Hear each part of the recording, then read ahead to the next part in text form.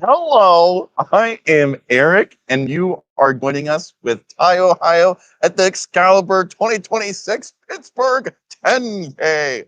Yesterday, we saw 5 rounds of Swiss and some incredible games on stream. But today, not only is it day 2 of the event, but we also have 2 more rounds of Swiss to go before we go to Top Cut. Man, I feel like I am still reeling from some of what we got to see on stream yesterday. I mean, Ty, what were some of the standout moments for you that you're either hoping to see maybe something similar on stream today, or what's something we didn't get to see yesterday that you really want to make sure you get on camera today? Yeah, we got to see 5 wins yesterday on stream, Oh, which was so good. phenomenal. Oh, so No good. draws out here in Pittsburgh, which has been awesome. Mhm. We saw a lot of fun gameplay. We saw some early wins. We got Oh, to see yeah. some off meta decks wins. We saw Crystal. We saw Crick. We Yeah. saw some oldies, but some goodies, some Cannons, some Sisay. Mhm. So that was super fun. Today, hoping to see some more off meta stuff. I saw that there was some Yeah. Scions doing good, Ooh. some Lumras floating around. So hopefully we get to see something fun. Is there anybody you're hoping to see today on stream? I know that we definitely got to see a lot of the players that we saw yesterday. Looking at the standings today, most of them are doing very well point wise. So it seems, at least for today, I don't want to jinx anything, but instead of there being a caster's curse, it looks like there may be a bit of a boom that we're bestowing on people. So if we have the opportunity to, I would love the chance to get to see maybe a few 10 or 12 pointers who are like right on the cusp Yeah. and see, like you said, Lumra would be a great list to see. We haven't really seen much like TNT Yeah. or any of like the kind of We've seen one blue farm deck on stream yesterday. yeah. I would like to see. I do love just a good storm turn from like a Ral or an Atali. Yeah. If we could see like a nice like Is It or Gruul deck pop off, I think that's always fun. Yeah, we did get to see a Rockside win yesterday. Yeah. We did have a double Ral pod, Yeah. in which neither Ral won. Yeah. Which was very, very fun. Yeah. I will say that it seems like maybe some of the creature decks this weekend are performing better than I initially thought they were. They're So really, really well. Guy's Cradle might be a good card. Might be. Who's gonna tell the legacy players? Oh no, the prices. Man, it's gonna be so good with Fantastic Car. Oh, man. he opened one of those on stream yesterday. That was another highlight. I opened Yeah, one Fantastic Car for that's- my Canadian Highlander deck. So So fun. that's always Yeah, you've been getting all sorts of cards. Ty actually also helped me chase down one of the cards I've been looking for a few weeks, the Confetti Foil Furby Spellskite.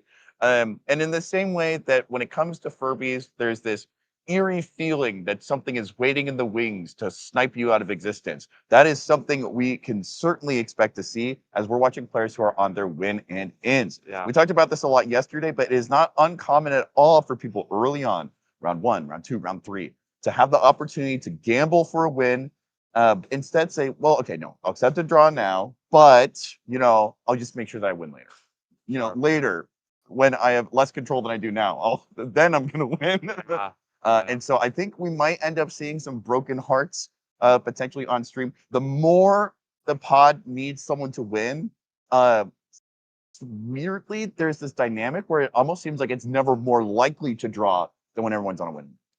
Yeah, I think people come dialed in. They know what's at stake, right? So it'll be interesting. I hope we get to see some like last minute victories, somebody clutching up on stream. That's always the fun. Love good nail biter, good buzzer beater. Yeah. Something we haven't seen on stream actually, and this is something that has very surprised me. Chat, I don't know about you guys, but I don't think we've seen a Rog Ishai yet. We have not seen a Rog Ishai, and we only saw one heuristic study yesterday at all. One heuristic study. So maybe we'll see some more today. Maybe not. It made for some faster gameplay. None of our stream games at the time. None of our stream games at the time. I know something that I have seen though is there's these really cool fans actually that Adam from F6 recently got. And being from Colorado, I'm used to lower humidity.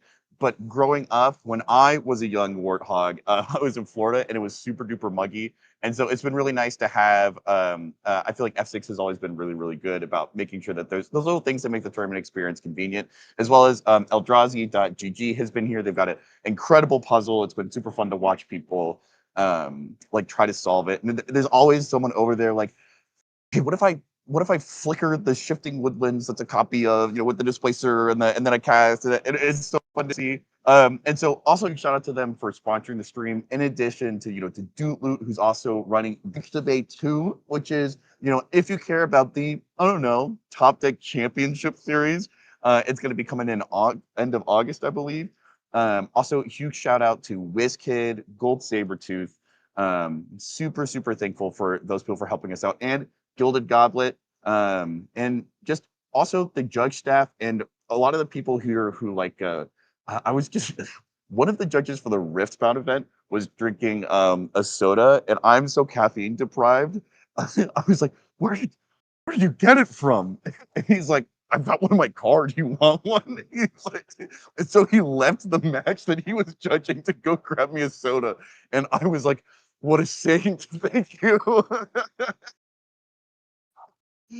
Yeah, definitely we got a lot of Magic to be played today. But based off of what we've already seen, if you were to start trying to guess what type of dynamics you're going to see popping up in the top 16 or top 4 match, do you think it's going to look like this? Yeah, just from the standings from day one and seeing the results, I think it is going to be something like this. I did mention that Rog Thras, our C1 player, this is the best win rate of any deck in the tournament yesterday. So we are going to get to see a Rog Thras. We've got a TNT in seat 2, Mr. Max P. Oh, heck yeah. In seat 3, we've got a Tim Nadargo, so potentially the opportunity for Aswin. And then in seat 4, Ian Flannery playing Crystal, who did get a win on stream yesterday. So we've got some big names in this pod. A lot on the line here for most of our players. We've got a 14 and 12, a 15 and 11. Most of these players need another win to lock up top 16. Ian may be the only person that could accept double draw into top 16. So I don't think we're going to see a draw on this pod. I think it's going to have to win, especially if you are the player on Tim Nadargo or Max P playing TNT. You have to get a win. Draws aren't good enough. So it'll be an interesting dynamic here. Yeah, something really stands out to me in this pod is one, the player with the most wins, Ian, who we saw do exceptionally well on stream before, has moved from first seat to fourth seat, which drastically changes the ability of a player to just storm off out of nowhere. And then also we've got the two Thrasios listed in front, Vincent and Max P on Rod Thras and Timna Thras. And so I am looking to see if they're able to, get that Lotho, get that Badgermole Cub, get that Kinnan out before Nicholas in 3 with the Tim Nadargo is able to get some of that traditional speedy combo play that we see. I feel like a common misconception that a lot of people have specifically about Tim Nadargo, that it's like the turbo deck to end all turbo decks.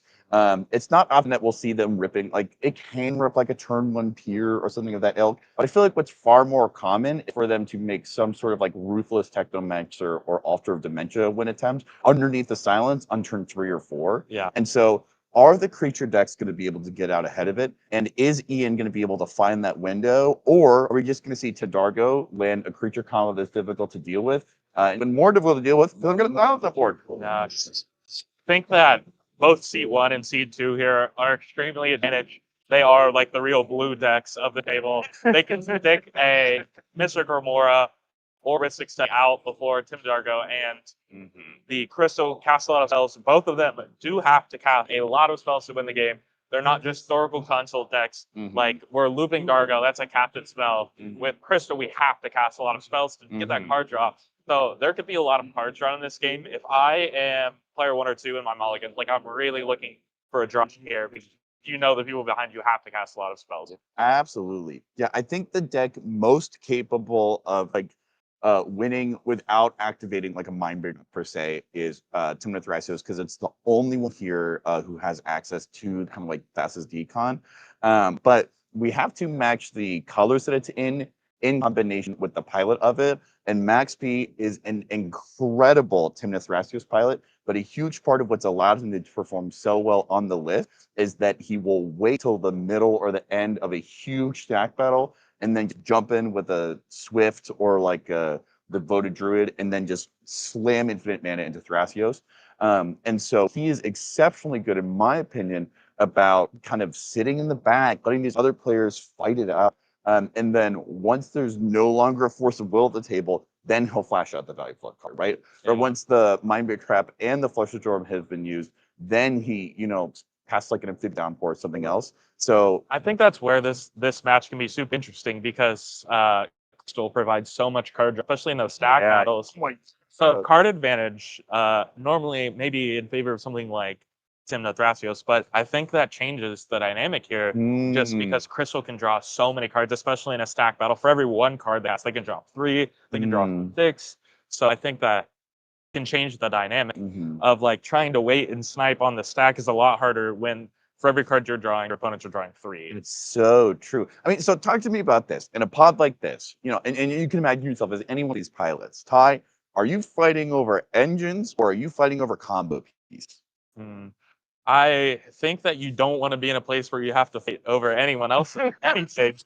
I'm a proponent of just jamming. Okay. And I think that this is the kind of pod where like the first win attempt can get there depending. These decks all win in very different ways. And there's no, Force of Will is good here. Like Force of Negation is like probably pretty bad in this pod, right? Like we're gonna be seeing a lot of creatures.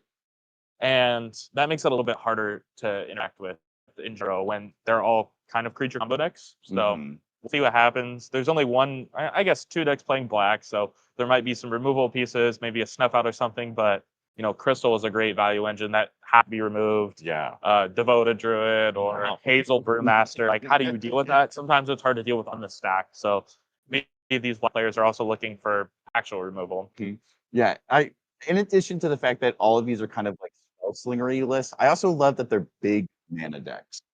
Like Thrasios Tymna, they want to have like a ton of like, even if they're not on like the Jordan Drake kind of like tree farm token storm kind of style, like they still want that Guy's Cradle tapping it for like 12 and then pumping it all into one of the commanders. Or you also have Rock Thrash, which is I think much commonly known, and you guys can see the list as it's going on stream. If you see like a Frank search spotted, it's a good indication.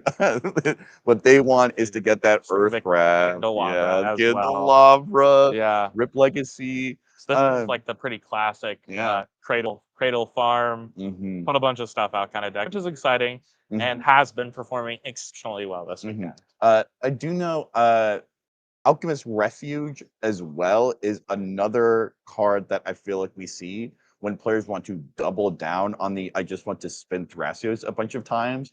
But even if I do like essentially like tap out the spin, I do want to be able to hold up the opportunity to like Yavimaya, Arbor Elf, untap, like that kind of stuff. And so I respect the versatility of a list that has a very strong game plan in mind, but is making sure that it is able to take, the car of just tapping great over 100 mana down multiple different lanes of the game. It's also really, really cool to see, right on screen right now, we have Flash Photography, we have Vibrance. We're also going to see Shang-Chi and Formidable Speaker. It seems like Teamer has really gotten a lot of good pieces over the course of the last few sets. Yeah. It's been fun to see the ways that it has allowed lists that used to be like kind of good turn into really good lists. It has been exciting. Speaking about cards and new sets, we've seen a lot of new cards this weekend. Yeah. So I hope that we continue to get to see new cards. It's fun when we're sitting down and we're like, what does a card do? And we get to find out what that's very fun. Oh, it's so much fun. We saw Loki Scepter win a game. Yeah, I still like to play. I still need to track down that list. Yeah, we can see the Jennifer Walters added. It makes sense that a lot of people are moving to that over like a Voice of Victory or a GA. Yeah. Because one, if you're a list that's already on like Lighted Halfling, it makes a lot of sense. Runic Pip is just going to be a lot easier to get access to than two-white pips. And then it does have a little bit of like a bigger toughness, I believe, that makes it more difficult to kill. It also just has a backside, and if you have nothing else to do, you're still a Tymna deck. Yeah, you can make a bigger creature if you run out of stuff to do. Yeah. So I think it's just infinite upside compared to Grand Abolisher. But Voice Victory, I've seen some discussion that the tokens can matter in some decks, especially Tymna, more backers. But I think the upside of like having a boss sometimes is enough to like justify running Jennifer Walters, She-Hulk over Grand Abolisher. Now, I do know TNT is a list that has always had a bit of a dynamic spot in the meta. There's a solid argument to make that Tina and Thrasios are the best non-ROG per commanders. Sure. Dargo has insane like combo potential. Malcolm and Glinthorn is a tried and true combo. But I feel like a lot of people when they're looking at like I just want to play like the commanders that are generically able to provide me the most value. TNT is a really good place that people look towards. But oftentimes in tournaments, we'll see it struggle to keep pace with some of the faster or more kind of like slimmer trim lists like Blue Farm oftentimes. Yeah. And so in a meta where even Blue Farm is struggling a little bit, what do you think about TNT and its spot in our current meta? Raul, our producer, close your ears. I think TNT is a tough one. It's a deck that can be built a lot of different ways. I understand that Blue Farm could be built the same, but relatively, I would say most Blue Farms are within probably 5 or 10 cards of each other. But it seems like TNT can be a deck that can go a lot different ways. So I think it's a deck that's more customizable to the meta. You can metagame better with TNT than you can with any other deck, I think. Which is why when you hear Jordan, Drake talk about it, or Abi is another really great TNT player local to me. Fantastic, yeah. Their decks change all the time and lot of cards. I've seen Toxrill decks. I've seen all kinds of crazy stuff. So I think their deck that can be a little more lenient, especially because they have that out in the command to draw a lot of cards. They can be, can put different cards in there because the cards don't matter as much as you're drawing all of them. Does that make sense? So definitely makes sense. Yeah, that's it's very interesting to compare a 4-color list like Timnith Thrasios that's all about customizing specifically to what happening is the meta, as opposed to Crystal, which is something that we saw on stream yesterday, and we have today, which I'm so excited about. It was so much fun to watch, and I hope that Ian gets to do a bunch of stuff on stream day as well. This list to me is a good example of like I want to execute my game plan and a lot of the more powerful pieces that I have in here, for instance, like Lilos's Quick Reflexes, Noxious Revival, there's a title board in here. These are pieces that are most consistently going to either be protecting my own board or synchronizing with my own board. And when you do have the additional, Force of Will, Mind Break Trap, Swan Song stuff, I would definitely expect these to be used to be protecting, a Ophidian Eye or a Jeskai Ascendancy. It looks like. Ooh, awesome. Okay, we're hearing that we're getting some information about hand, so hopefully we'll be able to pull that up for you guys. We don't have it quite yet. Talking about people that have cards in hands, though, if you're mulliganing in this pod, Ty, what are you looking for? Like I said, in C1 and C2, I think of Value Engine is really important. C3 and C4 are both spells are both decks that are going to cast a lot of spells. I do have information here that I can't quite pull up yet. In C1, we do have a hand. They did keep a 7. They've got land, Soul Ring, Boseijum, so 3 lands, ring, Cyclonic Rift, Finale, Nature's Rhythm. Whoa. So double tutor plus a Psych Rift and a Soul Ring. Oh, that seems like a pretty good hand, although we didn't find the Value Engine like we talked about.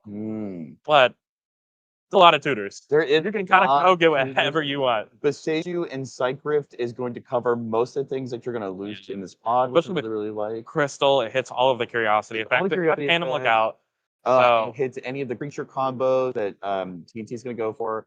And then if regardless of if Timna Dargo goes for like a Bergie Relative Legends kind of situation or not. I just looked at C4 Ian Larry's hand, and it is a banger. It is Bloodstained Mire, Noble Hierarch, Breeding Pool, Ragavan, a favorite of yours, Tidal Board, Just My Ascendancy, and the Stormkill Artist. This is a banger hand. This is so good. It's the Curiosity, but the Jeskai Ascendancy and the Stormkill Artist are amazing for this deck. That is a I want to jam hand. I love it. Yeah, I think in C4, this is where you can jam. You're the only person that can accept a draw, so you might as well just be super greedy and make them stop you. That's something that we have been talking about, and it's something that I am interested in trying to test out more in my own play style. Is this idea that you talked about a lot of the further in seat order you are and the higher in point total you get, the more aggressively and greedy you should be playing. As we cut to player gameplay, I am interested to see if they are of the same mind that you are, because it's a very compelling argument. Just like you said, they're at 15 points, right? You're a very storm-oriented list. Like, are you supposed to come out of the races casting as much as you can? We'll see. We're going to cut player audio and hear what they have to say about the first round of this. Sure. We'll play a Taiga. Tap. Play a Soul Ring. We'll play a Raw Grab. Sounds good. I will pass. Drawing. Land pass. Draw. Pass. That bad boy. Draw a Oh, card. man. Breeding pool. Noble Hierarch. Yep. Pass.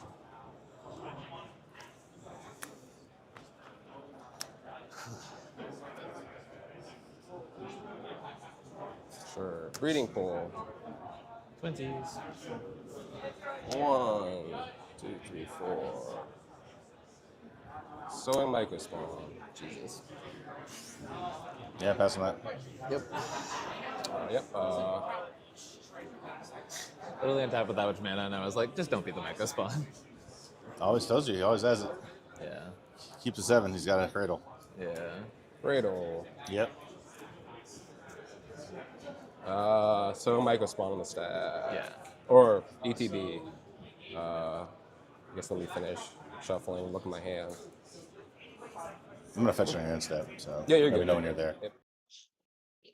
So I see some questions in chat, and we are seeing out of our Timna Dargo, we did have a no land keep, and we didn't draw the land. The hand we kept was Chromox, a Pilferer, and a Mardu Devotee. So that is correct. We had a no land keep, and then we didn't get the land drop. It would not have happened. Tim Dargo was on 55 lands.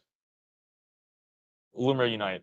Luminary Knight. It's the, if you're a mono green player, you're watching this and you would say, I would prefer. Wonder what else the players are saying.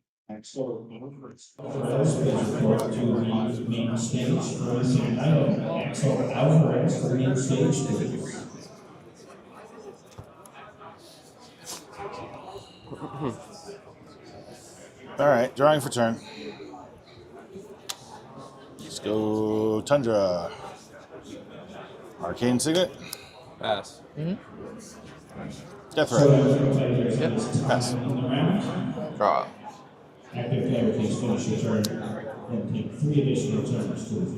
Chromox.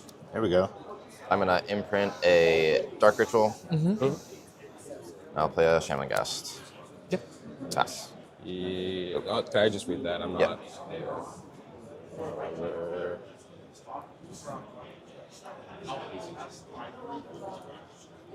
Okay, yeah, I'm good. And I'll pass. Draw.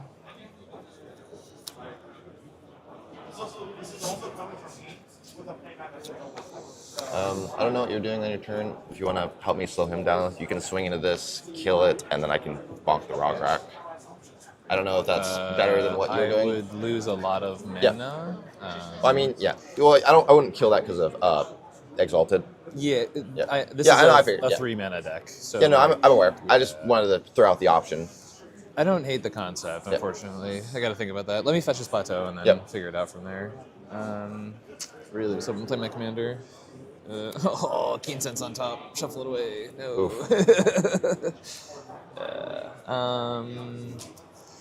Yeah, Exalted Trigger kills the Rog Rack. It's not bad. How many cards in there, brother? 5. 5.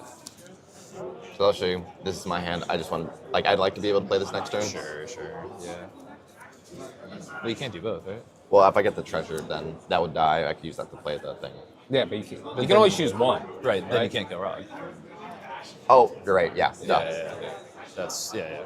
I forgot it wasn't both. My bad. Yeah. Jumping in to add a little bit of color, something that we know that these players don't is that seat 1 Vincent is sitting on 2 tutors. Just like Ty was talking about earlier, it's a Benign Devastation and a Nature's Rhythm. The fact that they're able to top deck that Sowing Microspawn put them in a fantastic spot. I think that this could potentially be the end of the game, depending on what the top deck is, if we get untap or if any kind of ball, Absolutely. the game might just be over. And based upon the information that we have from openers, there's no counterspell.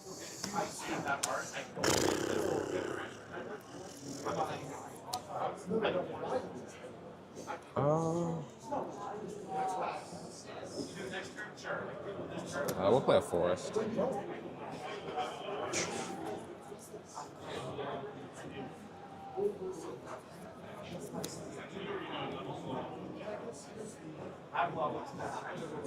I'll play Thrasios.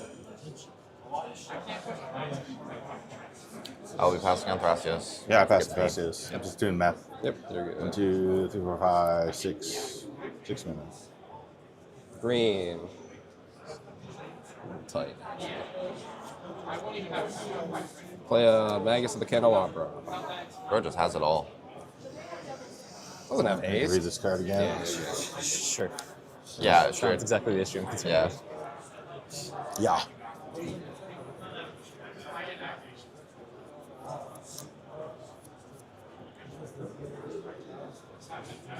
Sure. 4. Try the finale for 2.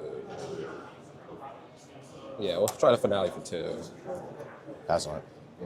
Yeah, best. Sure. What I got? Yep. Yeah. Do me a favor. Don't put it here. It's just going to confuse me. Put it by your deck. Okay. Yeah. Sure, I'll pass.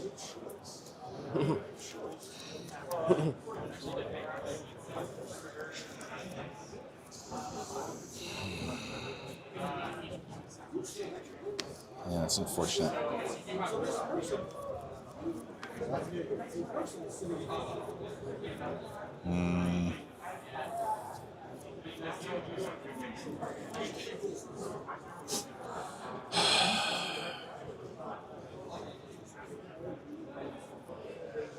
What are you doing on your turn? Ideally, I'm going to try to ask him if he'll kill this so I can play this and Yeah, this. but are you just going to Keen Sense now on your turn? What part of I shuffled away a Keen Sense on my last fetch? Well, but you're not going to Keen Sense on your turn. You don't have another Curiosity effect. You're just going to untap and do that. If I draw one, I'm going to play the heck out of it. I do not currently have one. that's what I got for next. I'm very concerned about this board state. I am too, Yeah. but I do not actually have a Curiosity effect, if that is what you're concerned about.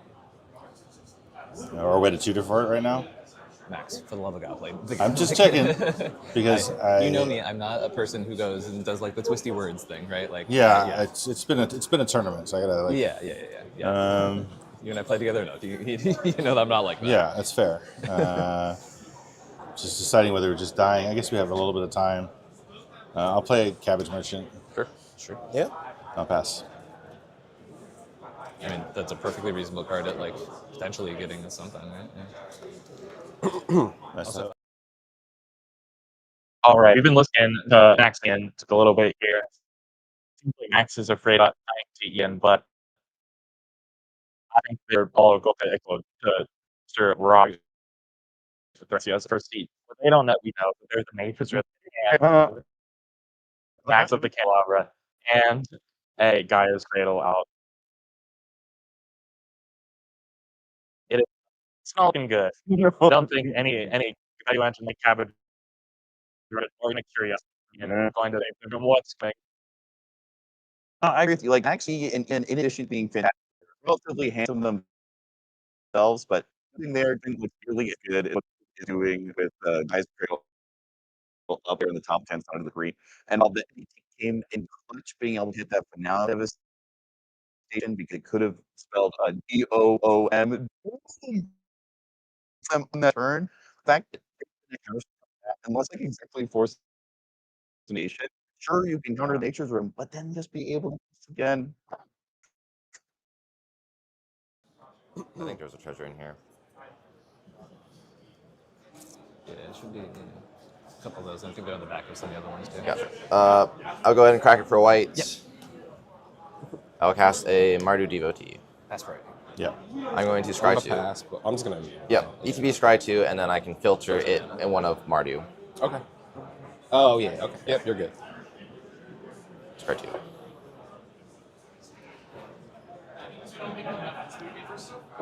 I guess.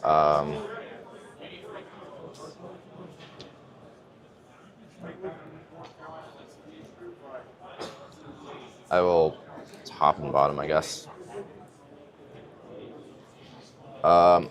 Filter into a red. I'll cast Impulsive Pilfer. Yeah, you got it. Good here. And I'll be passing. Yep. Draw. Didn't draw.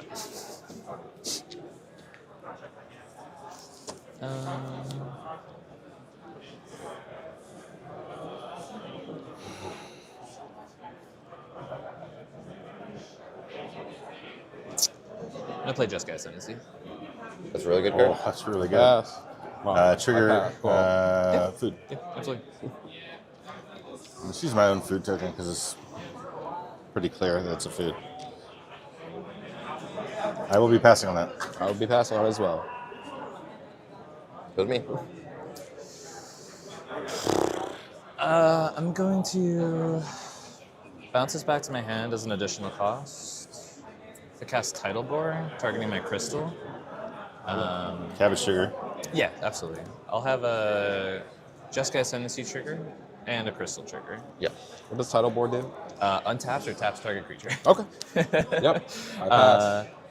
I pass on the. It's in my hand. Yep. So crystal, everyone takes one. Yep.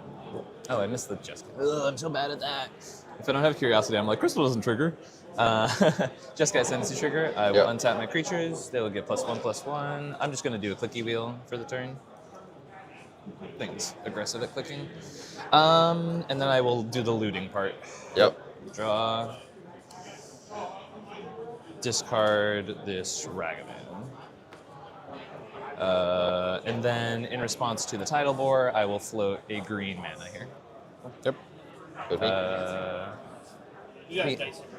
Yeah, I was gonna say there also was the colored. Oh, the green dice. Or you could just use a green die. Oh, here. Yeah, I just Yeah, want to just make use- sure because like oh. this is a thing where I'm gonna be floating a lot of mana. I think. Sure. Oh, I mean, I have this. I don't know. yeah. Maybe. Well, I can't. I mean, My okay. goods on the tap. Just letting you know. Sure. friends. Yep. Yeah, that's fine. I'm passing on it.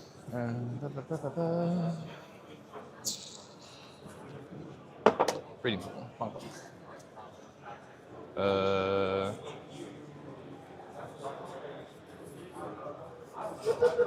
Slow blue red.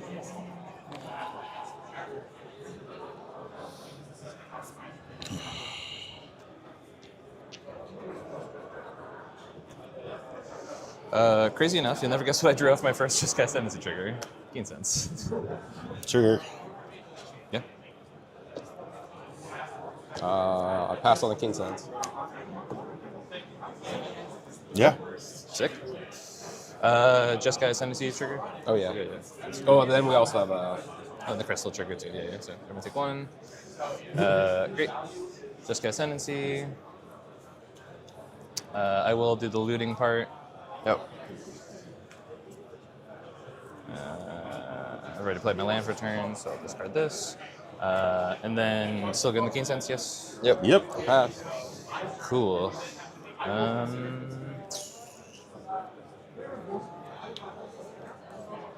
GG's, boys. Gonna float the same mana, and then I'm gonna use that same mana, so red and the blue. I'm gonna put a breach on this deck. Jesus. Keen Sense, just get Ascendancy trigger. Or Crystal.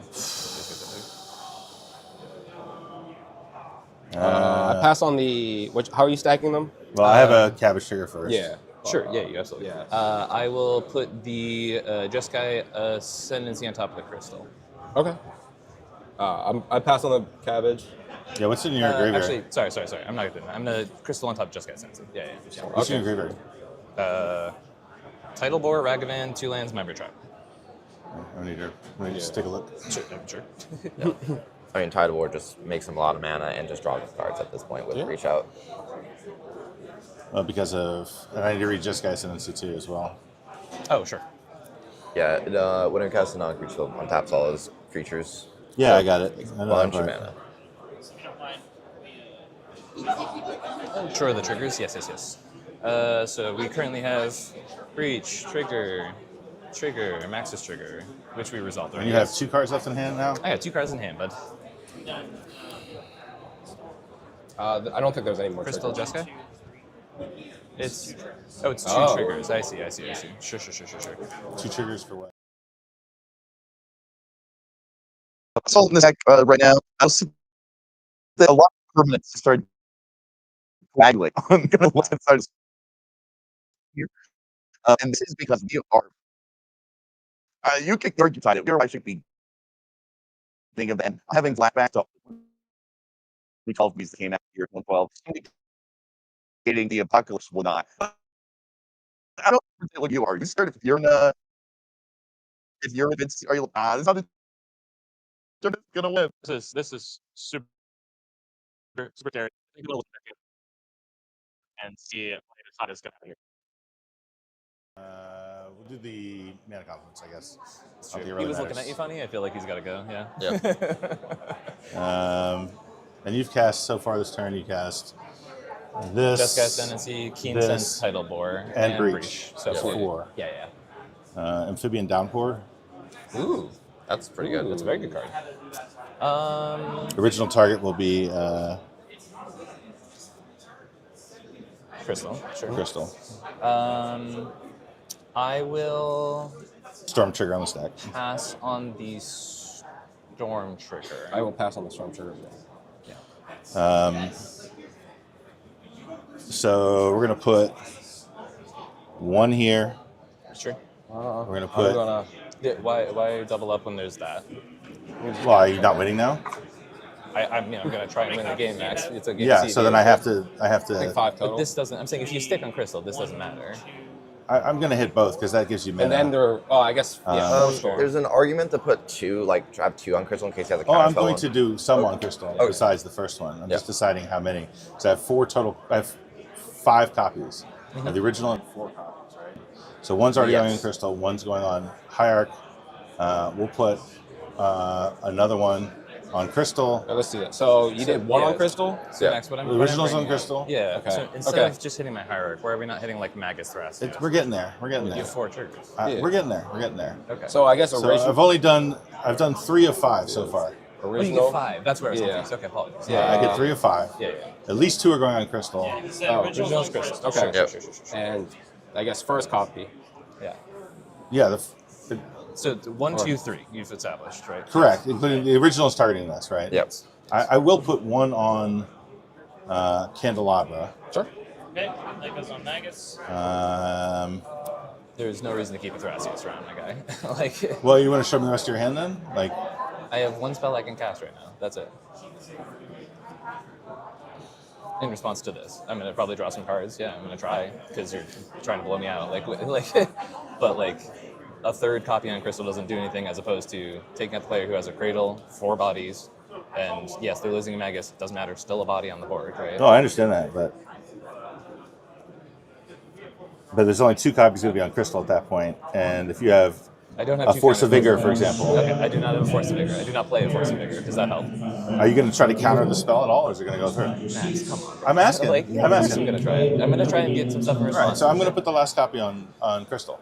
Great, you're gonna throw, bro. Because the Maybe. odds of me getting something that can deal with 3 copies of this, come on. I mean, Your if I want assessment's better. to be fair, if anything, you should just put 1 on Thrasio, so I can't activate. Right, that's what I'm instead saying. of, instead Instead of of Magus. Nagus? To be honest. Yeah. All right, fine. We'll put 1 on Thrasios. That's and fine. that's- I will cool. happily stop yapping. The one Sounds that's good. targeting Magus is on Thrasius. That's Going on Thrasius Yeah. and this going on Crystal. yeah. 3 on Crystal, 1 on Hierarch, and Yeah, 1 on sure. Thrasio. That's Correct. fine. I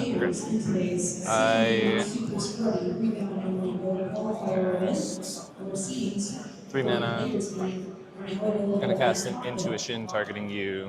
Triggers. Yeah, trigger. How do you want to stack them, I guess? You have nothing, Crystal, really? Jeskai, You want to share? Jeskai. I have no mana. I see. I need my cabbage. 1 second. Judge, question. Yep. How does it work? So I have a Crystal Trigger buried under here. If Crystal gets frogged multiple times, does it still have the Keen Sense or no? Yeah, this is the thing that is triggered. Okay, cool. Thank you. Cool. Yeah, but yeah. Trigger's good. On Yeah. intuition? Okay. So everyone takes 1. I'll draw 3. Great. Did that. Then I have my Just Get Sensu triggers. I will untap my creatures. They'll get +1/+1. I will do the looting part. I will draw and discard. Not looking good. Discard Stormkill Artist. Is my intuition okay to resolve? Yes? I pass. Cool. Great. I mean, I could just do that, I guess. Yeah, you still just win. Yep. I just never assume no one has nothing, so. Yeah.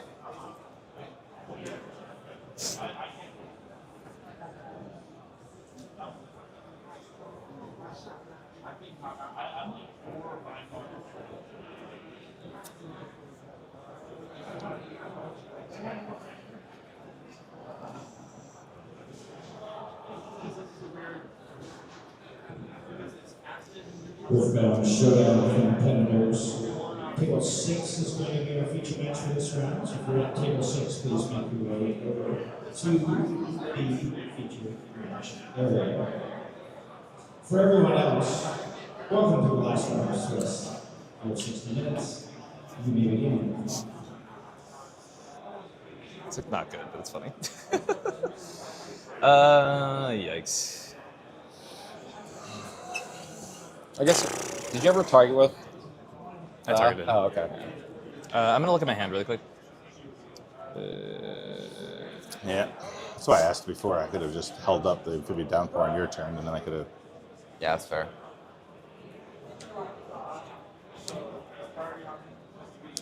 Does anyone want to show me a reason I shouldn't just get a breach pile right here? Because I can try and be responsible, but I'd love to be shown something here.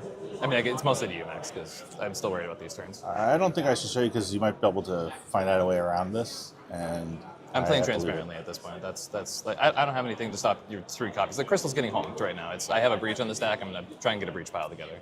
Yeah, I understand, but Yeah. It just depends on things play out. Like I have ways. I have a thing that does something, but Sure. There's nothing that deep. I don't want to give it away because like it would be have to like I show you a thing and then like you have to agree to not do it anymore, and that doesn't work, right? Well, right, but that's you bluffing me right now, right? So like, I'm not bluffing. I have something, but if I show it to you, then you'll know how to play around it, maybe, and then. The breach is on the stack already. Well, I understand that, but like that's what I'm saying. I'm not going to show you. Okay. Unless I show it to you and then you agree to stop. Right, but you know I can't do that.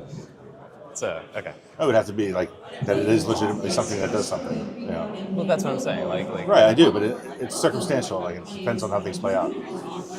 Okay. You see what I'm saying? I mean, I'll show it to you if you can see that it's reasonably something that does something.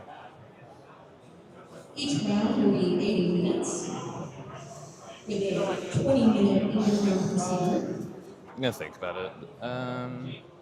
The points for today's event are scaling. That means if you win in seat 1, you will get 7 points. If you win from seat 2, you what will are your get thoughts? 8 points. If you win from seat 3, you will get 9 points. And if you win from seat 4, you will get 10 points. So he's got Savines presumably in hand at this point because. Prizes will be distributed based on. I don't think he needs to be. It's already on the stack. Well, I guess it's true. You will also receive an invitation to the Mango Invitation. This is a you do not give him either of the instants. I'll tell you that much. Yeah. So you So get just the LED. It has to be LED. Yeah. If you have any Yeah, I'll give you LED too. please raise your hand. That was great. Judge. Okay. We do have a tournament. Storm triggers are good. So please make sure that I'm gonna float mana, obviously, but like, yeah. and that you are in your seat at the beginning of the round. What's your last card? Oh. Please make sure that you're also playing at a I'm good with the trigger or the storm. Yeah. Yeah, so we've got Symphavian Downpour on Crystal. is the first one's on Thrasios, I believe. If we're stacking the order or no? No, I put the first one on Crystal for sure. Yeah, Right, the first one is on Crystal. Yeah, but the first copy, like Crystal's the priority Sure, target. sure. It's a frog. We didn't talk through it exactly, but it's obviously the priority. Yeah, appreciate it. Yeah. And, technically, there's three on. There's Yeah, three on this one. Yeah, and then one on Noble Hierarch, and then one on Thrasios. Yeah. Yep, all those are good to resolve. And then that's on Crystal. Yeah, the original was on Crystal, and then one was on the Oh, that's great. Candelabra. No, it was Thrasios. Oh yeah, that's right. Yeah. Chat. So we're seeing the Infinity am I good Downpour to and all of the resolve my copies crystal resolve here. Yeah. We Does did everyone see the take one? classic Yep. Intuition breach I got it. package resolve. I got it. Breach is on the stack right now with some triggers over top of it. The Infinity Downpour was above that, and then we saw the Intuition pile, Brain Freeze, Pact, and LED. The LED to hand. Although I'm pretty sure from our angle on the camera, we did see that the Born is in Ian's hand already. So if there is no interaction for this breach now, this does look to be the end of the game. There is a Storm Kiln artist in that graveyard as well. So Crystal is irrelevant now. We don't need the Crystal. It's just a classic Underworld breach Storm turn.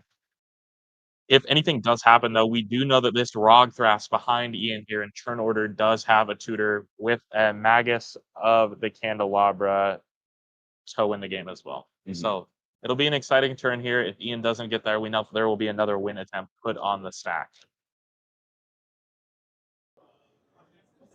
Good. Pitch command tower. Jeskai Sensi trigger. I will do the plus. I'll do the draw and discard. Discard a land. Pitch a land to the Mox Diamond.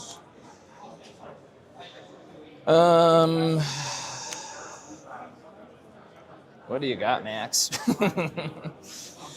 I know. So I can't tell you. No, I know. That's me more being silly. Lion's Eye Diamond, trigger. Trigger. Yep. Good. Great. Draw, discard. Discarding a Soul Ring.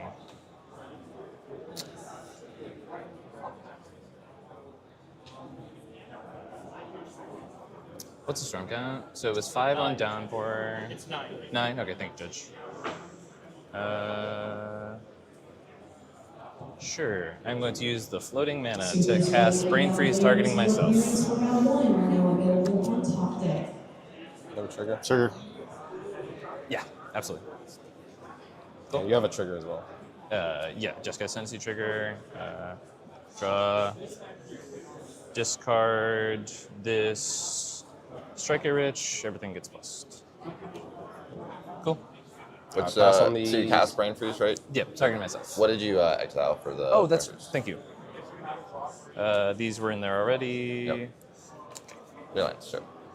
3 lands. Brain Freeze targeting myself. Yep. You have a total of 10 copies, including the original. Thank you, Judge. Pass on storm. Yeah. I pass on storm. Do I need them 3 at a time? We good? Just thinking. Oh, sure. One at a time. Yeah, just Oh, do it. You're fine. 3, 6, 9, 12, 15, 18, 21, 24. All right, so we are seeing the Brain Freeze resolve here with the Underworld Breach out. I don't know about you, Eric, but this seems to be Seems like the beginning of door is shut, especially since we just saw the deflecting SWAT put into the bin, because that means that like Beseiju no longer is going to be especially relevant. We have seen the introduction of a lot of split-second spells. So there is a world where like there's an Angel Grace or like a Crozen Grip waiting in the wings.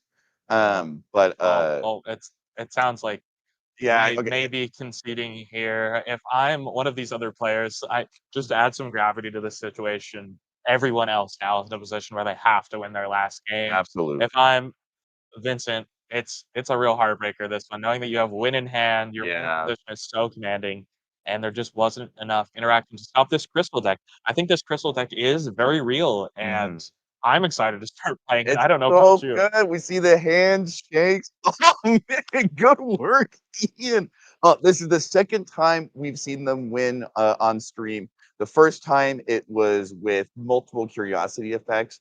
This time I think it's showcasing while the commander itself is powerful, having access to this many colors allows you to, yeah, you have like keen sense, but for the most part, they were just utilizing Jeskai Ascendancy, plus the fact that they had like a hierarch and an additional dork in the commander to just filter through their library to get one of the most powerful combos we have in our format, which is Underworld Breach. Yeah, it was beautiful. It's awesome to see these two different wins. Yeah. And they had more in hand. They had the Stormcone Artist, which is another way to just win with Underworld Breach. You don't even need Ellie. So it was a beautiful run out. I think they had a very good hand with intuition, drawing into the intuition, and just being able to do it, drawing into the keen sense off the looting from the Jeskai Ascendancy. So it was yet again Crystal folding a pot in half on it's awesome to see. Oh, doing them like they do the glow sticks. Yeah. I know that you were talking about how you actually, in particular, are very interested in like playing this list. What do you see in Crystal that it is uniquely able to do, either as a commander in and of itself, or in this current moment, this current zeitgeist in CDH? That makes you want to play it. I think that it can win very fast, like we just saw. That was turn 2 or turn 3 win with Underworld Breach, which is awesome. And then, like we discussed before the game, it can compete in the late game stack battles, just outdrawing opponents. It can draw more cards than Ragashai. It can draw more cards than Blue Farm. So it's really cool to see it be able to do both things. I think as someone that's played a lot of Ragashai can struggle to win the game, but Crystal is a deck that can just do it. It's something that we will see. Sometimes people hear a lot of complaints around when it comes to things like this, like Ristic Study plus Ristic Study plus Ristic Study plus Ristic Study plus Ristic Study, is it creates this weird, like very reactive game plan where you have to like wait until the last minute. We see this especially with like Rog Ishai, because you're essentially playing like win conless mid range. So while you are able to put your whole library in your hand, you kind of have to before you're able to implement a Hullbreaker Horror Loop. But the introduction of things like Keen Sense, Ophidian Eye, and Tandem Lookout means that you are then able to start generating card draw, not just when you cast spells, but also when I cast spells. And the fact that you're able to pull from both the reactive game plan, but also the active game plan in terms of resource generation, it's super awesome. But speaking of things that are super awesome, we are going to go to an ad break. And right after that, we're going to bring Ian on board for another interview with Ty. So don't go anywhere. I don't know about you guys, but I cannot wait to hear more about Crystal.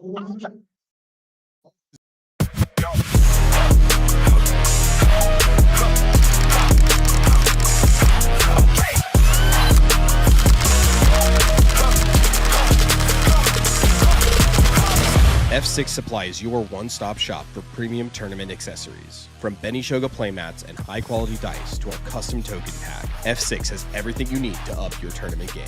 Every design is original art, never AI. Shop online at shopf6.com or visit our booth at CDH tournaments nationwide. Level up your game with F6 Supply. $4,000 for one deck? Half the cards are out of stock anyway. I just want to play the game. Did somebody say despair? Wait, what? Who are you? I am Aquarion, wizard of many things. Bro, are you drinking right now? It's a gilded goblet. Pay attention. Okay. You seek a deck? I bring tidings of a deal. GildedGoblets.com. Buy 3 decks, and the 4th one is free. Wait, a completely free CEDH deck? Ready to play and ship to your hovel, but only during this tournament. So you're telling me I need to order them this weekend? The magic expires when the tournament does, child. Thanks, Aquarion. This is the best thing a wizard has ever done for me. I know. Tell your pod. Buy 3 decks and get the 4th one for free at GildedGoblets.com. Use the code FREEDECK at checkout, but you better hurry. Only for this tournament. Gold Sabertooth creates one-of-a-kind art for Magic players who want more from their game. From stunning playmats to beautifully illustrated tokens, every piece is crafted to inspire and stand out. Let your table tell a story. Explore the full collection now at etsy.com/shop/goldsabertooth.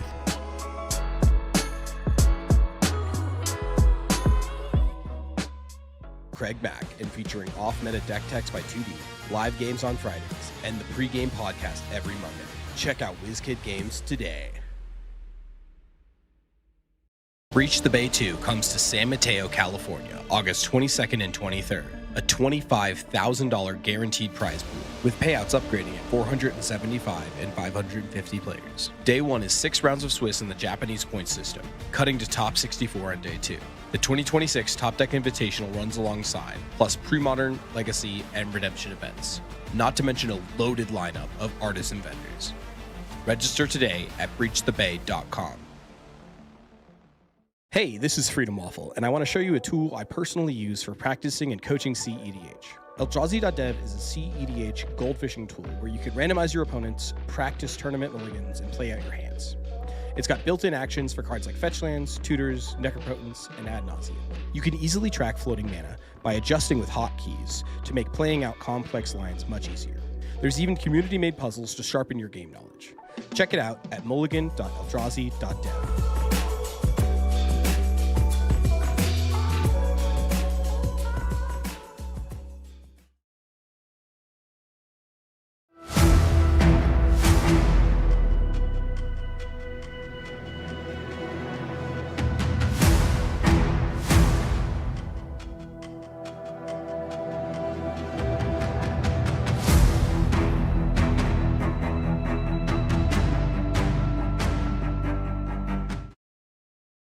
Back at it again. It's me, Eric, joined by comedian. This is not the first time we've had the absolute pleasure of getting to see you on stream today. And so it's great for us to get the opportunity to see just a masterful display of storming off in a high color pile, but also with some pretty close lines and breach and intuition and amphibian downpour. But man, it's got to feel good. That puts you at 20 points. Yeah. So yesterday I was close to, locking in a career goal of mine, which is I've always wanted to lock in day 2 or lock in top cut on day 1. And so I left round 5 yesterday after a really great game of Magic, where I mulled the 4, still was in it. And so today to wake up, get the win. You and I were talking a little bit before we started. I have been on a run of getting like 17th, 18th, 19th on all these 150 plus player tournaments. So yeah, I don't think it's hit me yet, to be honest. I'm very relieved though. I'm sure. so happy for that. That's something that you'll hear players talk about a lot, is either getting like the yip or a losing streak, or even a situation like you have to play well to get 17th, 18th. Like it doesn't happen by accident. But also there's things that are outside of your control, like your opponent win percentage. Right, exactly. You can't decide like wish my opponents had been better. Yeah, literally. No, I think there was like 2 tournaments in a row last year. I think they were both Excalibur events, funny enough, that were like, I think I was 0.03% behind one person who was ahead of me. And I was like, okay. So yeah, feels nice to be here for sure. Yeah, I do know, especially when it comes to like tournaments like this. Like it's a long time, it's a lot of Magic. Like you're in 4th seed. That's also got to be a little daunting behind like some really great players like Max P. And you add into it the fact that like, I just feel like, I'm going to try really hard, but I'm not going to make top cut, just like it always happens. In those moments, how do you kind of like boot and rally, or like focus up on like, all I can do is like be in this game right now. Like, how do you kind of like dial in and just do what you did on stream for us? Yeah, no, I mean, and to be clear, like, anytime with CEDH, like there's a bit of like, there's obviously skill to it, but there's also a bit of luck, right? Like I was being 100% genuine with Max. I was like, I did not walk into that turn with a curiosity. I did not walk into that turn with an active Underworld Breach line, but rip the intuition off the top, rip the keen sense off the top of those Just Guy Ascendancy triggers, which is why I felt comfortable keeping the hand in the first place, right? But as far as like mental health stuff is concerned, it gets to you. It really does, right? And obviously I have both the double-edged sword of like being happy that I get to do this for a living and play Magic professionally, but also there comes the other end of it. And I don't talk about it a lot because no one wants to hear my cry story of, oh no, I have to do really well in the game. So like, at the end of the day, I do have to do really well to pay the bills. You know what I mean? Like I have to, go home and be like, oh, there's rent due. I have to not suck at Magic a little bit. It reminds me of, I used to play a lot of Super Smash Brothers with my cousin, and it definitely gives, like, oh, my lobster's like too buttery. I'm like, oh, I have to play hang with my aunt and uncle. I just get to destroy him on Kirby. But then also, like, in the back of my mind, I know that, like, with the fact that like this winning streak comes, whenever it inevitably ends, I will never hear the end of it. Every Thanksgiving for the rest of my life, I'm gonna be like, hey, can you put mashed potatoes? He's good. Only after you talk about how I beat you. And you know, in Yeah. CH, we love to Yeah. talk. We're suckers for a good Yeah, story. yeah. And especially when you're like a very good player who's very prominent in the community, there's this dynamic where like you are the guy to take down. For And if someone is able to beat you in a game, they're gonna be talking to their friends about it forever. Yeah. No, and it's oh my god, lately it's been so even times I walk down and I'd like gotta shake my hand. I'm like, hi, I'm me, and someone's like, oh, I know who you are. Like, oh god, the team's already started so bad. Yeah. Does everyone know how Ian works? Oh man, but yeah, no, everyone's been super cool today. Honestly, it feels good to play on the East Coast again. I am such an East Coast boy. It really, and so it's been nice to be in the home turf a little bit too. You know, we talked about this a bit yesterday. People trying to win games is pretty hot. You know, We have yet to see a draw on stream. A few people That's have crazy. talked about it, but there's always been at least one player who's like, "What?" So, in addition to shouting out how awesome it's seen to see fierce competition, seen on the stream, before we let you go and kind of just be washed in the glow of being at 20 points. Is there anything you want to shout out, or you want to take this moment to let our viewers know that in between rounds, go check this out? Yeah, I mean, if you don't know who I am, I'm Ian. I'm go over YouTube at comedian MTG. I also do coaching full time as a living. I also think there's a lot of really cool people here and cool space. And shout out to the Basics folks for putting on a great production. Eric's awesome. Ty's awesome. There's so many cool people. Thanks for the no one. Yeah, absolutely.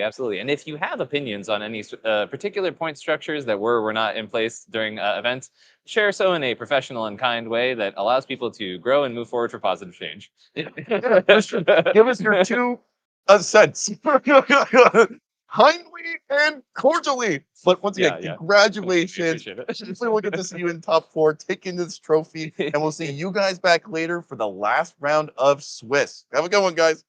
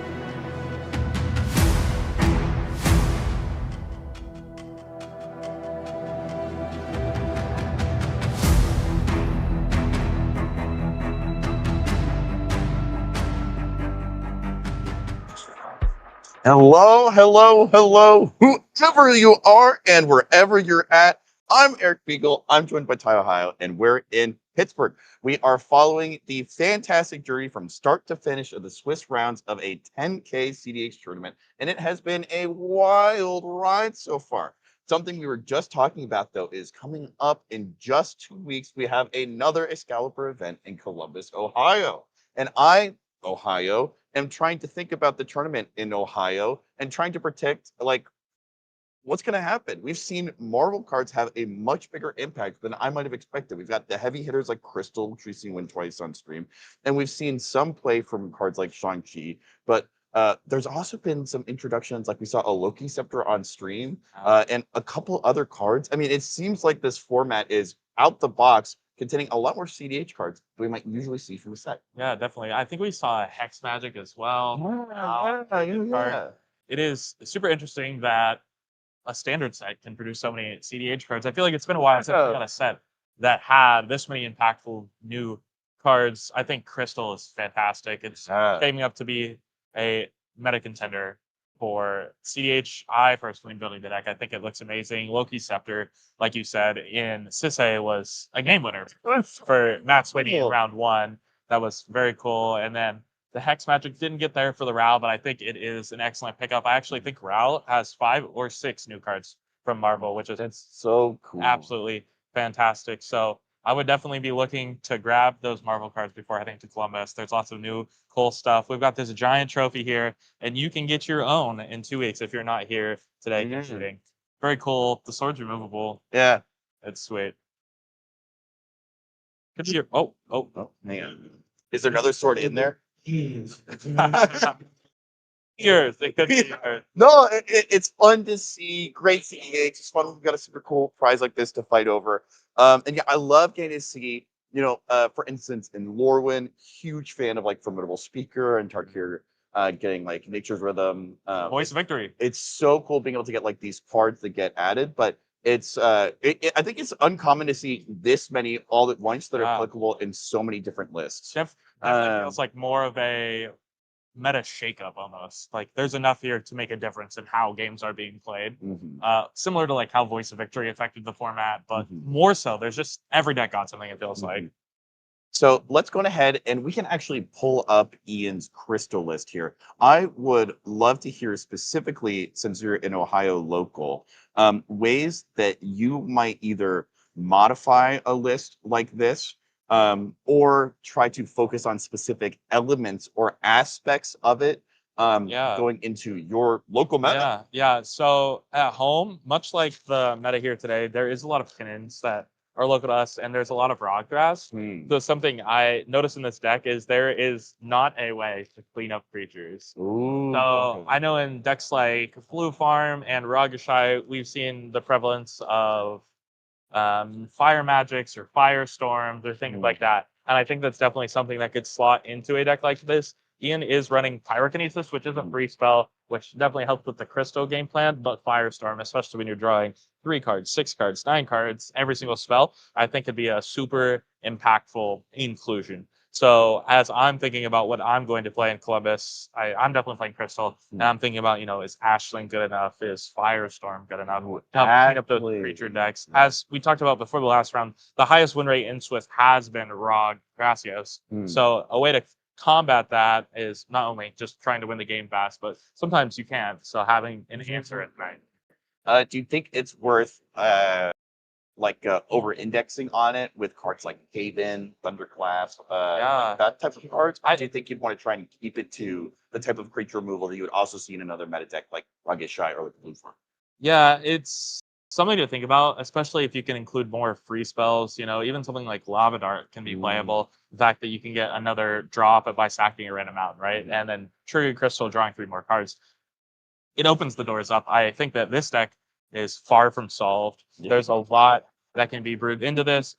And then if we think about something like Sisay, which was another like big color pile, the deck is always changing. There's always going to be new free spells that keep the format interesting, but especially affect decks like this or Sisay or Kinnan or Wandering Minstrel, right? So what do you feel are like the underdog lists of the like Columbus area, or the list that like a lot of people have like tried and brought, but hasn't quite yet seen the success that maybe it has seen in other geographical areas of the. I think that for a long time, a lot of the prevalent farm players were from Columbus. So there is a lot of farm, and farm continues to win our locals. And I think that you've seen a downtick of farm outside, but people like Andy Beach and Isaac Smith and Jake Phalange are people that continue to just play blue farm and just keep winning with it. Whereas blue farm as a total, the win rate has gone down. So I think that's something notable about the local meta. I have seen a stray away from decks like Atali and Garuda, which at one time were like crushing our meta. People like Cam, Daddy D were playing Atali and coming to like events like this and winning, and we're just not seeing that anymore locally. So it's a lot of like Rockgrass and Blue Farm. Very, very typical, a much more streamlined meta. There's not that many outlier decks. So it is a little bit different. If I were teching to play, trying to do the true meta game, it would be creature removal. You have to bring creature removal. What do you think about more like silver bullet stuff, where instead of a pyrokinesis, what if you go on like a disruptor or like a curse token? Yeah, I think that depending on the deck, that definitely is an option. We've seen stuff like that come out of Arkham and Magda and Urza, these like artifact-centric decks with more silver bullets. I think that is definitely a viable option. We continue to see Arkham win big tournaments, and having those silver bullets in a way to tutor them is super, super effective. Yeah, it's something that we were actually just talking about the other day, is the way that it seems like there's this internal tension in the current CDH meta of specialist lists versus like generalist lists. Yeah. The idea of like the Arkhams, where you are prioritizing your game plan above all else, and there are pit stops along the way where you can tutor for like a World of Phyrexia, or if you're like a Magda, like a Dampened Spear or something like that. But for the most part, what you care about most is what you're doing, and you only really have the one game plan. I'm making 5 treasures, casting an artifact creature and then sacrificing it, as opposed to these other lists that we might consider either like a toolboxy or like a no back cards list, where all they want to do is doing the best possible thing at the best possible rate, which in CDH and in Magic in general, it's making mana and drawing cards, and that's really all they want to do. And it seems as if some lists are able to really successfully be able to find that one line and they just, mulligan for the same thing every game.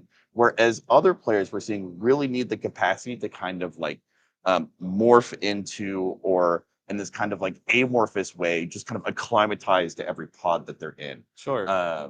Do you feel like, as you are looking either at Crystal or going into a tournament, are you feeling the desire of like, I'm gonna boot camp Crystal, I'm gonna make sure that like every single spell triggers the commander? Or are you thinking more of like, I want Mirror Maid, I want Copy Enchantment, I want spells that even agnostic of the commander still feel incredible?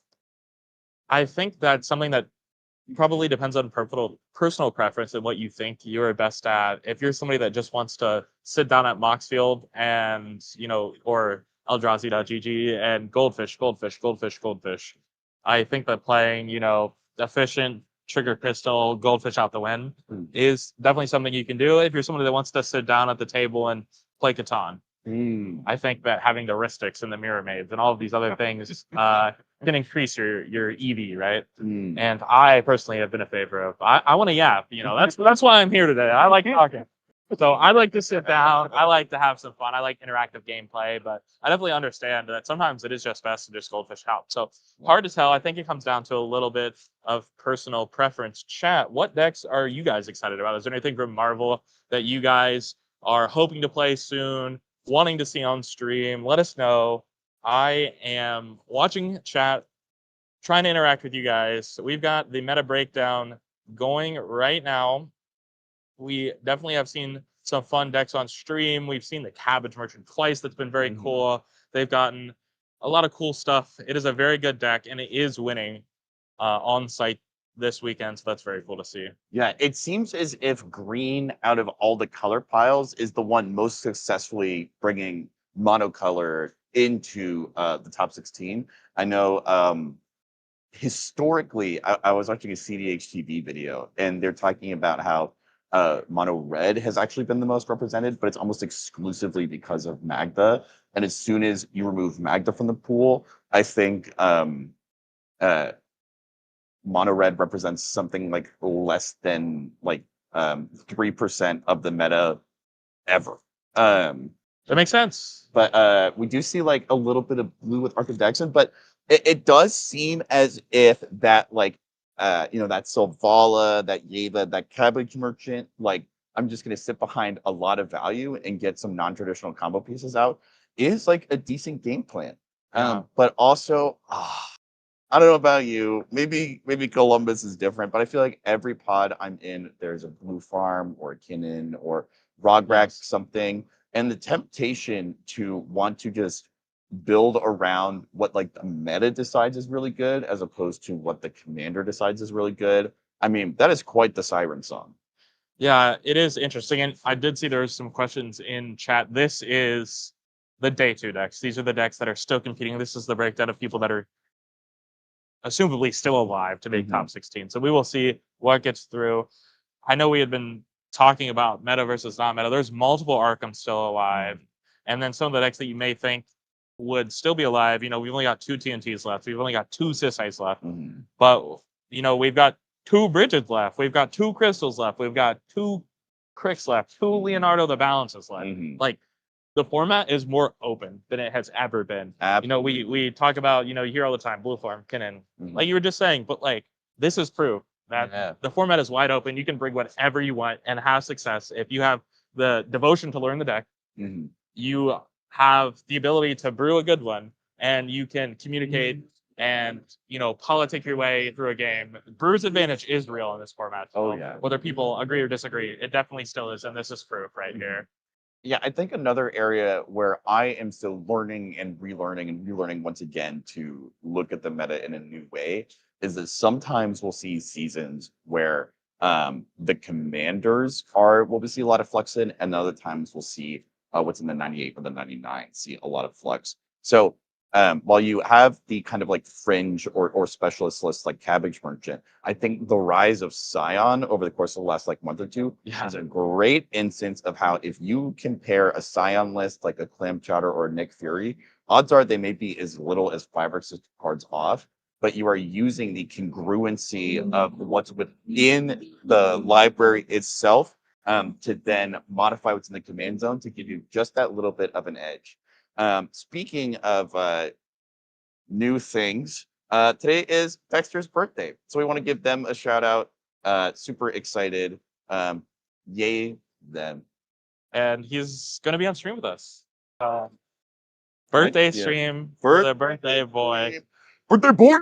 We've also got a couple others that I'm familiar with in chat. We got Brandon Bordeaux. He is C1 in our pod here. Let's go. Great local. Always travel with Brandon. Playing one of the decks we just talked about. Heck yeah. A Ninja Turtle deck. Then we got Dexter C2 playing Kinnan. C3, we've got our first Rog-ish shy of the weekend. Corwin. And then C4, it looks like we've got a Rog shy. Just to remind chat, we've seen one Ristic Study cast in a stream game all weekend. We've seen one Ristic Study. Yeah. So if that's gonna change, I think it's gonna be this. I mean, I think it has to change, or you can just lose. Like if you're Roggish shy, you got to get the value engine out now, or the game is over. Every other deck here can win the game on turn 2, and you're the only deck that can't. Yeah, if we don't see any Ristic Studies, it's because we see a Basalt or a Necropotence. Duke jumping in the chat. Good to see you, Duke. It is even gooder to see that Breach the Bay 2 is coming up at the end of August. So if you enjoy competitive CDH, if you like watching the best of the best battle it out, then you are going to love what's going to be coming out of Cali. Speaking of loving things, Turtle Soup is a list that when I first saw someone like, oh, you got to check it out, I was unimpressed. I was like, okay, I understand.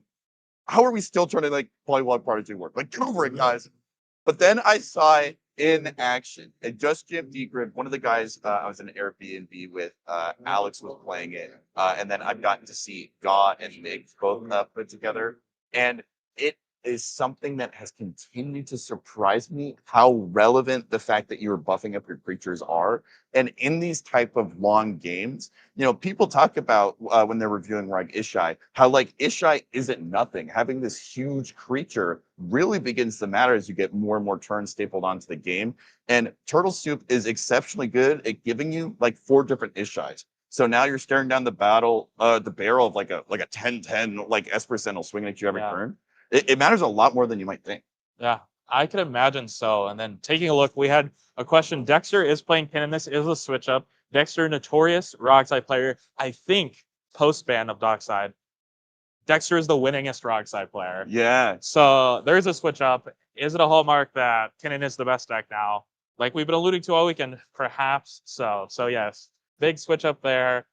There are probably commandeers floating around, chat. Yes, the first Ristic might get commandeered. That would be very, very exciting.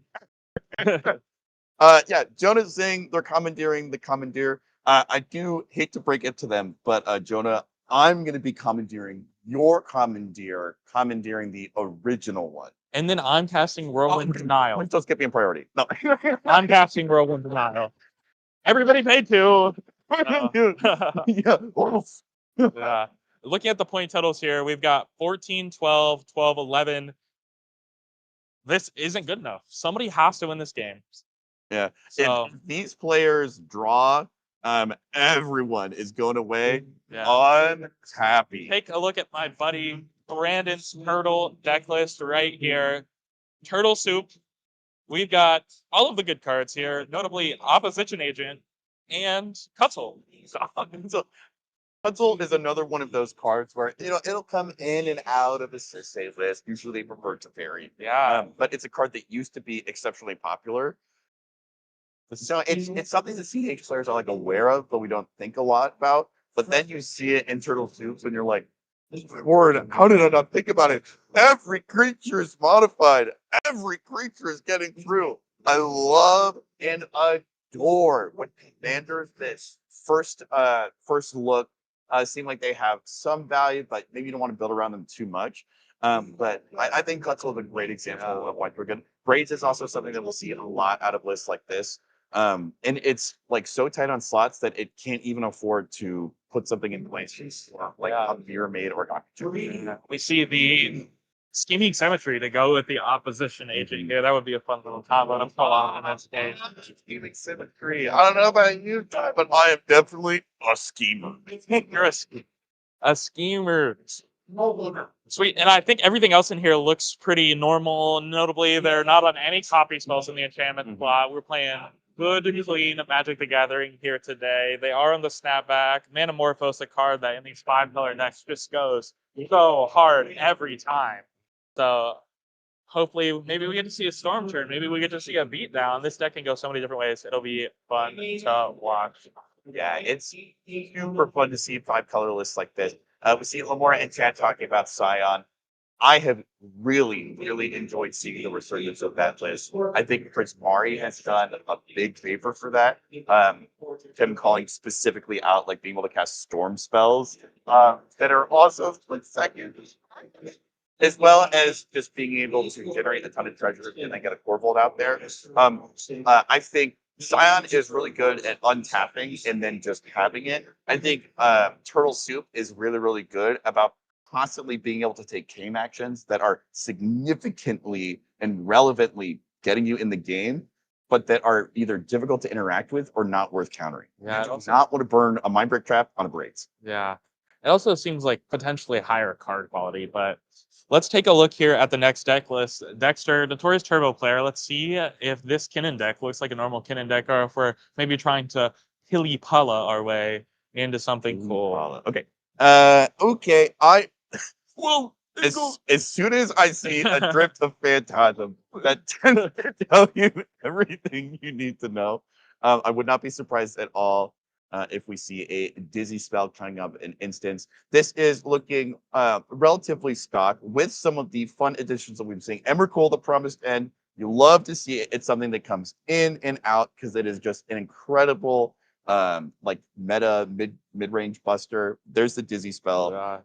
Drakes are also something we've been seeing a lot, but also I don't know if you saw, but there's a displacer kitten in there. This is the like zoomer package that people like Jason, Dexter, and Shaka are notorious for just shoving in every deck. Misdirection Commandeer, Drift of Phantasms, Displacer Kitten.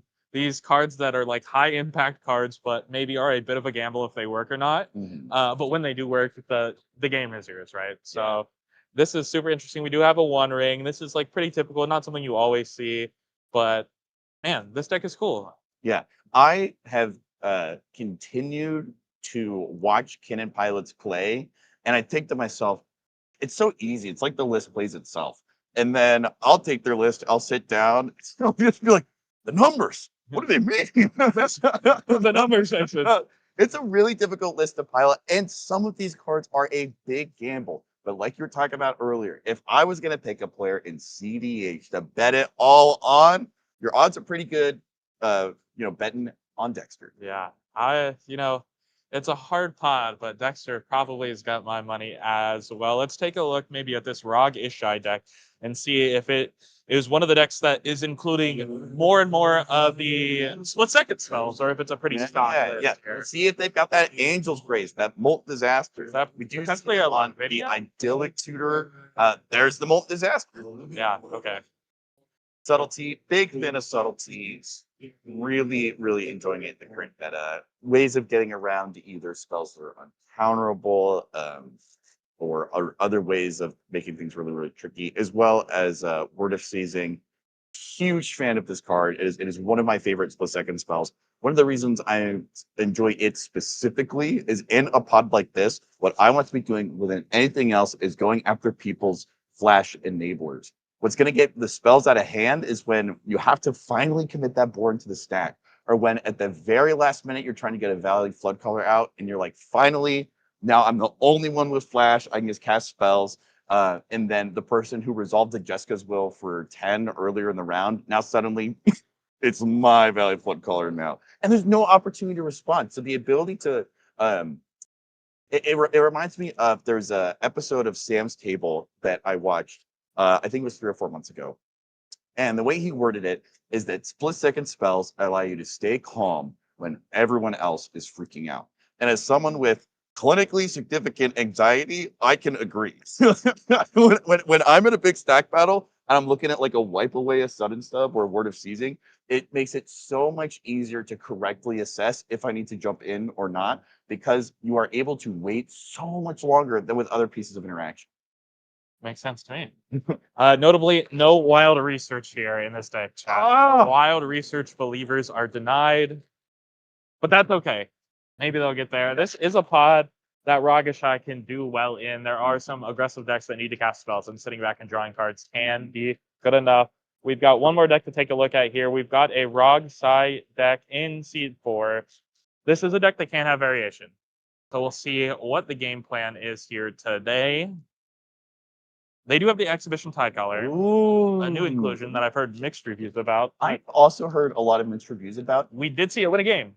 We did see what a game was through. It seems like it's been in the same slot that we might see Growing Rights of Itlamok perform in a Rogbrass list, or Relic of Legend, where it has an incredibly high ceiling that can absolutely just win you the game on the spot should the stars align.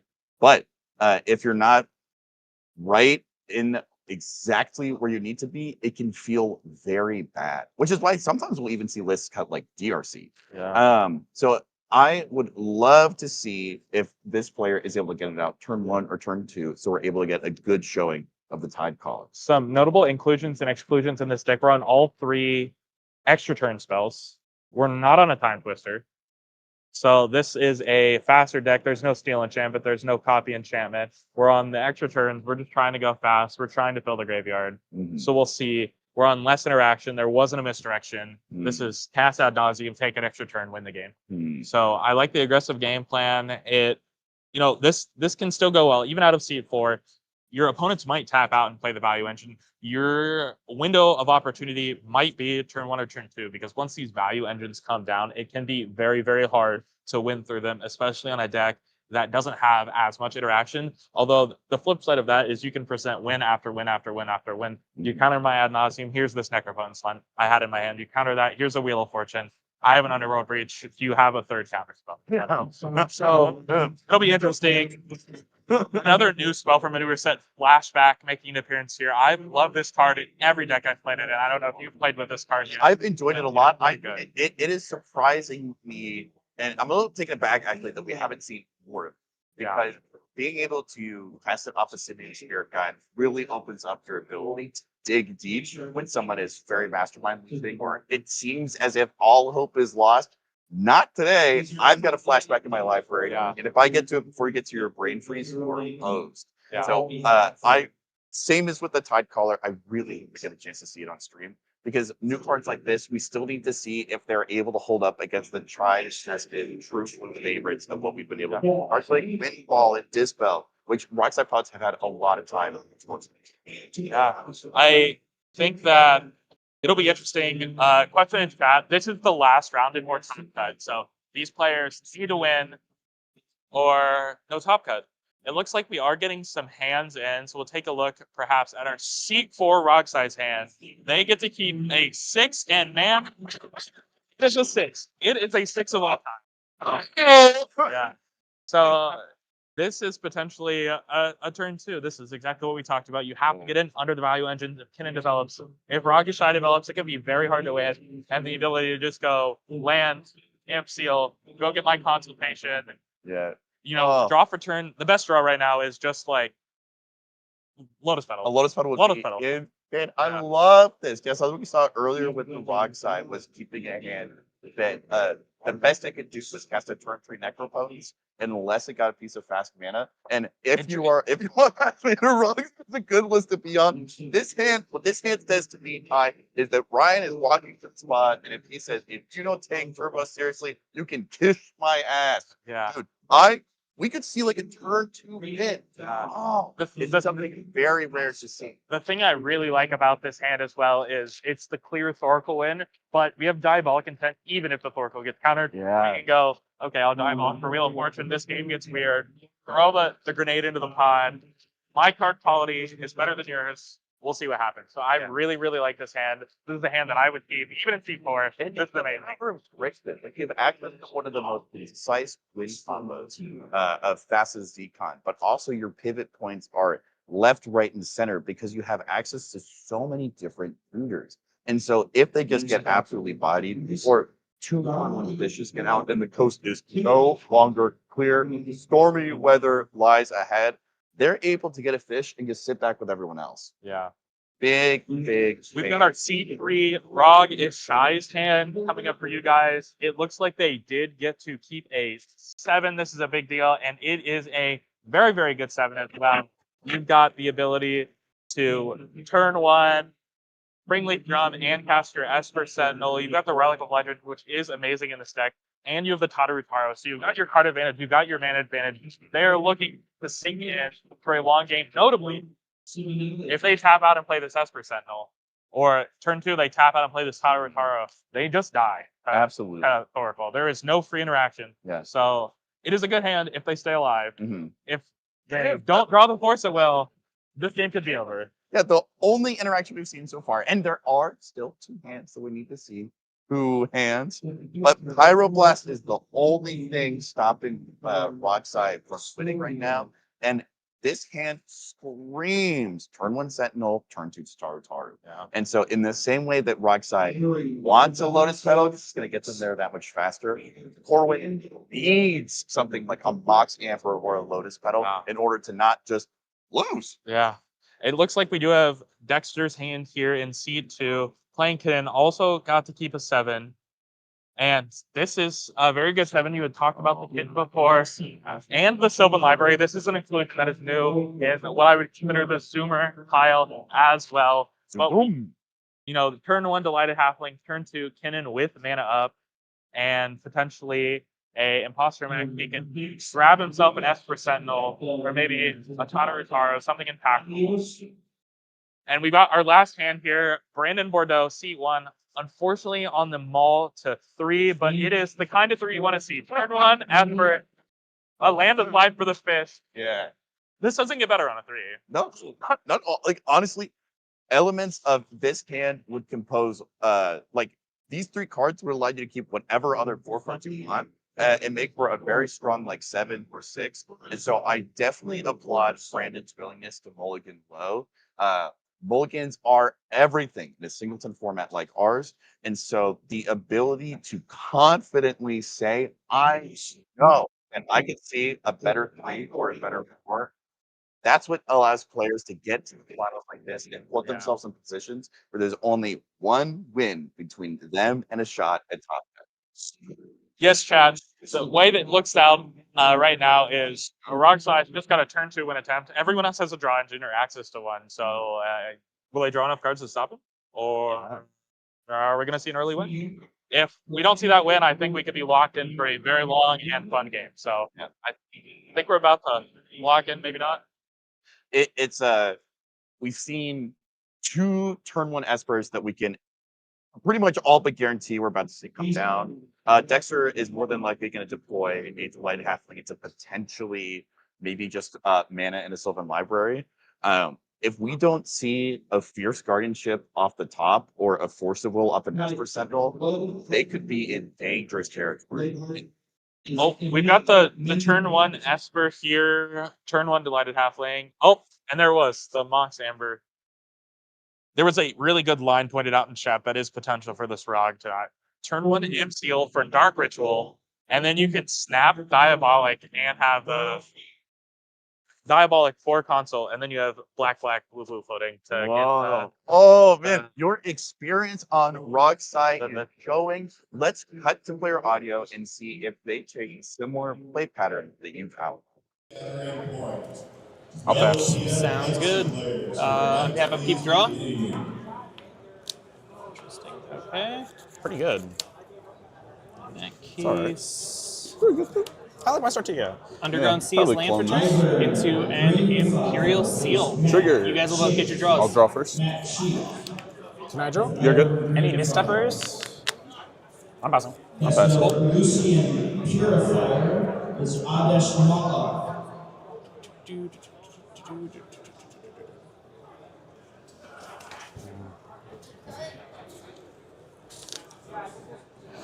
Master Yi Wuju Master Yi is Anthony Sorrenzio.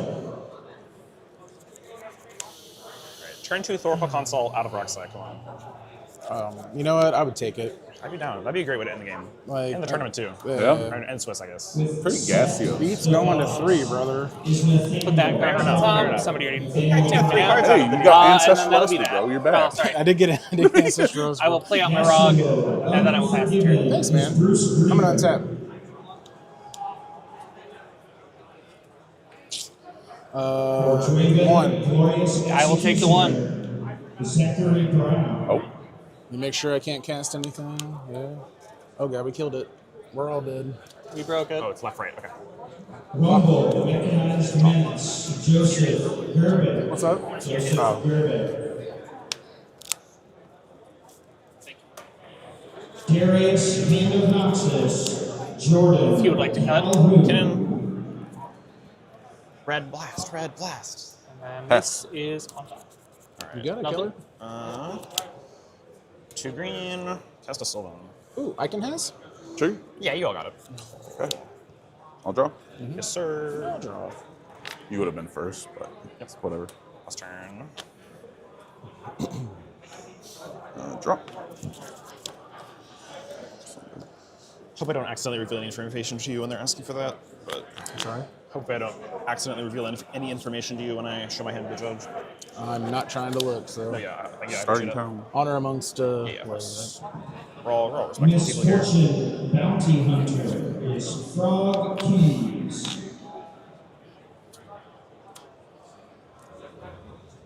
Something good? All right, everybody make their cases. Brother.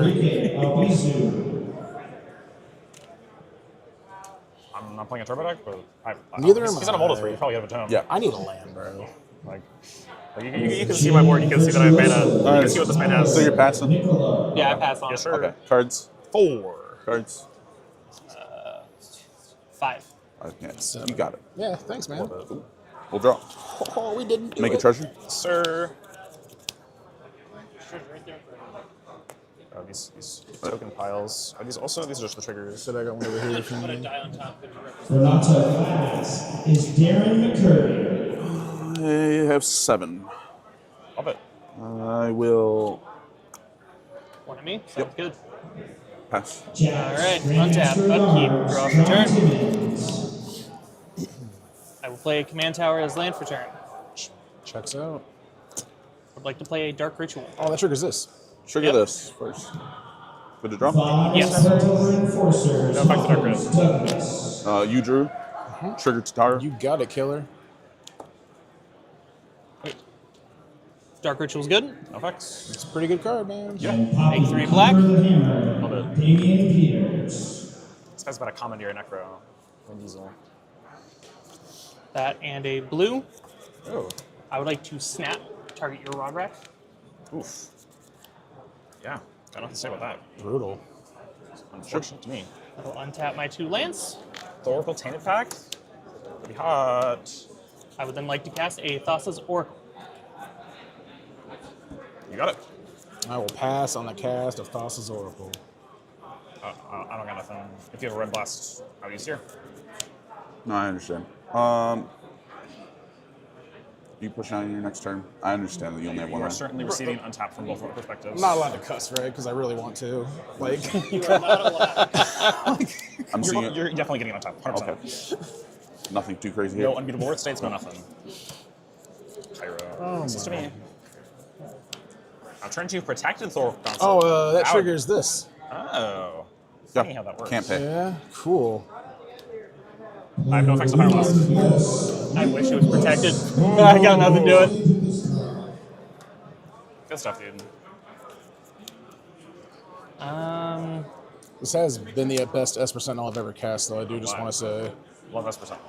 Nice mold of 3. I do think either way, I'm going to use my last 2 black for a Tainted Pact. Makes sense, makes sense. Yeah. No effects. No effects. All You right. got it, killer.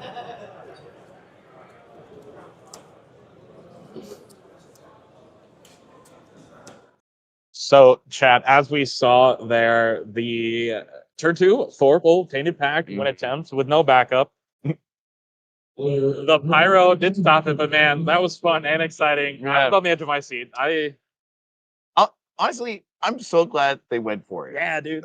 That was awesome. Draw engines got deployed. Rockshai had open mana up. Yeah. But you gotta make them have it. And also, I appreciate that there was a little bit of a conversation there of like, oh, are you not pushing on your turn and stuff like that. And I think these players kind of like experience and professionalism is coming to the front because we didn't see it like politicked a lot. There's a Thassa's on the stack.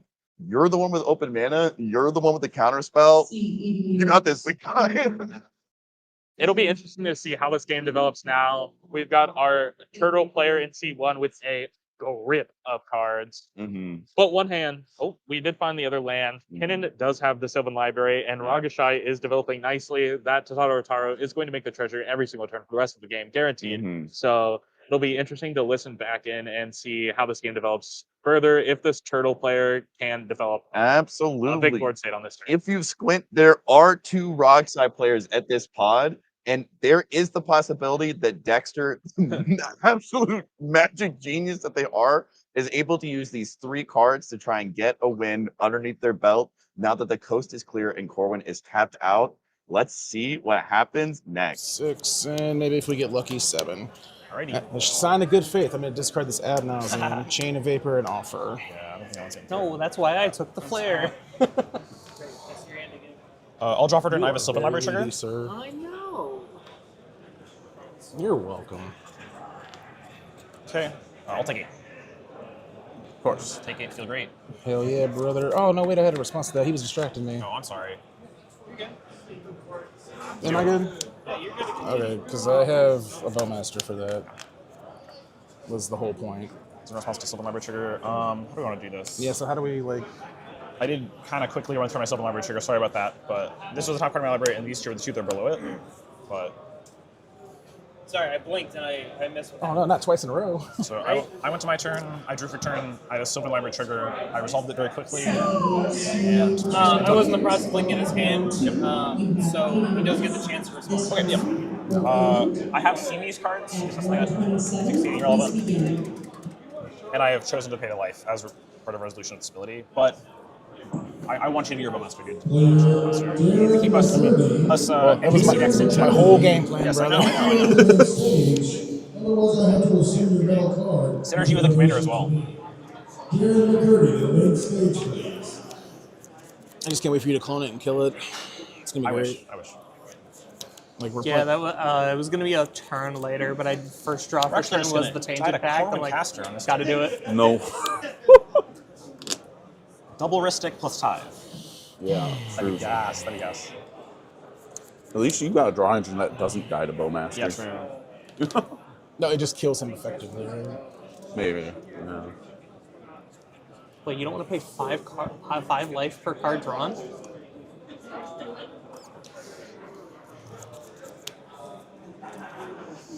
Well, again, I'm sorry about that, man. No, that's all good because it also feels scummy on my end too, right? It's just like I ignored him the first time. Whatever the ruling is, I'll respect it. And I hope you get your Bowmaster. I hope you get something like him if you want to. Essentially, what we're gonna do is the other two. So, do we agree that this is the top card? Mm-hmm. Yeah. Great. We're just gonna shuffle the other two away and move on with everything.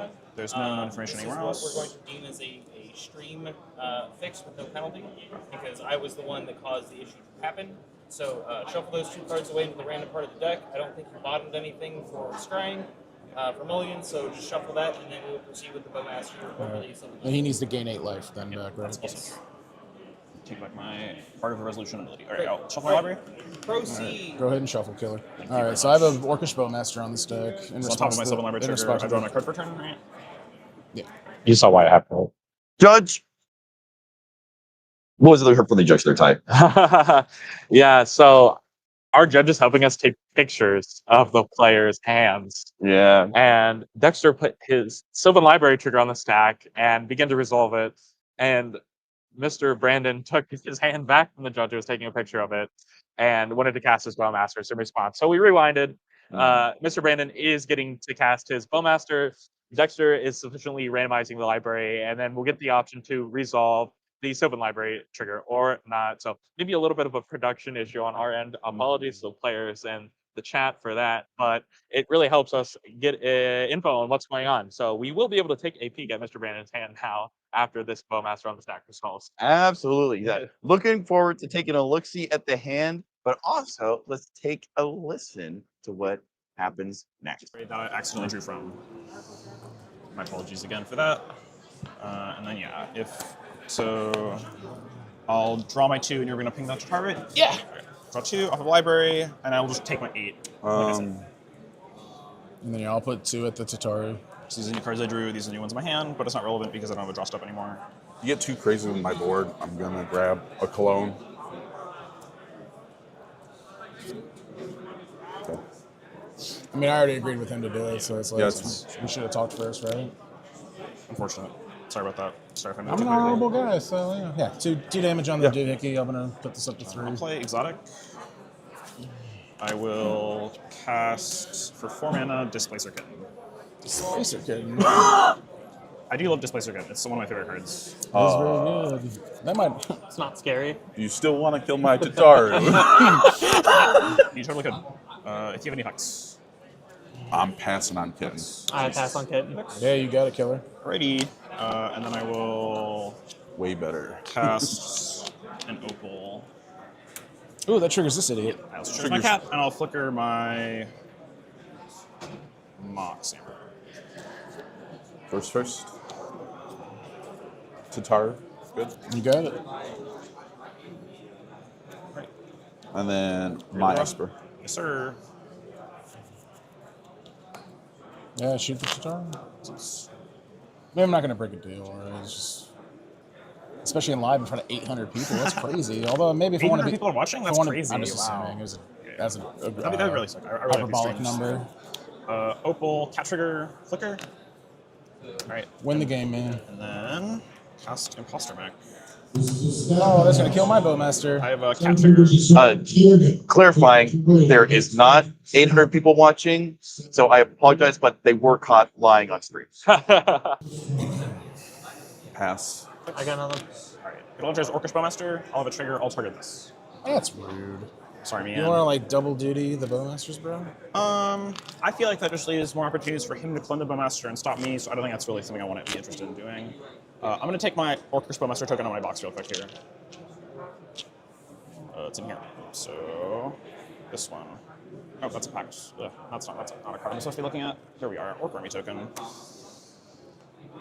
And I'll put the big old dice on it. One. Sorry, this is flickered, and we have the Orc Army. This is player. Am I doing anything else? Sounds like a big old no. I'm passing. There you go. This is a creature. This is a non-creature. I'm going to put my artifacts next to each other here, and I'll put everything else here. Cards in hand? I have 3. Cards.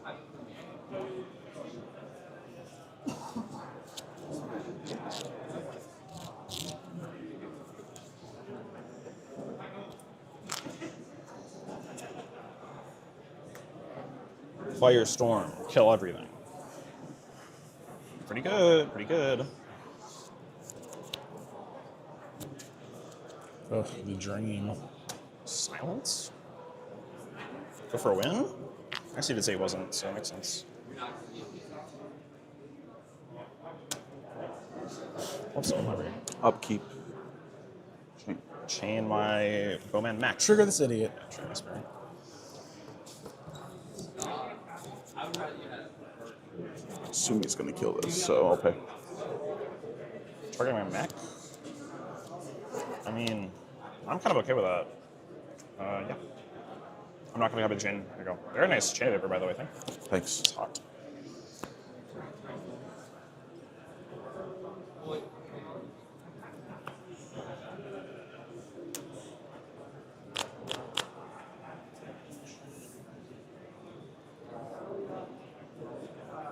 I will go to draw. Makes sense. Solid plan. Get the Bowmaster out of the way, unable to be cloned now. Makes sense. I have a useless imposter mech. Esper Sentinel surely doesn't. No, dog. Something I want to have cloned. Good? Yeah. Sir. Yep.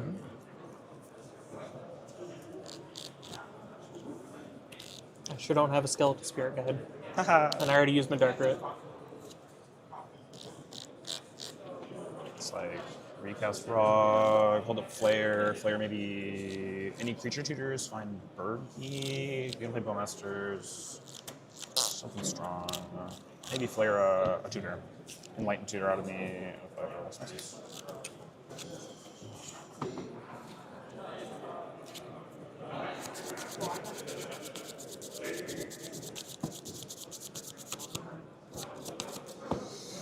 There you go, good sir. Excuse me. Let's go rock. Yes, sir.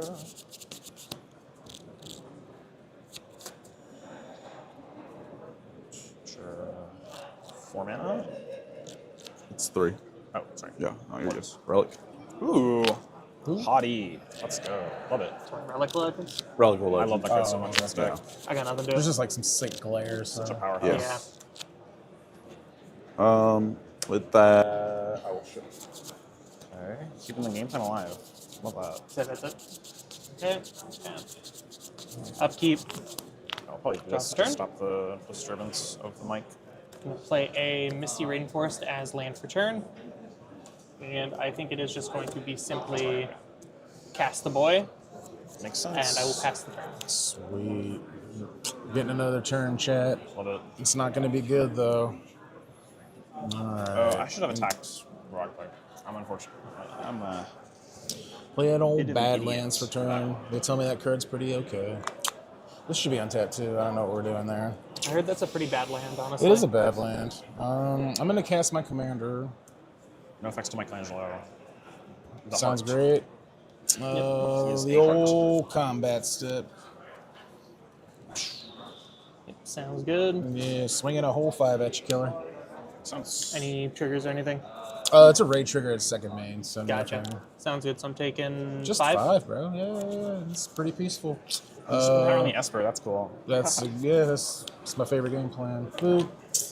And a food token, but I'm gonna pass after that once I find this food token. These are all triggers. On top step. I'll draw for turn. I have a Sylvan Library trigger. Oh, it's fine. You guys are killing it. In my upkeep or also? Yep. Whatever. That's fair. Mastermind. Yeah, love that. Cool. Bacon and I'll eggs. draw for turn. I have a Sylvan Library trigger. Resolve it. Fair. I'll take 8, and then you're going to resolve your trigger. Good on trigger. Yes, sir. Okay. Main phase, play island. Just want chat to know how much pain I'm in. Go for the thing that's known. Seems most reasonable to me. Hey, I'm also in a bunch of pain now. Quite literally. Yeah. Just deciding what I need to cast here. There's like an argument to Cast a mech. Trigger target Mox Amber off of my Displacer Kitten. Yeah. I got nothing to it. Exile this, return it. Mech. It'll enter as a Mastermind. So my Moxable is now online. Let's go. Gasoline. And then.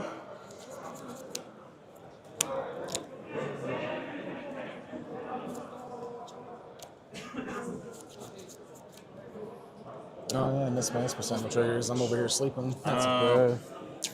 It's not a move. We'd like to call judge for that. It's reasonable. It's all good. They're also missing it, and they're watching the game too. That's fair. You know, like to put it on the stack. You would like to put it on the stack? Yeah, I'll like to put it on the stack. Okay, so you let me to draw then? Yeah. We can just. So I had this mech on the stack. I triggered my Displacer Kitten targeting my Mox Amber, which just flickered. This resolved, I clone Mastermind, but there should have been 2 Esper Sentinel triggers off of my Imposter mech. Sure. Pass the situation. These are mistrigger penalties. There's no. What's going on? There's no warning that comes with these. You did indicate that we are good to resolve the Imposter mech and the cat triggers. That doesn't indicate you have missed them. So for yours, would any of you 3 like to put it on the Oh, I already got mine. Oh, you got yours. Yes, he got he his. missed his. Gotcha. Technically, Either of you 3 like You to drew a put card off his of Sentinel you drew a card on the stack. You got Mastermind, that's what I think. Yeah. Oh, yeah. No, sorry. I drew off of Mastermind. Yeah, I was also thinking you missed your Esper Sentinel trigger off my mech. Gotcha. Yeah. Yeah, we were moving a little bit quick. I wasn't paying Yeah, attention. yeah. My He didn't apologies. even know either. Would you like to put his Esper Sentinel trigger on the stack? Yeah, why not? Great. Your Esper Sentinel trigger is on the stack right now. Okay. What'd you like to pay? From me, I have no effects, yes, of course. And that mine- will and then mine goes on the His stack. Mastermind Esper right here. Sentinel trigger, we would need to do that before the Fairy Master trigger. Putting his Esper Sentinel trigger on the stack. Are you okay with that? Yeah. Are you paying for his Esper Sentinel? No. You draw. I have a Master trigger off of your second draw. Yep. I'll draw 1. You're good. Thank you. Wait. I will think about what I should be doing here. I will tap for 2. I'll leave a blue mana floating, which will be represented by blue mana tokens right here. We love F6, the goats. Floating a blue, cast Mystic Remora, trigger cat, target Mox Amber.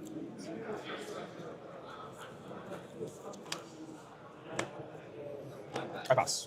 Cards in hand? I have 5. 5. Sorry if I wasn't being very clear. Swan. Swan Song. Sure, yes. Sorry, stack this here. Trigger this idiot. We have a trigger on top of this. I Is have no his- effects to your Esper Sentinel trigger. You're good. Yeah. I have a Mastermind as well. Mastermind on top of yours. Yes, you can draw your card. I'll draw mine. Unfortunately, no effects to Swan Song. Cool. Resolve. I have a 2/2 bird token, which I do not own a copy of. Is there something We will have to go blank. should have I got one you, killer. here? Maybe. Or if one of you has. No, I said I got it. Thank you. I appreciate it. I can be useful this game. Great. Oh, thank you. Appreciate it. The cooler bird token Bird anyway. token here, and I do my Displacer Kitten trigger on my Excalibur. Yep. Resolve that. I'll think here. This is in Fair Mastermind, so is there anything left to do? Maybe. What can I do? Certainly do that. It seems pretty strong. Maybe I won't do that. I need you to take a game. Okay, that game action will be casting Transmute Artifact. I have a cat trigger, target Moxinger.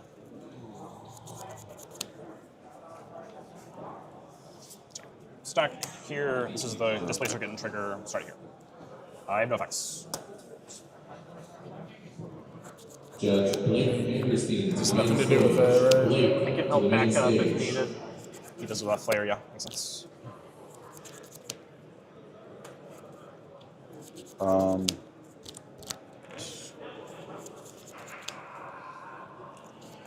So, chat, we're seeing this transmute artifact in Pass on hand. transmute. Oh, and they're passing on it, and there's an Emrakul in hand. I think we're gonna. Someone's getting Emrakuled. Someone's getting Emrakuled. Yeah. Yeah, there's definitely we may be about to see Mrs. Cool hit the stack. Let's go. Transmute Artifacts. Yep. All I have is this.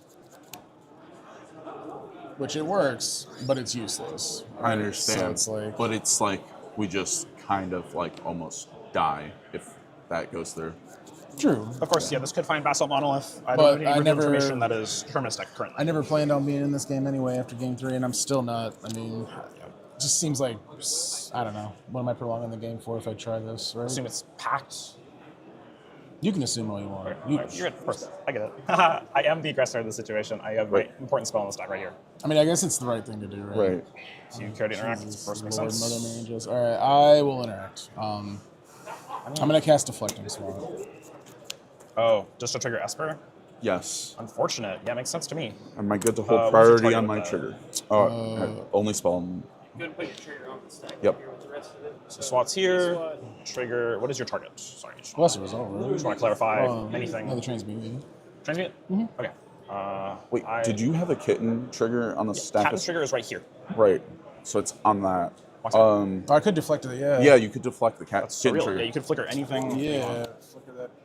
I don't know. Orc Army, Bird, one of the tokens. Yeah. In case he gets Cradle later in life. Something bad. Are we in agreement with that? I mean, there's nothing else better to. Yeah, we could. No, because you can't change the target of a clone. Right. Yeah, let's get rid of the flyer. Yeah, we'll switch your Displacer Kitten to You don't have to declare the change, but Yeah. I passed on the Esper Sentinel trigger off of so the Viking spot. So I'm gonna hold priority. I will cast Mystical Tutor. How much mana do you have available? I have no mana. All right, pass on Mystical Tutor. I pass on Mystical. Go for it, killer. Hold that. Yeah. Unfortunately, you have to use your SWAT there, sorry. Yeah. Presumption was packed, but it makes sense that it could be something like this. Yeah, this is all uncastable. Every Do you single think we card. should play around removal? Probably. Quick Firestorm. Ooh, that'd be strong.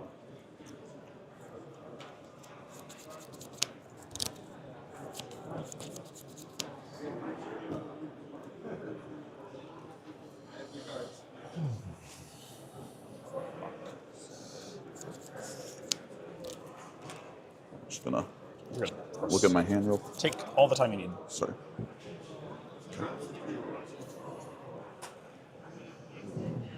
Evan Pierce to the main stage for a photo. Evan Pierce to the My main boy! stage, please. My boy! Does he charge for that? This is my mastermind. Okay. So flare, one more card, probably something, maybe a push piece. I guess he's not too wieldy. This is your third. That is in fact my third spell, yes. Okay. Put trap on top. Okay. He's got an MBT sitting in his hand. I wish.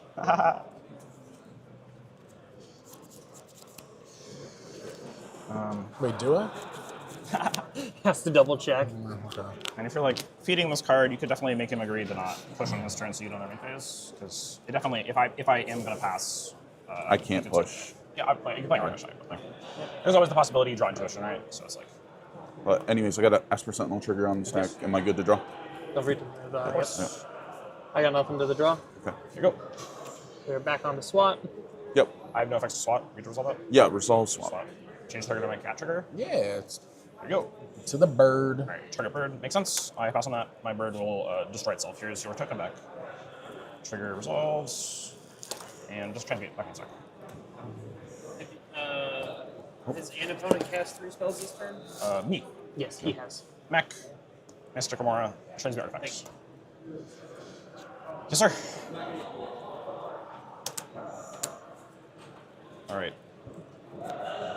1, 2, 3, 4, 5, 7. Horror. Apex. Pass. Apex. I got nothing to it. Apex. You got it, killer. Cat 2. Invasion of Ikoria. X is 0. Trigger Hullbreaker Horror. Trigger Displacer Kitten. Stick here, all the triggers. So this is the the one facing me is going to be trigger of Hullbreaker Horror. It'll target Mox Opal, and cat triggers above that facing you, targeting Mox Opal. Vex. No, you're good. Vex. Great. So untaps. Brutal. Good to resolve Hullbreaker. Yeah.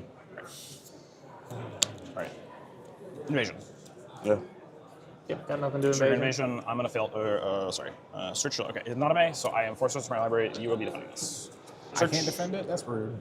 I'm gonna search and I'm gonna fail to find. So I guess I could have searched my graveyard only. That would have been better. Save more time.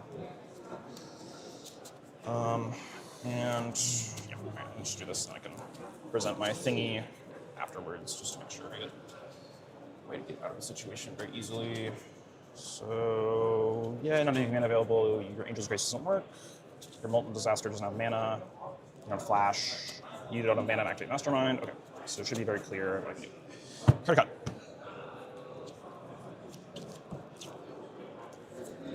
Right. Thank you. We will cast Mox Opal. I will have a Displacer Kitten trigger, which will target. I think I'll have it target. I think foods. I like it anyway. Seems reasonable. There's nothing really I need to target. There's no difference between those two things. I'll just bounce. Rock. Kitten can only target your. Sorry. Cat trigger Mox. You're sorry. Thank you. Yeah. Opals on the stack. Trigger. Cat trigger is gonna return. Cat trigger is just target mech. Hullbreaker. This. Sorry. Jesus. Okay. Burn this to my hand. Hullbreaker trigger. Yeah. Sorry. Yes. My God. Yeah. Yeah, you got your Hullbreaker, then your cat trigger on Imposter Man. Brother, you're overloading. Back. No, I'm just very stressed. We will Why? have. You're winning. I know. It'll just be a mastermind. And it's not even like the Very first time easy. you've ever won before. This should be your comfort zone. This resolves. If you guys don't mind, I would like to present a loop of making infinite card mana between these two cards. Right. I would also like to present making infinite number. Or actually, that doesn't work like that. Okay, infinite card mana. That's fine. Loop will end with Mox Saber on my hands. What a game. What a game! The birthday boy puts the hands to him. I'm a big fan as an adult of just buying myself birthday presents, and I am in love with Dexter buying himself 5 points by resolving a Displacer Kitten, Hullbreaker Horror. It is always good when you're able to use something as powerful like a transmute artifact as a bait spell. And there's an Emrakul still in hand. Still in hand. Wow. Oh, Wow. man. What a Oh, game. man, Dexter's saying happy birthday to me. But yeah. Answering some questions in chat, the SWAT targeted the kitten trigger on the transmute to make the bird disappear. So that's how that played out there. I think that they are making Dexter manually execute the line, but I am not sure that it matters. It is. I would This definitely put game's this over. in the category, and I forget where I originally heard this, so I need to track it down. But oftentimes, especially in games like this, we will see players go through the mourning process by doing things like saying, just resolve the first few flips. I just want to see a few more magic cards before I get dropped."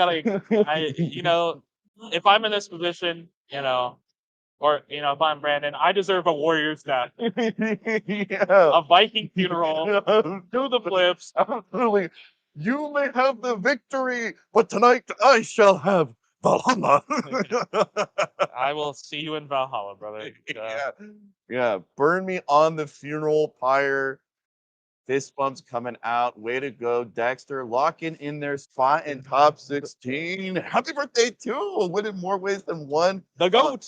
What a gift. What a present to us, kid, to watch that game. That was incredible. Yeah, that was a fun one. Displacer Kitten clearly displaying to us that it earns its spot.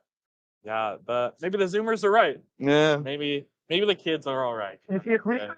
Are all right. I also really liked that we saw a lot of the traditional gameplay that we would expect from a Kinnan of like a lot of mana. They went to deploy a fish. There were a lot of draw engines, but this isn't, a 5-hour game. We're not in overtime at all. Dexter, by playing very cleanly and playing to all their outs, getting everything out of every spell that they can, kept it a pretty tight game, both in terms of they didn't really make that many mistakes. Were a few judge calls, but all very normative for a CDH tournament. A very clean game. No politics got out of control. There really was no politics at all, and it just happened. So very cool to see. That was our last game of Swiss, Mm-hmm. and then we're gonna have top 16. Notably, we made it all the way through Swiss with one heuristic study. Mhm. One heuristic study.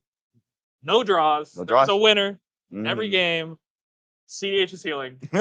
And man, I'm just happy to be part of it here. Yeah, the kids are all right. The earth is healing. Yeah. And we are going to go to top 16 soon, where just like what we've seen in our Swiss, this time it's officially on the books. No draws allowed. Somebody's got to win. We're going to go all 9 stream games with winners. Sweet. So stay tuned. Me and Mr. Eric will be back. I'm sure that we'll have an interview coming up after an ad break in just a moment. Mm-hmm.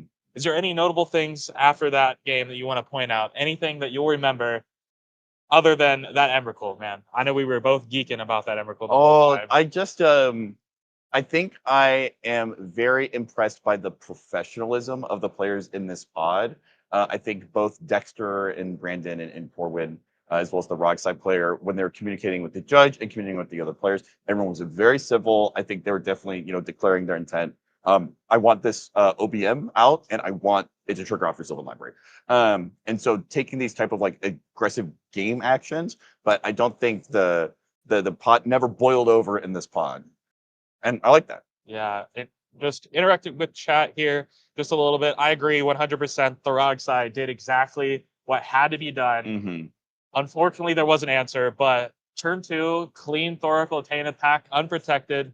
If it gets there 50% of the time, you have a 50% win rate, and you'd be the best player. Oh yeah, in the game. The Rock winner is definitely the first one that Odin invites to the halls to celebrate and toast with the Valkyrie. Warriors death. Go out like a champ. Congrats to all these players. No one got to this point in the tournament by luck or sheer happenstance. All these players have the stuff that it takes to make it to the finals. But today, it was Dexter who had both the skills and the luck necessary to get there. Congrats to them. Thank you guys for watching. Thank you to our sponsors. We're going to go to a small ad break, but then we'll be back with Dexter. So if you have questions for them, I know I've got a few. Get them in chat so we can make sure that we can ask them to them. See you soon. $4,000 for one deck? Half the cards are out of stock anyway. I just want to play the game.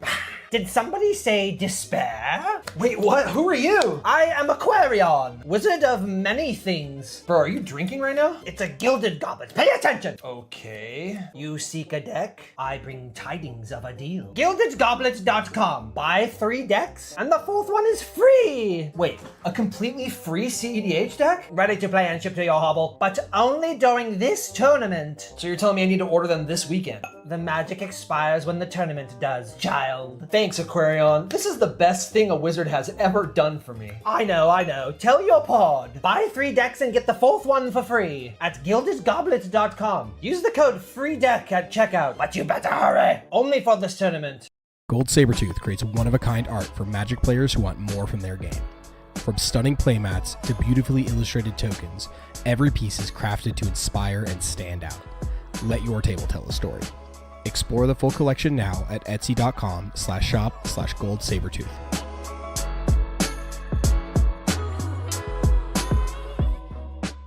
Craig Mack and featuring off-meta deck techs by 2D, live games on Fridays, and the pregame podcast every Monday.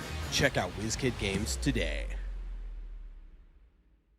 Breach the Bay 2 comes to San Mateo, California, August 22nd and 23rd. A $25,000 guaranteed prize pool, with payouts upgrading at 475 and 550 players. Day 1 is 6 rounds of Swiss in the Japanese point system, cutting to top 64 on Day 2. The 2026 Top Deck Invitational runs alongside, plus pre-modern, legacy, and redemption events. Not to mention a loaded lineup of artists and vendors. Register today at breachthebay.com. Hey, this is Freedom Waffle, and I want to show you a tool I personally use for practicing and coaching CEDH. Eldrazi.dev is a CEDH goldfishing tool where you can randomize your opponents, practice tournament mulligans, and play out your hands. It's got built-in actions for cards like fetch lands, tutors, necropotents, and ad nauseam. You can easily track floating mana by adjusting with hotkeys to make playing out complex lines much easier. There's even community-made puzzles to sharpen your game knowledge. Check it out at mulligan.eldrazi.dev.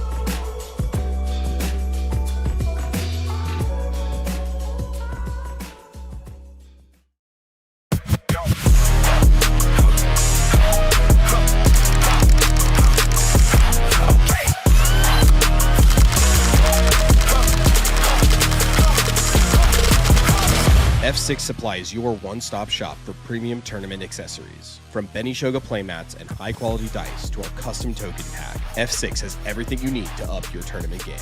Every design is original art, never AI. Shop online at shopf6.com or visit our booth at CDH Tournaments nationwide. Level up your game with F6 Supply.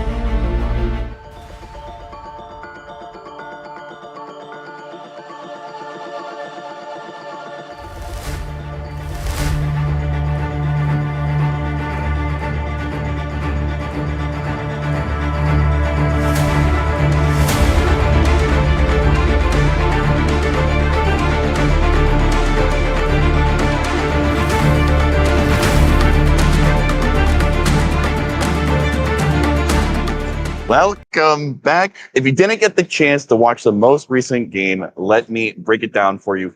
Dexter over here earned their name by putting on an absolute clinic and destroying their opponents. You made Kinnan look easy. I bet a lot of people are watching that game and thinking, Sylvan Librarian, Displacerkin, uncuttable.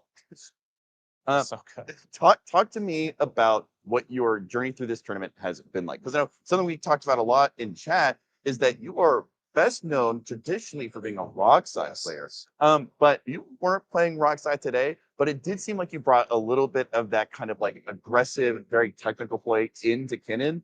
What did the switch to it look like? Why did you choose to play the list? And how is your expectations of what it would be like matched up against the reality of playing in a tournament? So, I mean, my early rounds, I won game 1, which made me feel very confident going through. Keeping up a good tournament mentality throughout the tournament is one of the things I try to do. Confidence going, it'll make you win games. Yeah. One was my first game where there was Heuristic. It was my only game with Heuristic. Okay. I got to clone Heuristic. It got bounced, the flash photo token, so I'd had it gone. Okay. Oh. And then I landed a Consphinx when I was tapped out, half the turn, and they just drew into my Consphinx. I drew more than half my deck. Nice. Oh, that's so good. Game 2, it's kind of unfortunate. I drew, but it was something. It was a position where I mulled to like 3 and seat 4. I'm glad I got my draw out of it, but I definitely the toughest part of the deck is the mulligans, and so keeping reasonable hands is something I've been trying to do. you can't ask for much out of the hands. But yeah, that was one of the times where the deck kind of betrayed me, and I had to force a draw in a spot where I'd much rather go for a winner or loss. You know. Yeah. Game 3, I lost. I just died on turn 2 to Renala. That if there's a list that's gonna do it to you, and all is pretty consistent about it. Turn 2. Game 4, I went really long. Sylvan Library was the MVP of that game as well. It drew me 10 cards over that part. It was crazy. Good. Even not even just taking 8 every time, but like getting to see the extra 2 once I'm already low life, putting the 2 back, maybe spin into a creature I leave on top. It's pretty good. And then I just landed a Hullbreaker Horror, and it was great. And then game 5, I absolutely punted that game. I could have taken that game to a draw so easily, and I just we're talking about I just Yeah. lost. It was really sad. Yeah, and then this last game, I drew my last one. Same position with my game 2, seat 4, low mall. Okay. Hit the pact into 2 turbo decks. Got my draw out of it, which I felt maybe feel really good. Especially going from the bubble being 16 to 17 points, because going into last round, if I won, I would be 16 points. I'm not sure if I get in, but 17 points I'm sure is well. Yeah, for sure. So pretty good there. And then going to this round, I really wanted to be on stream. They let me on stream. It was fun.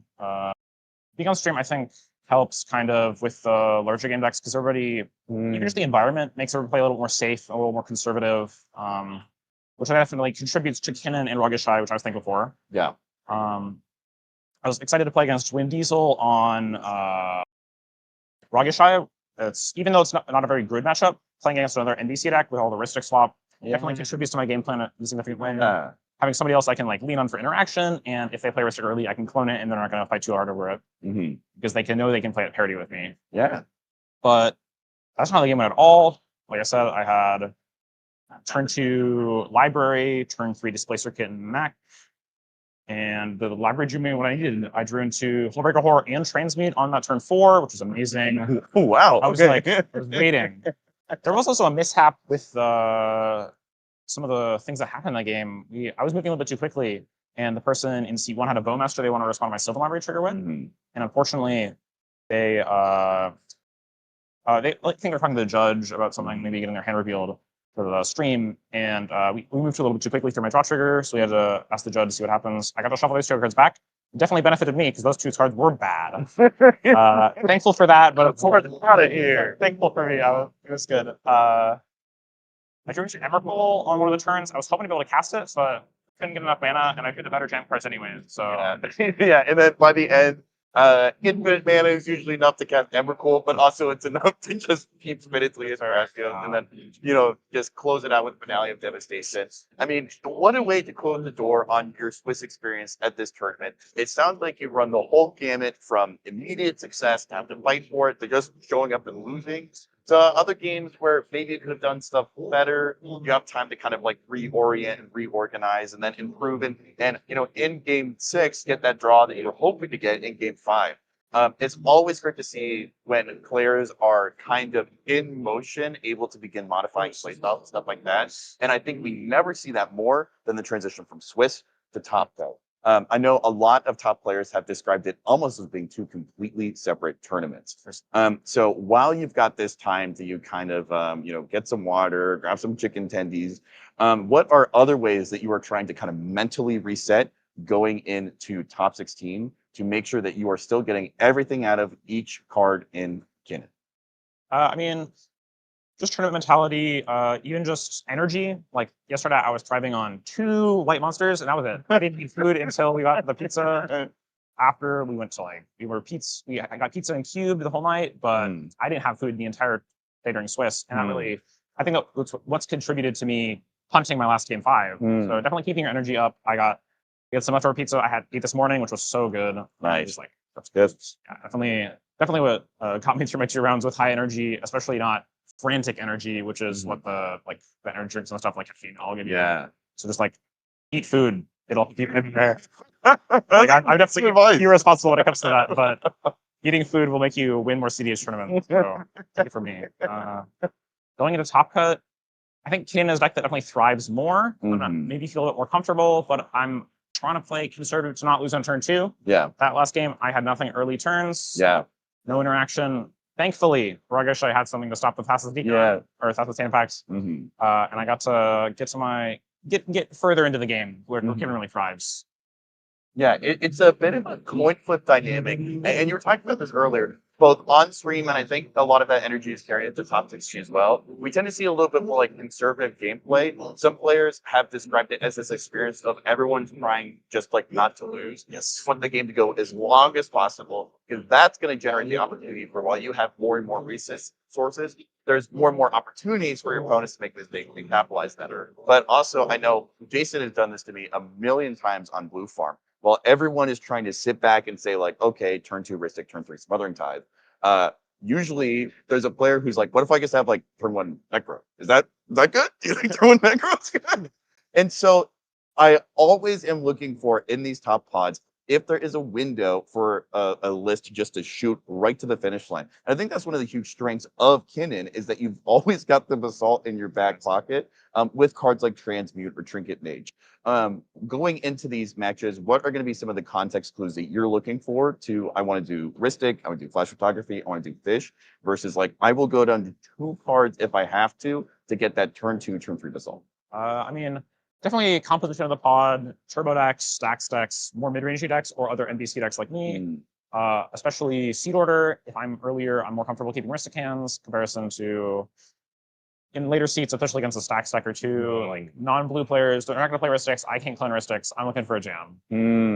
That makes sense. Yeah, if you've got like a Rug Ishai seat 1 and your seat 2, your commandeer stocks are through the roofs. But we've also seen, like a Crystal, or we got to see like a Greg win on stage. And if you're behind like a Greg, I don't, your commandeer is, Storky, that does something. Before we let you go and give you time to get some R&R, is there any thing you want to like shout out or anything you can use this time to plug or just shout outs you want to give? Those F6 trigger tokens were pretty. I've been talking with Adam a lot, talking with Waffle a lot, and those tokens are really useful, especially for Kinnan. They're like made for Kinnan, so I have like everything I need. It's so nice. It's really love those token packs. They're really good. Huge shout out. Yeah. Thank you, F6, for being one of our sponsors, as well as our other sponsors, Doot Loop, Gold Sabertooth, WizKid, and Eldrazi.gg, as well as all the other people that have helped make this happen, including the players. Thank you for showing up. Thank you for giving us quite a game to watch, and hopefully we'll get to see you in top 4. So have a good one. Good luck. We'll see you and you later.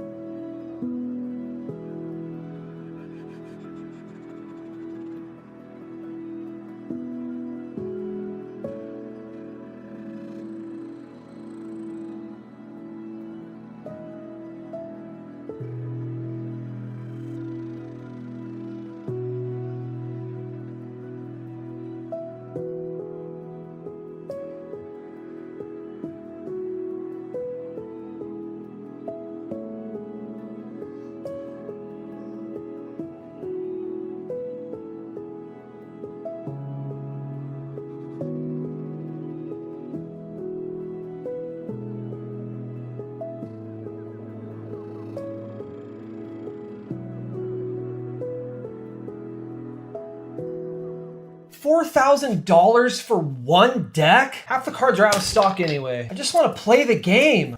Did somebody say despair? Wait, what? Who are you? I am Aquarion, wizard of many things. Bro, are you drinking right now? It's a gilded goblet. Pay attention. Okay. You seek a deck? I bring tidings of a deal. GildedGoblet.com. Buy 3 decks, and the 4th one is free. Wait, a completely free CEDH deck? Ready to play and ship to your hovel, but only during this tournament. So you're telling me I need to order them this weekend? The magic expires when the tournament does, child. Thanks, Aquarion. This is the best thing a wizard has ever done for me. I know. Tell your pod. Buy 3 decks and get the 4th one for free at GildedGoblet.com. Use the code FREEDECK at checkout, but you better hurry. Only for this tournament. Gold Sabertooth creates one-of-a-kind art for Magic players who want more from their game. From stunning playmats to beautifully illustrated tokens, every piece is crafted to inspire and stand out. Let your table tell a story. Explore the full collection now at etsy.com/shop/goldsabertooth.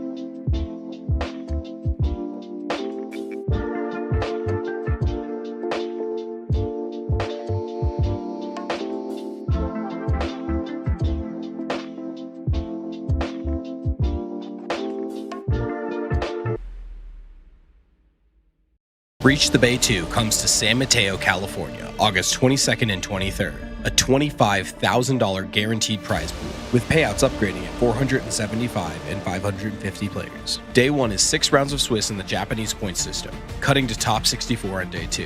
The 2026 Top Deck Invitational runs alongside, plus pre-modern, legacy, and redemption events. Not to mention a loaded lineup of artists and vendors. Register today at breachthebay.com.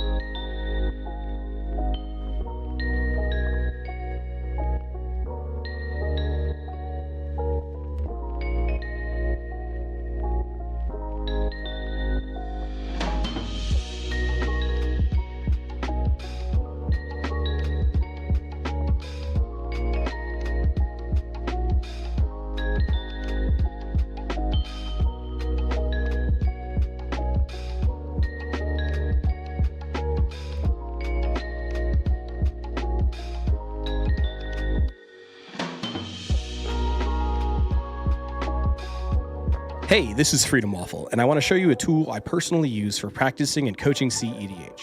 Eldrazi.dev is a CEDH gold fishing tool where you can randomize your opponents, practice tournament mulligans, and play out your hands.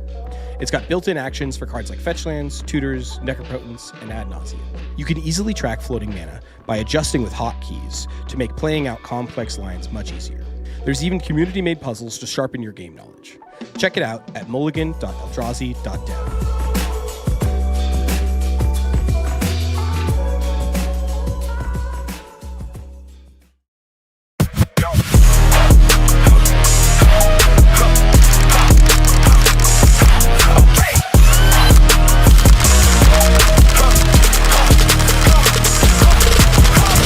F6 supplies your one-stop shop for premium tournament accessories. From Benishoga playmats and high-quality dice to our custom token pack, F6 has everything you need to up your tournament game. Every design is original art, never AI. Shop online at shopf6.com or visit our booth at CDH Tournaments nationwide. Level up your game with F6 Supply.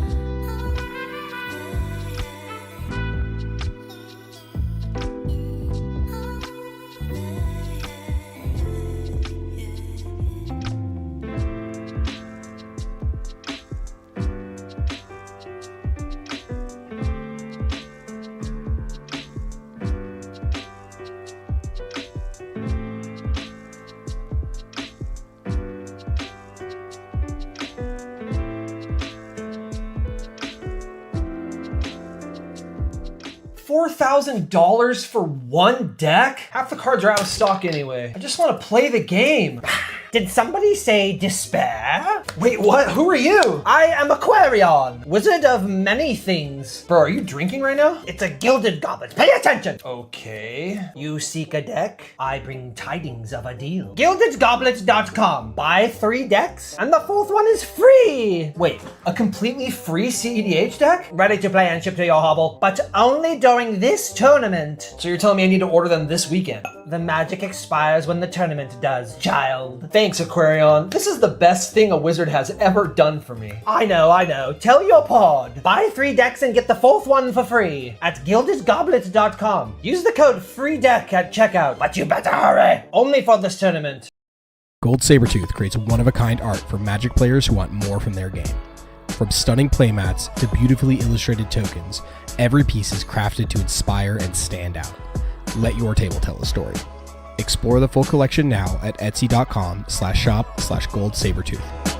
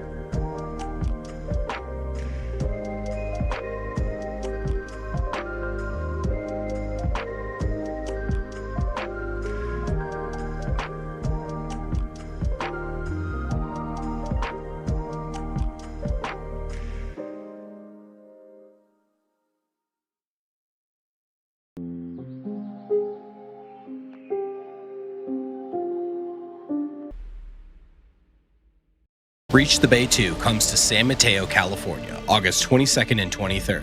A $25,000 guaranteed prize pool, with payouts upgrading at 475 and 550 players. Day 1 is 6 rounds of Swiss in the Japanese point system, cutting to top 64 on Day 2.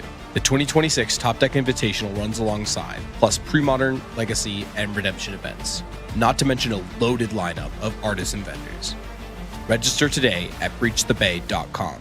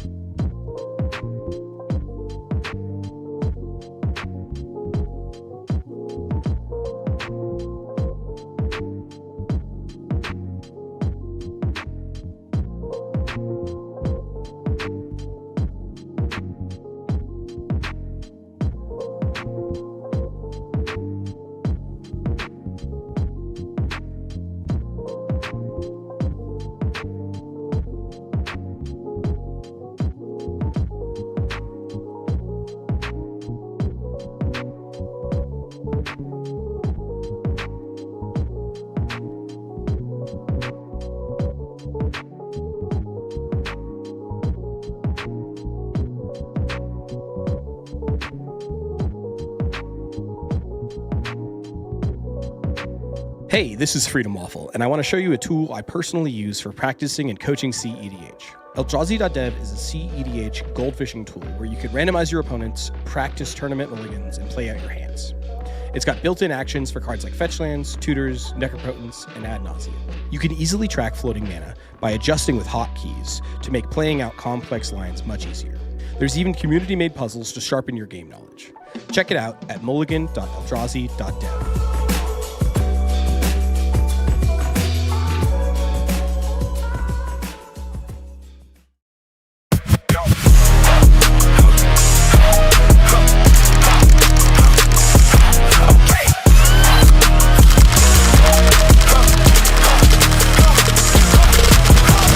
F6 supplies your one-stop shop for premium tournament accessories. From Benishoga playmats and high-quality dice to our custom token pack, F6 has everything you need to up your tournament game. Every design is original art, never AI. Shop online at shopf6.com or visit our booth at CDH Tournaments nationwide. Level up your game with F6 Supply.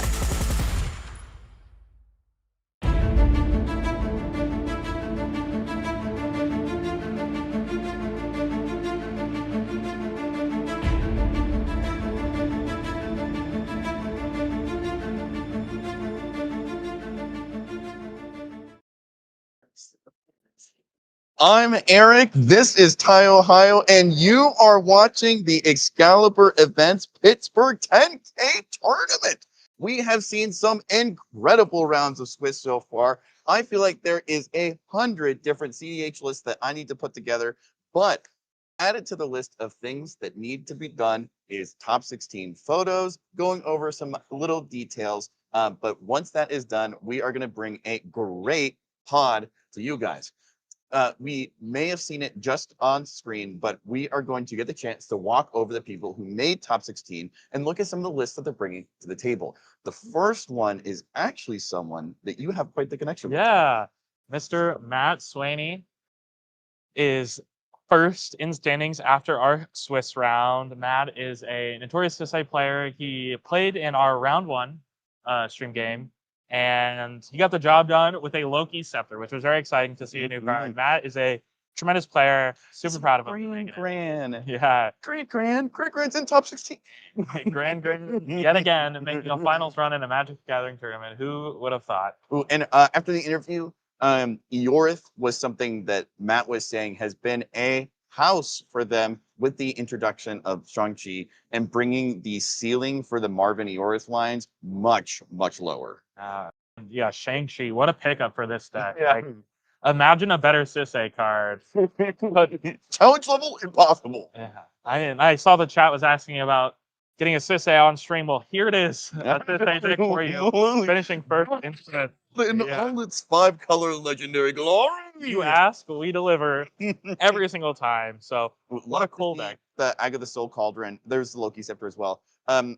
It's so fun to be able to see a 5-color list be able to run a card like Agatha Soul Cauldron because it's most common in 1- and 2-color piles where it's either going to combo off with an Ob Nix, be part of like a random line in like a Hollow Fiddlebender, or just part of the overall interaction suite that a like tutor chain list like Arc of Vaxxon might run. And so to be able to see it pull not just like single but double or triple duty in a CDH list like this is fantastic.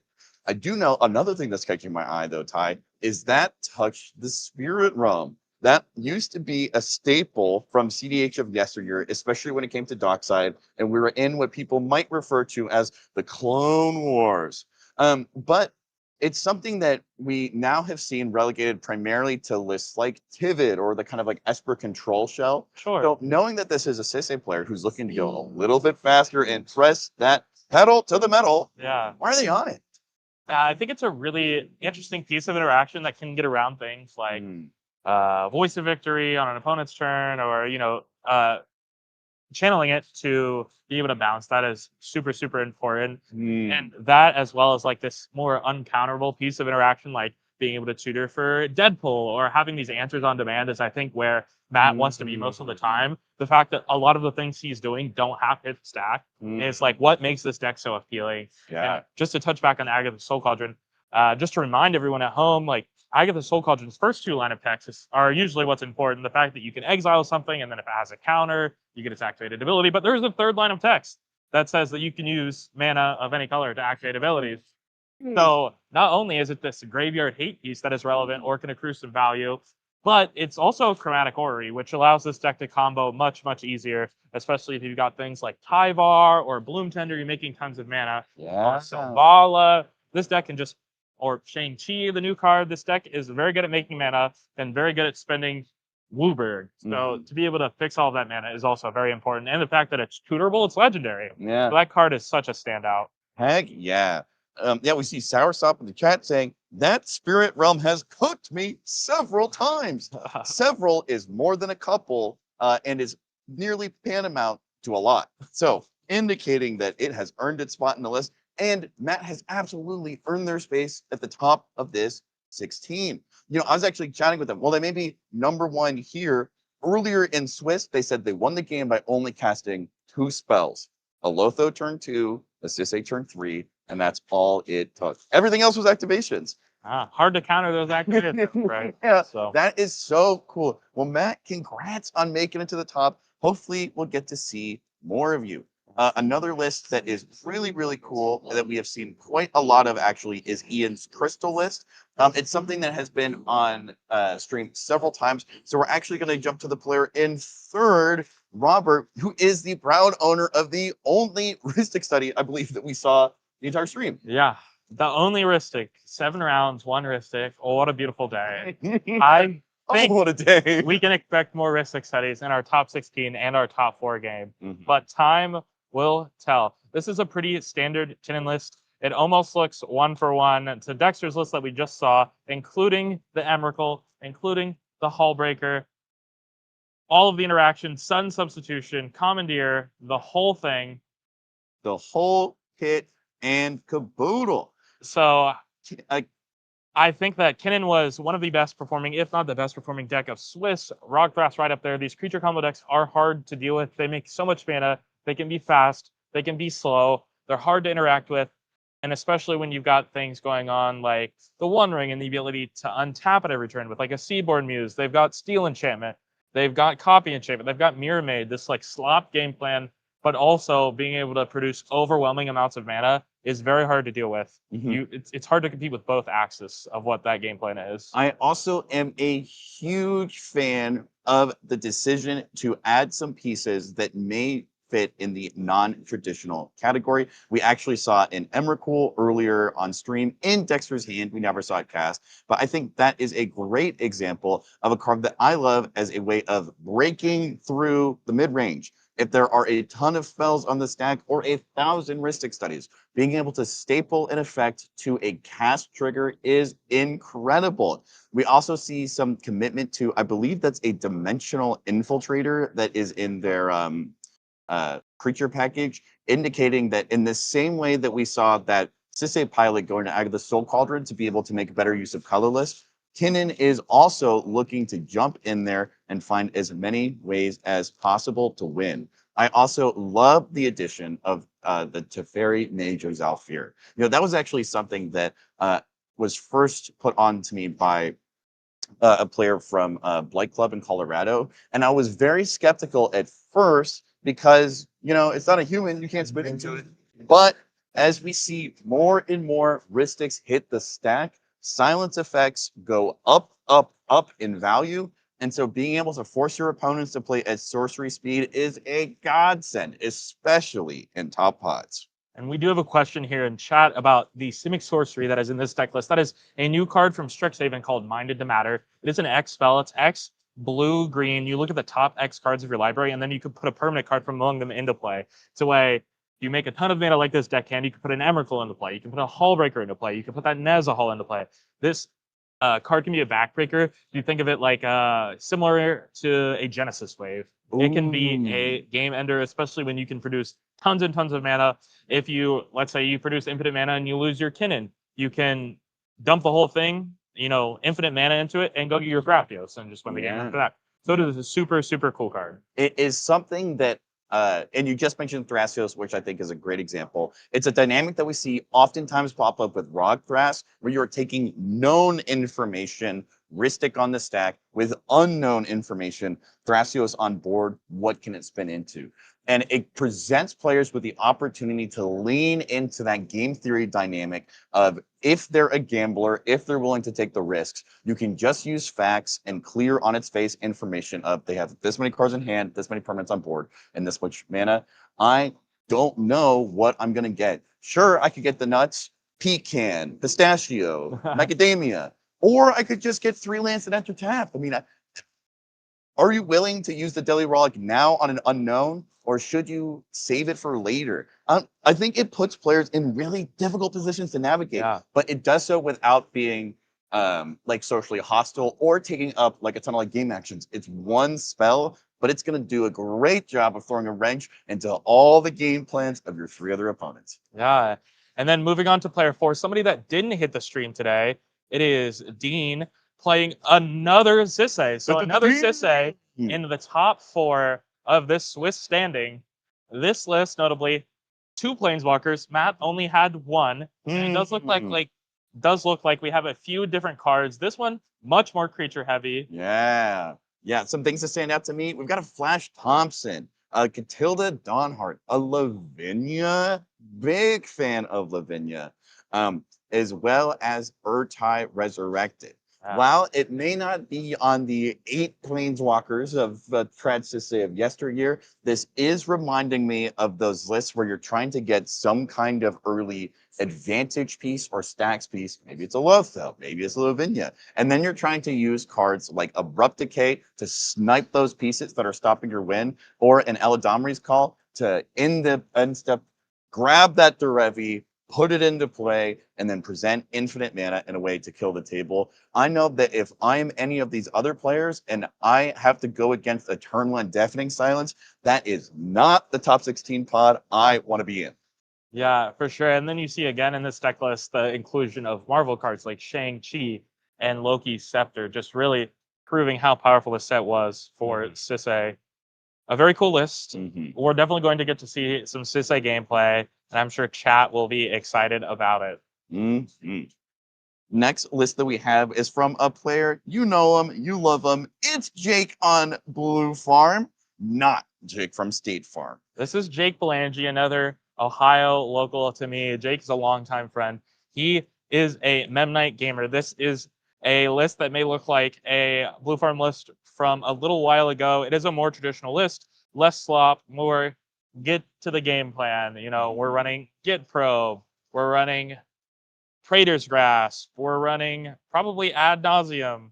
There it is. You know, we're on Final Fortune, we're on Silence, we're on Snapback, we're on Rainfell, which would indicate me that there's going to be a Necropotence in just a second. He's playing a Vexing Bobble. This is a much more aggressive Blue Farm list than, say, the kind of list that may be associated with, like, Maddie or Sky, or Control style Blue Farm lists that have been becoming a little more popular. This is grinding stations in this list, Wishclaw Talismans in this list. There's no copy effects. There's no steal effects in the enchantment slot. This is cut and dry, win the game, put wins on the stack. So I would expect that Jake's games end faster. He's not looking to go to the late game with Sisay or with Ragashai. He's looking to just shove an Oz, win the game. Yeah, there is no sudden sub in these parts. No, I love the addition of Memnite Grinding Station into Farm List because it puts you in the position where you can do the average mid-rate play, of like land Esper Sentinel. And then all the opponents are going to take a little bit of a step back to say, okay, I'm familiar with this. That is going to happen. Maybe a turn 2 Ristic, maybe a turn 2 Smythe, but like I have room to breathe.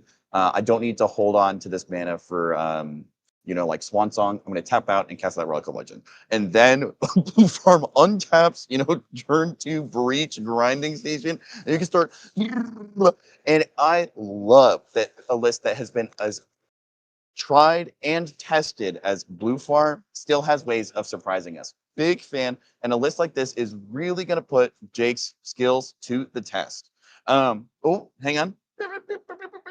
We just received word from Raul. They are far enough along that we are actually able to start talking about our pod. pulling up the feature match. We have already talked about some of the names in this, and I am just so excited to see them. We're going to get the overlay pulled up for you guys right now. Number one, Matt Sweeney. They are definitely one of my favorites. It's gone super well. And you have seen some things that we've seen before, but also some things you may have never seen before in your CEDH life. Talk to us about it, Ty. Wow, I'm heartbroken here. Two of my favorites, Matt and Dexter, going against each other in the stream match in top 16. Not sure who we'll be rooting for, but finally, somebody's going to make it out. So we've got Matt in seat 1. He was with stream with us in game 1, and he won. Dexter in C2. He just won out of C2 in the last round of Swiss. So good to see Dexter back on the stream for his birthday. Maybe he gets to win an event for his birthday. Wouldn't that be special? And then in C3, we've got Lily Drake, another person that was on stream earlier playing Team Pirates. And then in C4, maybe the dark horse, we've got Isaac playing Yissen. Absolutely. Yeah, they are coming out of left field. They definitely are the underdog in this race. But as two Lumra enjoyers, we know that there be power in them forests. But it is so difficult, one, to be able to resolve spells in a face-up list like Yisan. While you are bringing a lot of Brewer's Advantage, nobody knows just quite what 2 CMC creature that's going to untap Yisan you're going for. They have to know that most of the game plans are going to revolve around the commander. So there is going to be opportunities for these players to apply a lot of pressure to seat 4, whether it be with priority bullying or by just aggressively going after the creatures that they try to put into play. So I think seat 4 is going to be heavily impacted by how aggressive and out the gates Matt and Lily seems to be. Isaac really is going to need Lily to cast that Malcolm early on so that he can use the threat of they could have Glinthorn in hand right now to allow his spells to make it from the stack to the battlefield. And Matt, you are always going to want to be pushing that. Like, look, they have a Sisay activation on their turn, right? Do we know exactly what they're tutoring for? No. But they have a Fabro Elder and it already taps for 3 mana. It's not going to be that hard for them to get 5. But 5 is not what these players are looking for when they're going to mulligans. They are going to want to keep first 7 as much as they can, but they can't afford to if it doesn't have access to mana and cards. We've talked about this before. You played CDH, you know exactly what I'm talking about. Games are won and lost in the mulligan phase. Well, we do have some mulligans here for us. It looks like Mr. Matt Sweeney in seat 1 has completed his mulligan here.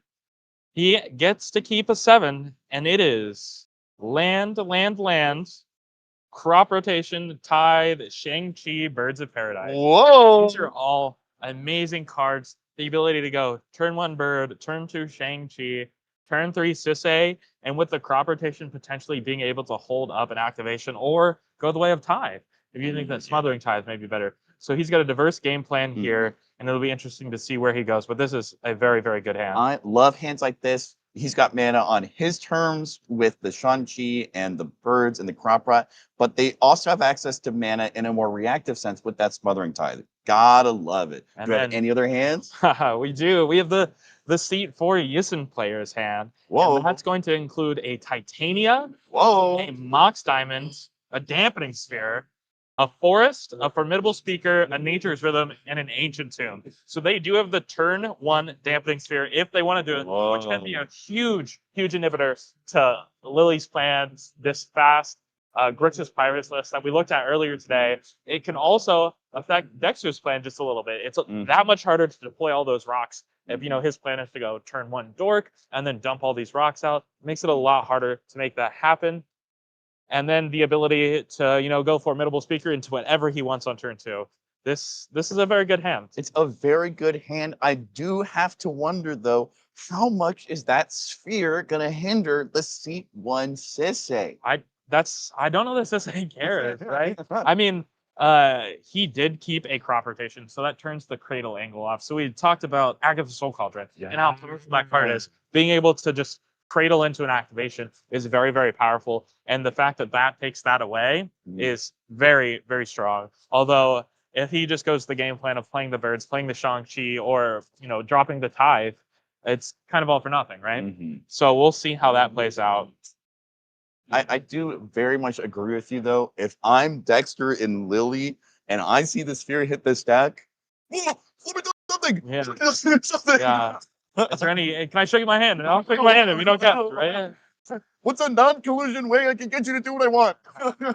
And then I do have Dexter's hand here. He kept a 6, and it is a pretty good 6. It is a Mana Confluence, a Tarnished Citadel, a Wan Shitong, a Chrome Mox, a Mox Opal, and a Dramatic Reversal. So this is exactly the hand that we just talked about. If he decides for some reason to hold these rocks back, they're not very good through this thing here. So maybe you have the clairvoyance to decide, you know what, I'm going to put the mobile out even though it's offline. Heck yeah. Dexter, you are a better player than I, and I know you know this, but I'm going to give you a word of advice. If you've got it in your hand, cast it, because you may not be able to next turn. That is definitely a heuristic of now, but I remember a time when Dockside was legal in the format, and we were sandbagging Mana Crypt. We were sandbagging Soul Rings because you never knew when they were just going to drop that bomb on you, and it was the end of the game. Players would choose to not play a land for turn because it was Urza Saga. I many a time saw players LED their own hands away to do nothing to reduce the Dockside count from 5 to 4 to make the Chthonian Nightmare loop, that much harder to implement, or whatever Planeswalker Sisso is running to make infinite Docksides that much harder to put into play. But yeah, we are no longer in the days of Dockside, and I think Kinnan is one of the best ways to get that mana advantage, and Shang-Chi really helps out with that as well. So the fact that both of these are in this pod with access to a lot of blue and a lot of clones could lead to like a Daytona 500 level race for the finish, or if we get a lot of Ristic studies down, which doesn't seem like it's the case, but it always could happen with Kinnan and Grixis pile in the pod, we may just find ourselves running in circles. But something that never has an end is our gratitude for our sponsors. Super duper thankful to. We've brought up F6 before. Walking around, I've seen a ton of people with phone chargers and fans, and all of it is at the hands of Adam trying to improve people's tournament experience. We've also got, for the first time in person, actually, I got to meet Sunday Hat, who runs Eldrazi.gg, and they have a monitor pulled up with a puzzle put together by people from the community. And it has been so much fun to see people trying to crack the code on how to get across the finish line. Also, huge shout outs to WizKid. Personally, I'm not a huge fan of social media because oftentimes I can find it for a wide variety of reasons a little bit distasteful. But something I do love to see is Craig online, incredible person, and I've gotten the chance and actually the privilege to play with them in person as well, and the hype is worth it.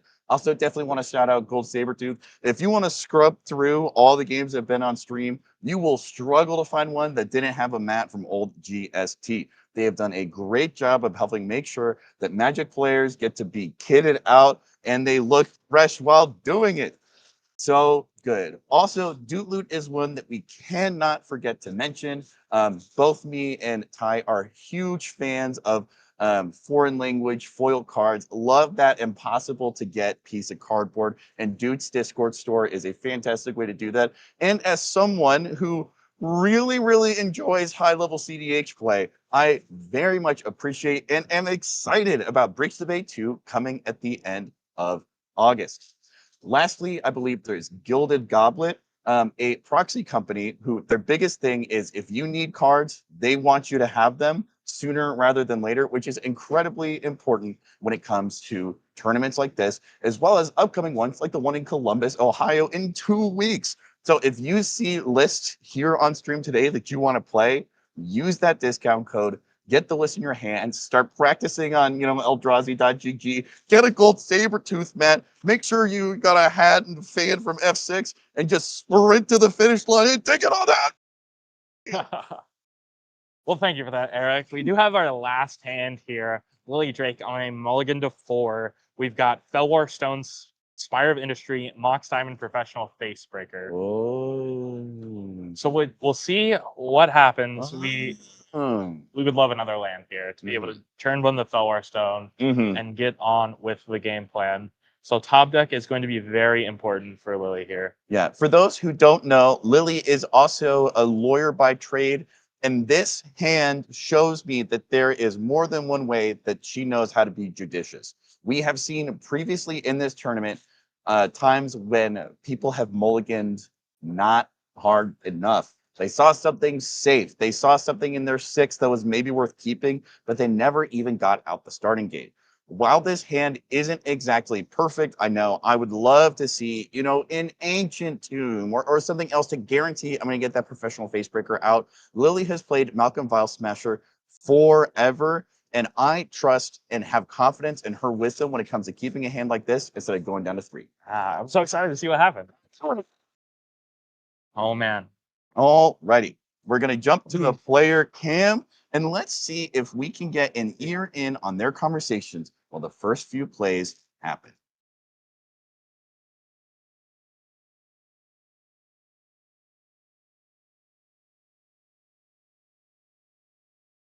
I'm super interested to see Well, what happens here with Kinnan. Oh, yeah. He's got 2 options here. He can put up 2 mana on turn 1. So it'll be interesting to see if he goes for the turn 1 Kinnan or if he holds that back to Washi Tong in response to a fetch just to get the card draw. Yeah. And obviously, I think that putting damage on Lily is never a bad option. It is an Necropotence deck. It is an Ad Nauseam deck. So the ability to pressure that life total with a Washi Tong that can grow over time may be important. Oh, life totals matter so much. Get that starting town out there. Confluence. Confluence. Reversal.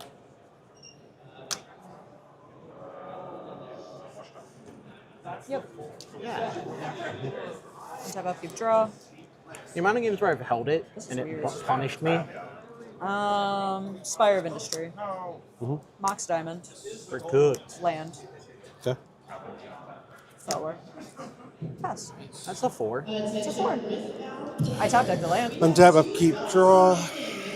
Oh, sorry. Forgetting. I'm so bad at the active player thing.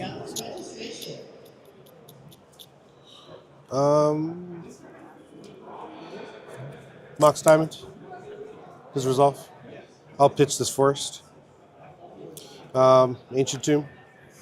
Turn 1 Yason. Yeah, I'll go Yason. You're good. Go to me. That's turn. Untap, upkeep, draw.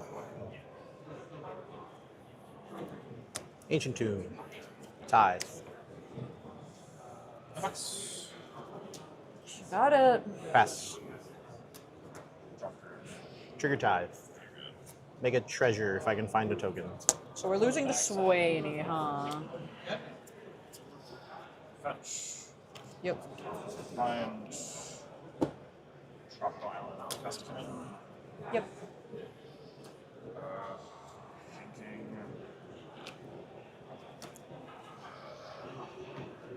Nah, bro's just gonna tutor Revoker again Text and me. cuck me. Take 1.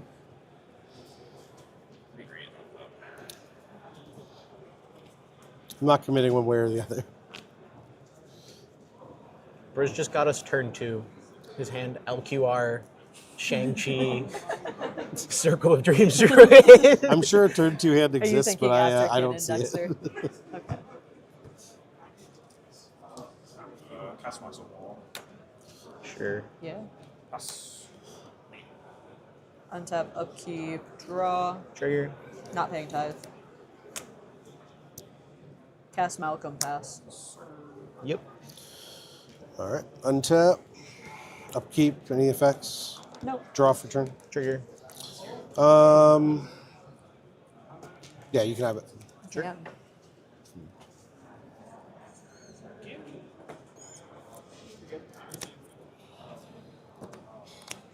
I'll pass the turn. Untap. Upkeep. Draw.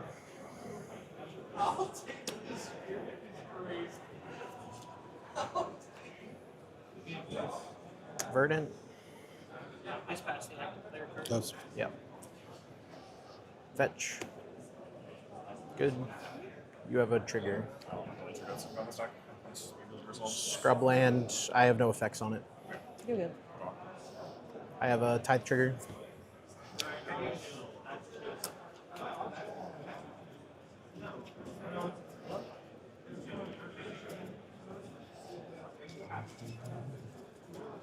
Cuts.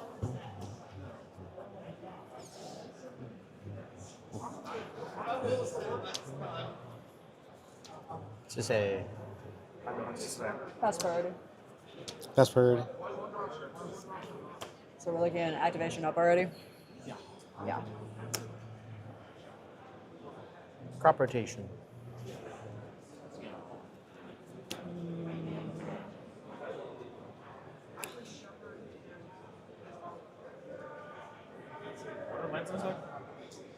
Just could find Cradle, I suppose. Cradle and More mana. Yeah. I mean, there's a Meal Derevi, I suppose. Probably not good. I'd say it's worth it. I'm doing nothing relevant on my turn. I can't interact with this yet. He has interaction as soon as he untaps. Yes, yeah. No, I have an activation now. I know you have an activation now, but activation now, Yeah. activation next turn would be Revoker. Could be, yes. Problem. If you're not just winning. I don't have mana. I have just 3 mana. Not right now, currently. Yeah. Not as far as I know. I kind of want to draw my one shot card. I also want to get to I mean, there's Heap Doll, but it doesn't help here. Understandable. And I'm It also keeps not them on with it. the activation now. I mean, until, of course, you untap, but like, whatever. Shang-Chi. Okay. Pass. Password. Trigger.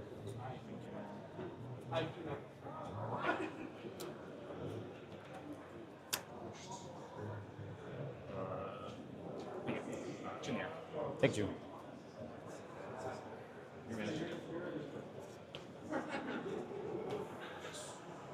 Thinking on. I think just none of this is my problem. I think I need you two to fight each other. Cannon with a tithe is so awful. I mean, I have one card in my hand. My plan is to pay for the sites on the launch draws as much as I can. Yeah, no, that's reasonable. I think this is not my problem. That's fine. Sure. Yeah, pass on. Enters a smothering tithe. Yep. I'll use a copy token. Yep. And then I'm passing turn. Untap. Upkeep. Draw. Trigger both of us. Nope. Is there a smothering tithe thing? You No draw. Do you have any It's tokens we could use for percent, like whiteboard tokens we could use? And a marker healer? Oh, you have some there. You have a representation on something too? We don't have anything to write on. I have a trigger in your You guys are all good on triggers. I am not paying for anything. You guys are fine.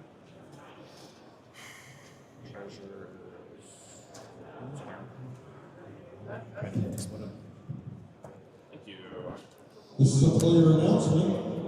Pat St. Germain. Gonna take my turn. Yep.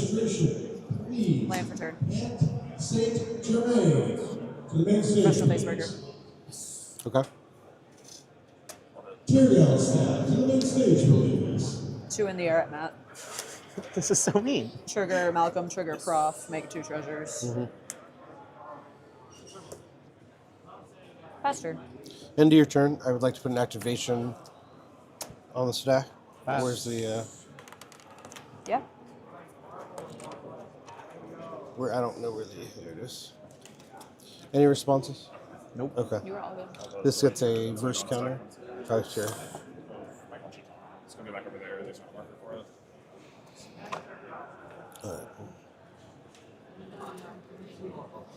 And make sure you die to show me turn before. I don't know the current builds of Yisong, but is there a world where we die here? This gets Quirion. Not at all. I don't have a forest. That is true. I'll get Birds of Paradise. I'll have a trigger. Happens. Yeah, you have the delayed trigger here. I have a trigger. Want to make sure you're not pushing on your turn. No, not at all. Sure. Yeah. Trigger base. Sure.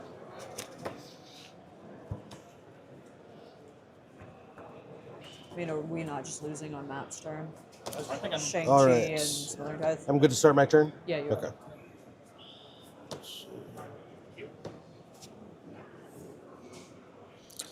Any effects on my upkeep? Nope. All right, I'll draw for turn. Triggers. I will not be paying for the tithes. Yours is Mine first. resolves on top of his. if this resolves and you don't pay, this will give him enough mana to activate Sisay.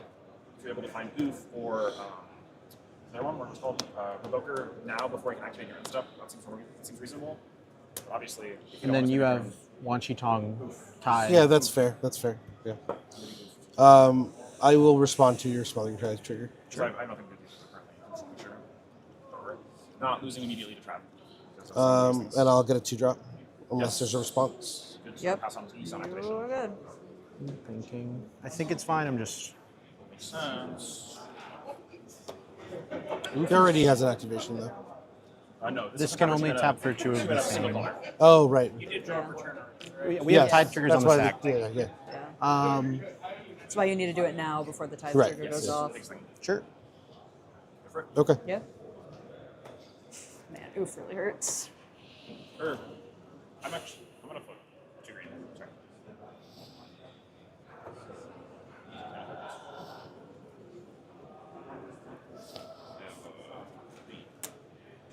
Okay, so you acknowledge that the search was fine, and then you want to float 2 green?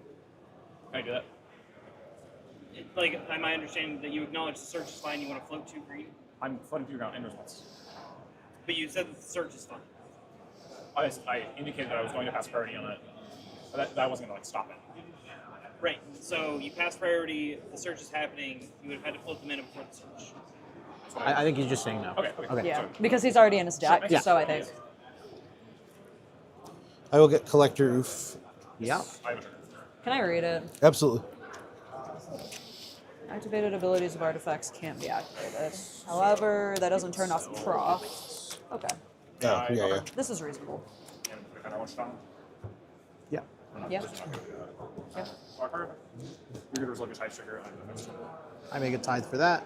Yep. We make tithes for draw step. I got mine already. All right, and 2, 4, 5, 6. I will pass the turn. And tap. Upkeep. Oh, sorry, yes. Draw. So you're somewhat close to this activate Sisay with creature 1. Yeah. Changing words. Yeah. Lands, but Your treasure is fine. Yeah. Addition finding G-Rock, could be Cauldron, could be Marvin, could be X-Marvin's Shop. Yeah. Something scary. It also sets me back a lot. Yeah, I know. Tutor, I need to do it for kind of sucks, Yeah. but we do want to not immediately die. Yeah. I was more saying you don't have to worry as much about what I'm up to. Oh, sure. You're unable to pianists. Yeah. Eat the birds at least, which is pretty happy. You sure the sun can operate from activate 5-3 drop, activate 5-4 drop on top and win? Basically, yeah. Math just doesn't math on that. Pass. I think from here it would have to be more like 6 or 7, but yeah. Top. Drop return? Yep. Yep. Trigger. Yes. Delta.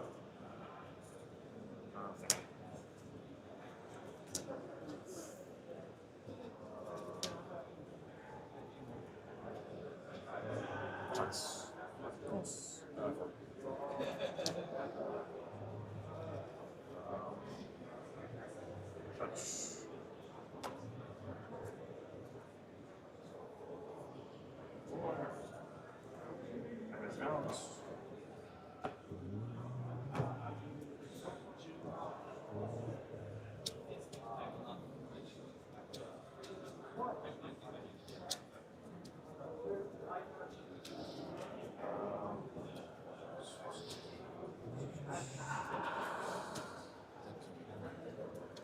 Why couldn't you guys just lay down and die?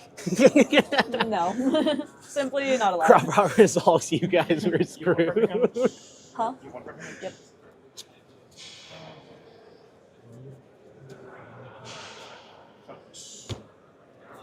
Are you winning, Dexter? I can't. I wish I could. Also, if this thing ever leaves, I explode horribly. So. Sure. Ow.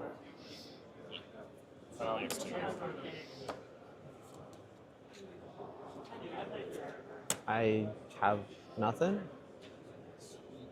I still don't think it's my problem, so I'll pass.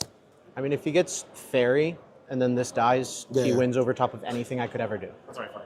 But if this dies, you also just you know I what I could mean? attempt, but I know it's- that's what I'm saying. It's But mutually his, assured destruction here. That's still not my problem. No, I understand that. What I'm saying is, it doesn't matter how many activations I have. If he has more, he'll have more fairy activations than I have Sisay activations.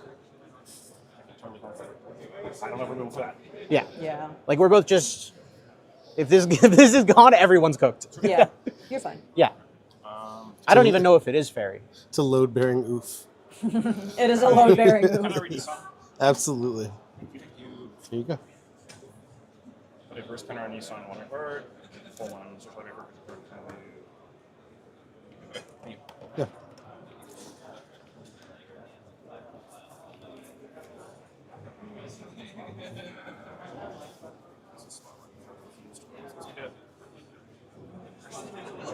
You have 2 treasures, making that 5 treasures in your main phase. If you remove Oof, she still wins immediately, so I don't care. I'm not removing Oof. I'm just pivoting off any type of Glinthorn anything. I wasn't even on any type of Glinthorn anything. The second I pitch Cavern. This seems good to me.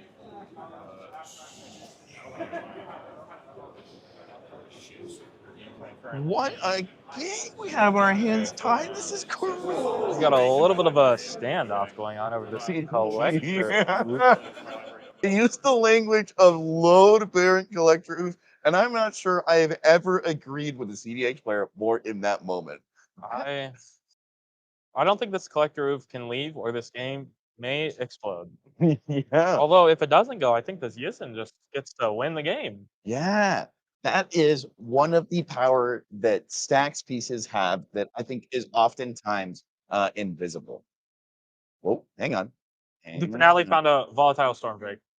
Volatile storm drake? Okay. You know, I had some things to say, but now I have some things I need to hear. Let's go back to player audio.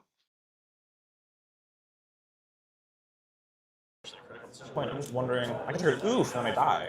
I think whoever you take, the other one's in a very good spot. Like that's pretty obvious. So, I mean, you surely have intentions with finding a 2-drop and then a 3-drop. Which one are you planning on finding? Current thoughts are Lavinia or Kinnan. That's where I'm Kinnan. thinking. Okay. That means you can go find Deadpool on your main phase next, right? Deadpool. I guess Deadpool doesn't Deadpool and Oof is not going to help me. Surely you find 3 fairy Oof, and then we die. So.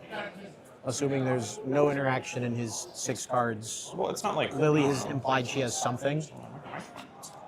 I don't know what Grix is going to do to your creatures, but whatever. I don't know. She could have a Could find a slot. PFB. I kind of like PFB. It's Fluke. PFB with Tithe advance your own game state. Yeah, Start I seeing know a it's bunch like of cards. fine, but it doesn't like whatever.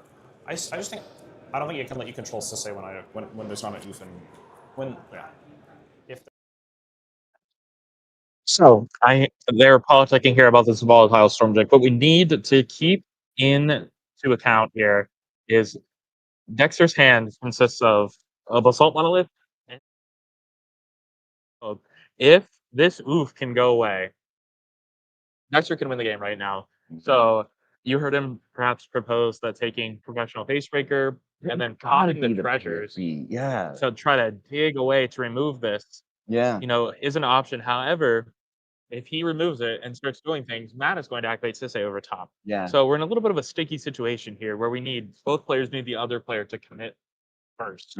So I would be very surprised if it's not the PFB because they already have access to mana via their land base. And while they do have a lot of artifacts that are turned off, just like you said, if they transition those treasures into cards with Professional Facebreaker, they're gonna hit elves, they're gonna hit more tutors, or it just lets them hold on to interaction, or they can find that chain of vapor, to get rid of Sisay's Smothering Tide. I would like it, but also I trust Dexter as a player, and I am very confident that if he makes a decision that I want it, that's because I'm missing something. yeah, and chat very active here. Did Dexter have Drake in deck? Yes. the Volatile Storm Drake was in the deck, and yes, I do feel like this game is about to explode, Chatter. This could be the last turn cycle very easily. Gisson could untap and do some things. Matt can remove the Oof and win the game. Lily could just drop a Thoracle Console right now. It doesn't seem like there's any interaction to stop it. She can just pop the treasures and find Thoracle Console. Like, if that's her hand, and she could just pop the treasures to find, one piece of interaction or maybe one piece of mana. This game could be over. Yeah. Let's see what Dexter decides to declare as a target. I do also have access to endurance, then, so I can. And I'm assuming you're not winning on your next turn. I'm very far from it. I'm very far from anything as well. Yeah, I have trigger targets to say. Thank you for keeping me honest with my slow play. I am not trying to, but of course, the thing is. You responded to do a lot in Storm decks, Drake? so- target. Yeah, so Thank you. we have a trigger somewhere. Trigger for what? Yeah, thank Oh you. yeah. I have a creature green floating, I guess. Yep. Good to search. Yep. Right. Yeah, Maps, you're good. I have effects, unfortunately. And then I'll have my one Cheaton trigger that's going to go on the stack once your ability resolves. This is reasonable. Is there like a 2-mana hexproof thing that I just forgot about? If we lost, I lost. Trigger is targeting Sisay while I Captain. From my knowledge, I don't think you missed anything. I think you're probably correct with that target. Thank you. Yeah, I'm still unfamiliar. I'm actually still learning this deck, like very, very, very new to it still. That's so valid. I'm That's valid. trying to figure the resources I have access to. What are my good resources? Like how late I can play against Sisay when they have this imposing board state. That's pretty scary. Yeah, I don't blame you. Kinnan. Wait. Good on the spot. Also good on the Wanshi Tong. Yep, oh, sorry. That goes. I will draw a card for the counter. Yeah. Yep. I have a Tide trigger. Yep. Yep. Okay. And then Storm Drake resolves. You gain Storm Drake. You pay the I energy. gain Sisay. I have 1 energy remaining. I'm going to represent that with something. Storm? Storm's not a good thing for it. Okay, yeah. I will fade it. 1. Alright, that's my energy. I attacked Swinny already, or no? You did go to combat already. Yes. Fetch an instant. Yep. I'll have a one-shot trigger. Ah. Screwed up the life total again.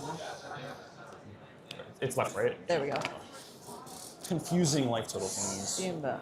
I like this. It gives you like similar resources afterwards. Flip into enduring, maybe kill me. My only out is flips. Yeah, makes sense. Like there wasn't. Thank you. I don't know if there was something I could play Tap there Steam that would do Hold the anything. trigger. Yes, you're good. Okay. Yeah, 5. Hold on, great. Treasure. Yes, sir. Steam vents. Like Boy, there's oh just boy. not a better 2-drop. I heart ever. steam vents. Here you go.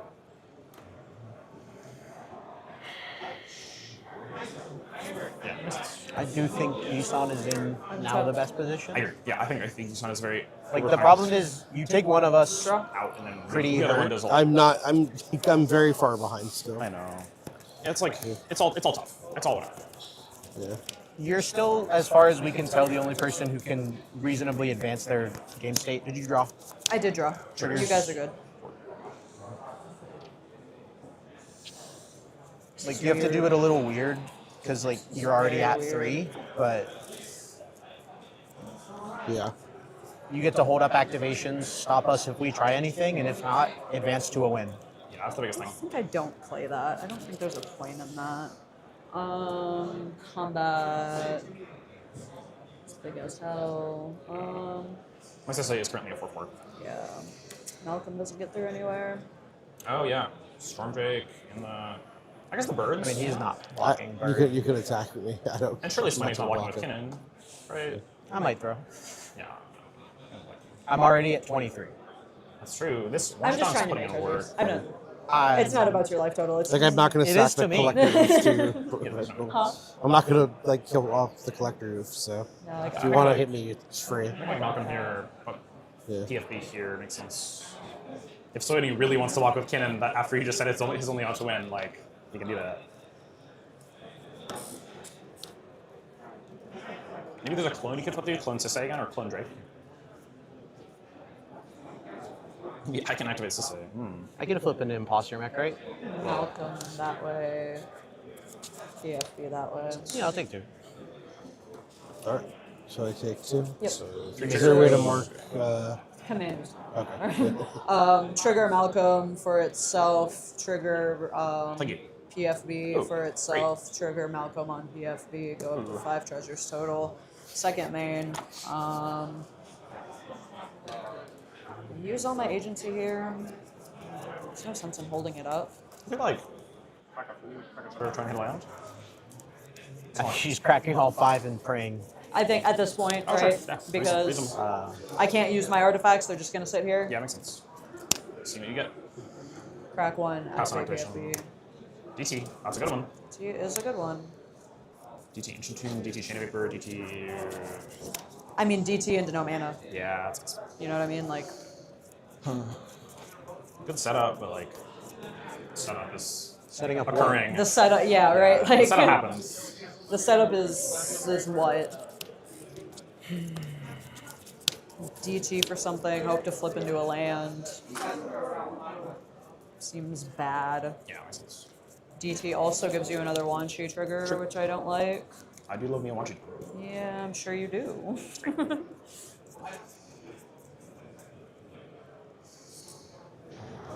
I think we do just have to go ahead and put the DT on the stack, though. Effects. Yep. I'll delay Wanshi trigger. Figure out. I mean, the Wanshi Tongue is very quickly climbing him I know. into the lead. I know. Oh, why did it reset? Life totals reset. I was at 21. Don't gaslight me.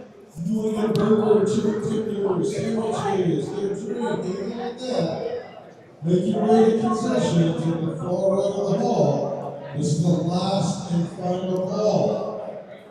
Steven, can you go buy me a drink? Oh yeah, actually, drink water. Holy.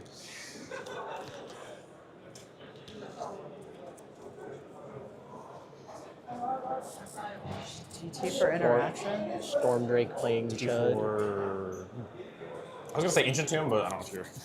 I mean, Ancient Tomb into what, You right? copy Yoda Drake and steal his cannon, and then we're all in hell. That sounds great. I don't think my deck can win through Sisei activation. That'd be cool. Oh, yeah, you do just activate. I mean, I have a Sisei, but it doesn't mind. Gracios, if you need an infinite. I don't know if you're on Tezzeret. Dude, if I get up to 13 power, I can fight anything. Invigorate. Wow. I want that card to be good in this deck so bad, but it's not. There was a time where I was playing Bounty of the Hunt. I saw. Yeah, I remember talking to you about that. That was so goofy. Everything is so bad. This game state is so wacky. It's insane to me. It's all just so bad. It's fine. We just explode. I'm thinking maybe I should have just like committed to like Dexter's turn. Like flush do PFB? Like I don't even know. It's goofy.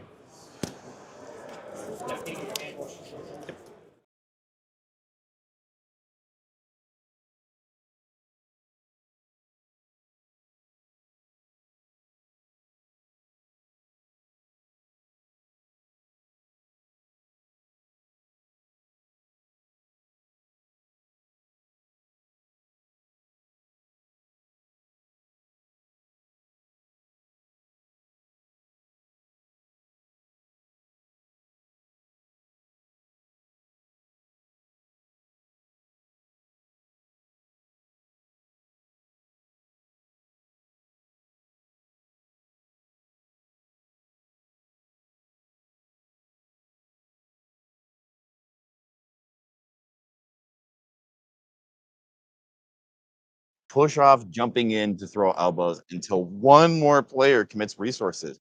But this collector oof has a chokehold on the pod.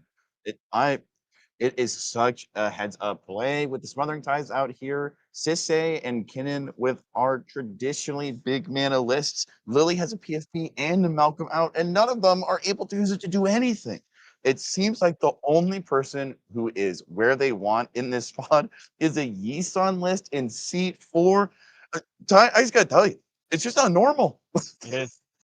It is a very strange game that's happening. We do know that this Yisan has other tutors in hand as well, so I don't know if just getting rid of this oof is enough to stop it. Yeah, And I don't know if this oof can ever be afforded to be taken away. I will say this before we jump back to player audio, you know, Ty, you've done pretty well for yourself on Grixis. If you were Lily and you just resolved a DT, what are you getting? Thassa's Oracle and Demonicon. It's the only way out. What though did you get? Dexter's tapped out.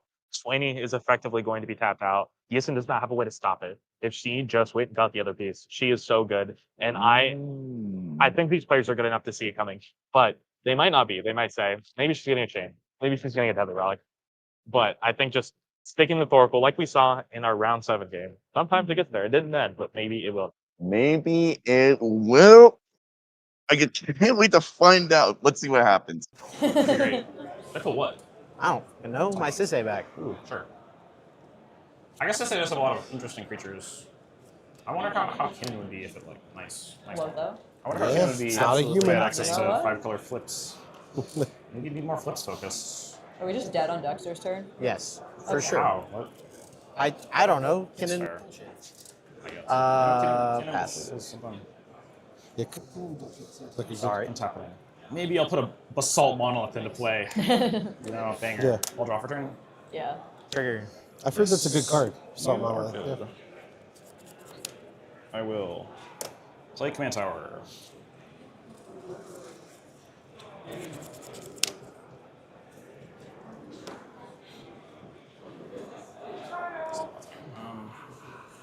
Don't think I can cast any good? No. Am I supposed to go to combat? Maybe. That's fine.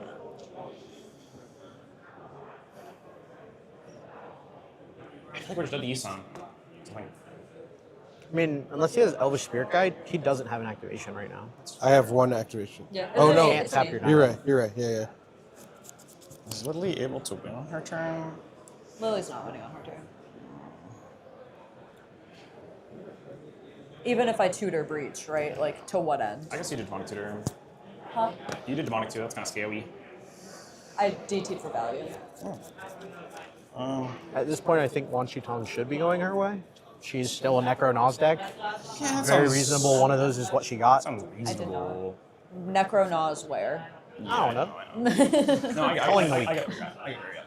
I do not run Culling the I'm Week. trying to figure this out. This is confusing to me. My apologies to everyone.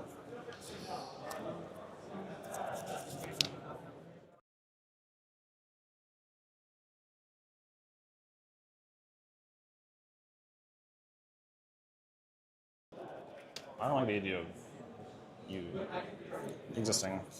That's weird. I don't like the idea of you Get an imposter mech to then sorry start for trying to outspin the Matt Kinnan deck. If he can just get the Badger Mole, he has more value to continue to outspin here. So we'll see what happens. It is a little bit of a we'll see. He can also just imposter mech, put another oof in play, and just try to go to beat down. Matt's life total is lower. So we'll see what happens. Oh, it is pretty much anyone's game here. Spin on untap. Okay. I have my one spin a turn. This. Yeah, we'll do this. We'll do 1 for Mana Vault. I'm gonna hold party. Cast 7 substitution targeting Mana Vault and Isan. Get cooked. We all lose to Dexter. Well, I still can't do anything, but yeah, sure. There you go. You wanna read it to JP? I know what sudden substitution does. Okay. I have a Thank Lotho you. trigger. True that. That is on top of my spell. Yeah, you're And good. you can Mana Vault. Cool. These things are here. Yep. Combat. Now, No more mana represented, right? I've currently no mana. Ignoring the artifact, Yep. of course. We'll do. What is this? +4, so 11. 11 my way? Whatever. Damn it. Plus. Anything on Untap? Untap. Nope. Draw. Trigger. You good? And he's useful. Yep. Land drop. I don't know what that deck Isan's for, but there's got to be good stuff. I don't know what my Isan actually finds either, but I'm curious. I have My first target, I think I know. Your first target or my first target? What you're gonna get. Okay. I think so too. 3 drop. I think if Dexter untaps, we are dead. Trophy mage for Assault. I understand. I don't have much agency in this game. You're gonna get 2 treasures and your Oracle Console. And then run headlong into All right, hear me how out. many ever counter spells you have. Bounce my Sisei back down. I cast it, kill Dexter, pass to you. Banger! Banger idea. Banger. True. Unfortunately, my agency is limited without my artifacts. But if I try to make a move to get my artifacts, everybody. We're dead on board to him. On board. I guess it's is it technically deterministic? It's gonna find Valley, and then I can't activate this. Sorry, I can't activate this. But if I could activate it for If artifacts were gone, we die. I That's know. the problem. I know. I mean, what do you want me to do? I have no idea. I'm Grixis. Fair enough. I want you to kill my Sisei. That'd be pretty cool. That'd be great. I do need a PFB somewhere, though. I do need to make mana some way. You have way too many. I have a billion blockers. Yeah. True. 1 bajillion blockers. Swing both at me. Can I get through anyways in hopes of flipping into answers? Deadly Relic. What are we? Flemaw. Like, I'm gonna send Malcolm here. Yeah. I'm gonna send PFB over there. At this point, I don't Whatever. know. The Yisan, the Kinnan, I don't know. If he untaps, we're dead. We have to do Right. stuff. Like, I'll take damage. Yeah. So we'll do Malcolm PFB. Like, we can talk about whatever I flip. Yeah. Obviously. You take 4? I take 2. She swings Malcolm Yeah. at him. Malcolm's there. Sorry. PFB's Yep. there. Sorry. Okay. 2 3 treasures. Oh, yeah. So sorry about that. You're good. I'm also terrible at it. Yeah, flip 1. That's a pretty good one. Okay. Damn. Glenhorn. I mean, it was probably Oracle anyways, right? But something. There's other ways out of this situation for me, but Oracle, Glenhorn. Give me a Curiosity. there's other ways out of this situation. Glenhorn Curiosity is looping and stuff. I forgot. And redirect lightning. Nice. That does not help us. Those will remain in exile. I don't run. There's no reason to cast the breach. I don't run recursion for breach. Yeah, no. There's no reason to do that. I will just cast a fish. Makes sense. I guess feeding could find answers. Maybe. Yeah, like this is Force the to draw, most. right? This is the most agency I can give myself. Let's draw. I'll pass. Person in first seat says draw. Let's go. All right. Anything about upkeep? Nope. Draw for 2. Trigger. Yeah. You guys get your. Thank you. If you have the ability to kill your own Yisan, you have to. If you untap with the If Yisan, I we are had dead. the ability to, I would. The frick are you all dying to? Huh? You're all dying to. I don't know why that good enough. Let's see. I think it. Ones. Even if it isn't a win immediately, we'll never catch back up. Okay. I already think we're never catching back up. I agree. I like these cards that say gain control of things my opponents control. They seem pretty good. It's pretty mean. This was the card I was talking about. Again, Which one? Stormdrake. Really hoping to see it because 3 Gotcha. creature-based combo decks. Gotcha. But you're playing Grixis, but like you're I mean, I assume this doesn't help us. surely you can share it between amongst the 3 of I'm you, right? going to, yeah. I don't think it does anything. Like, it doesn't hurt me. It could hurt him, but he's gonna have infinite mana anyway. Might as well. Kill the oof, kill the oof, kill the I oof. mean, I'm neutral on it, right? Like Yeah. If I had an instant for summon sub, I could have like held up instant when. I'm neutral on it. I So don't I'm know not gonna block that with any it- of the creatures I currently control. because when he's they already attack so me. developed. That's what I was thinking, You know what that I mean? it's Like if it probably had not, slowed down the but- rocks and the mana development early, Yeah. I would. Well, thank you, chatters, for hanging out with us at the top 16 here at the Steel City Spectacular 2026. We are seeing a game here that has been stalled out by a collector from our Seat 4 ESN player. Our Seat 2 Kinnan player, Mr. Dexter, has stolen both the Yissen and the Sisei. Yeah. So I think they're afraid of maybe dying to beats here, dying to Kinnan flips, the Yissen activating. Oh, are we seeing the sphere come down? Oh, there's the sphere. Man, it definitely seems like between the Oof and the Sphere versus all the volatile Drakes from Dexter, these are the two players who are wrestling for control of the pod, while Matt and Lily in the opposite corners are the ones who just look at all that mana, plus a Badgermal Cub that Matt has. And we just saw an Underworld Breach right up the top from a Phyrexian, from a Phyrexial Facebreaker, combined with a fish getting played. Grixis is a powerful show. We've already seen one D-tutor deployed. There is no telling when Lily is just going to be able to drop a Dass's Decon on us. Anyways, it looks like a silence is hitting, right? Is that Jennifer Walters? Let's take a listen. Let's take a listen. Win or you know My what I mean? mana is weird. We're at a point where somebody has to start trying to win the game. So No, for sure. I'm gonna need things for mana.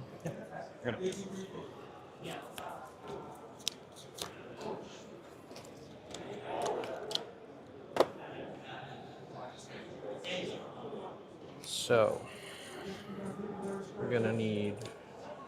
Which total do I even have? 1, 2, 3.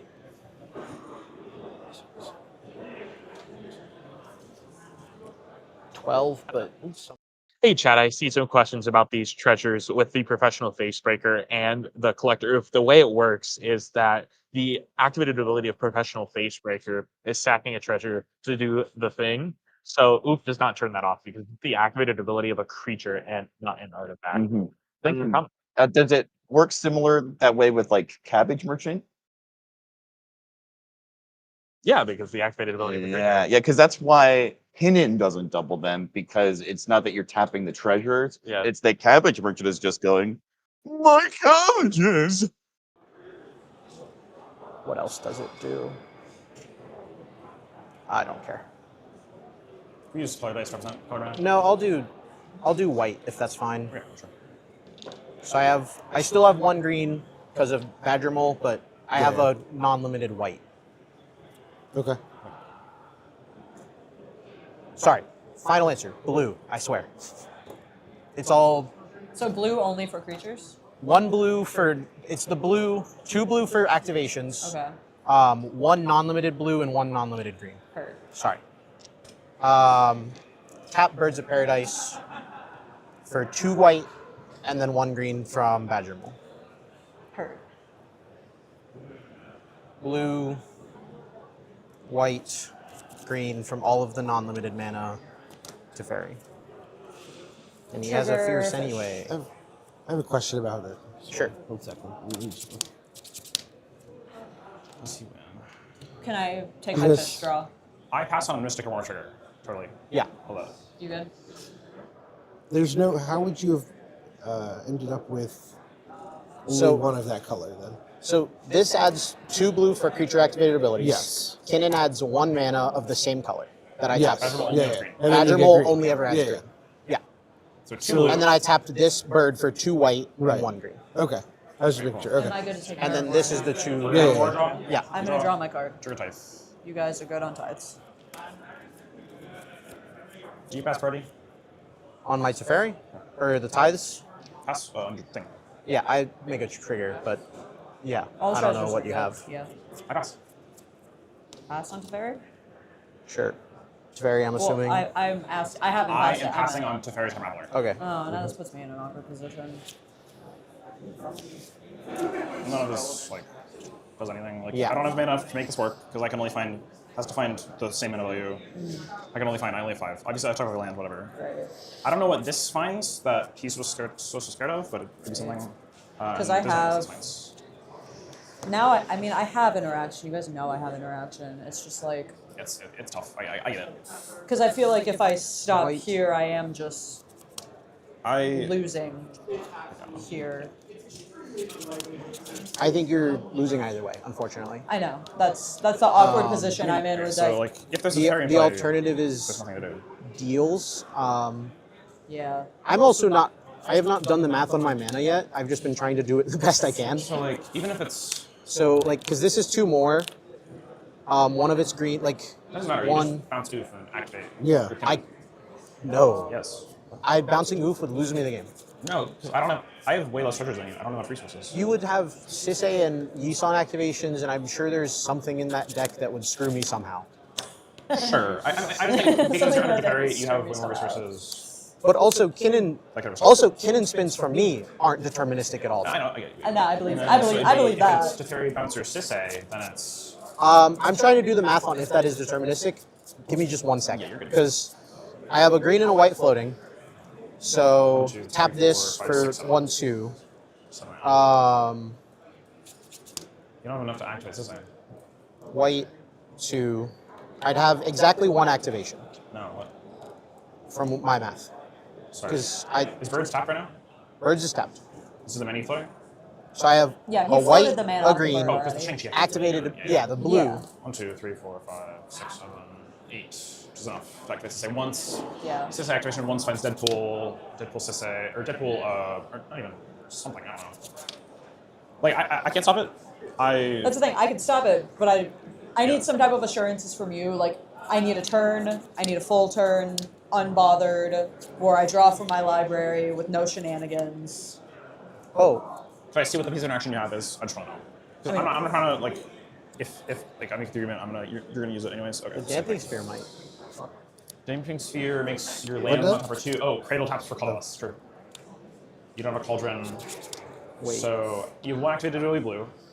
Find. 1, 2, 3, 4 is Sisei. I don't have an activation. You do. Oh. No, I don't. Why is the second spell? Because of the Second Damping spell. Sphere. Second spell. Damn. Is my only out Oof?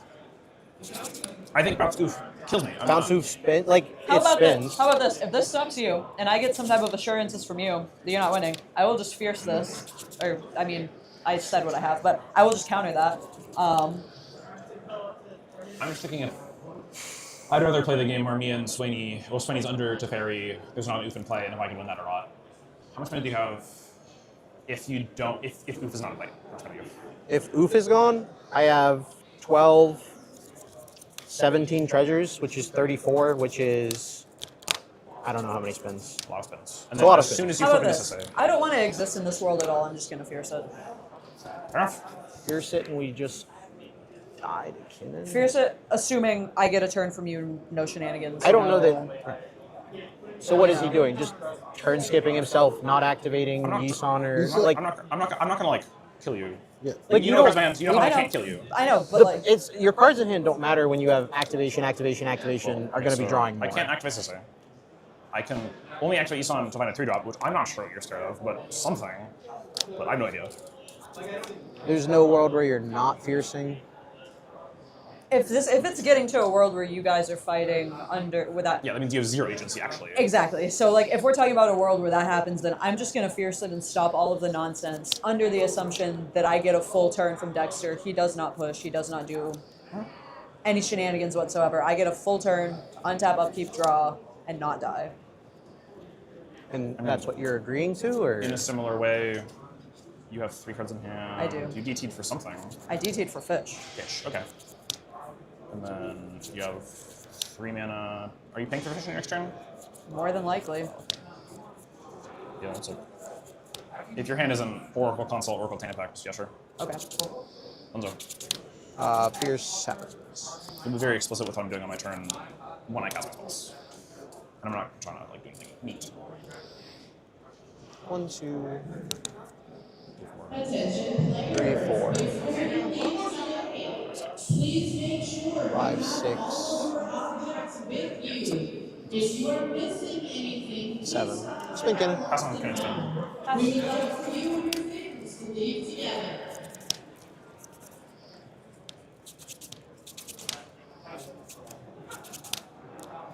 God, that's so annoying. If I could just draw cards, I would be so fine. Drawing cards. What's that?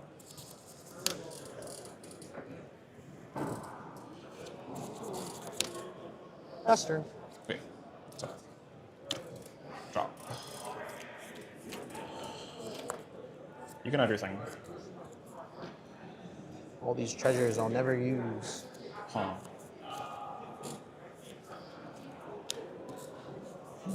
So real turn in which you're unable to win it. In which I am unable to win the game 100% of the time, and you have a reasonable chance to win the game. So, like, greater than 50%, presuming you have the win. And I don't have any way to do anything. Me? No, My win was the I'm talking to myself about what the restriction I'm putting on myself for the deal that we made, because I'm trying to think about what's the most fair without revealing information about the card I just drew. And then whatever people have objections based on things I draw and the cards I make. Not that. That's not that. I guess that sounds reasonable enough.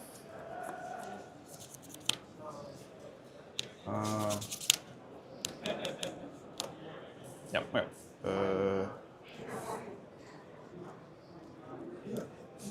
TA. What are we getting? Seems reasonable. Trigger. Yep. Draw. Yep. Trigger type. Really good. Good. I'm good on Trigger, it. but resolves. Okay, I'm gonna sacrifice a treasure. I have to figure out what the hell the 3-dot we're talking about is. Get what? I'm gonna figure. Oh, enduring. Sure. Enduring? I don't think enduring matters. Enduring gives me like a spin. Or something. No, I can't even spin. Alright, it smells. Smells bad. Enduring smells bad. Valley Chud Caller. Endurance. Trophy Mage. Bad. All these things are bad. This one seems good. Impulse Dramatic. Pay 2. Thinking. It's a Drake. I'm deciding what to target. Or what I'm allowed to target.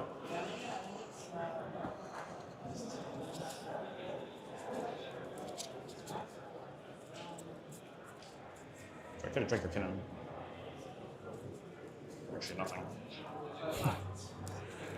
There's a clear and obvious answer. Well, I'm deciding to myself if that Shang-Chi? is in the spirit of the deal that I'm trying to make with Lily.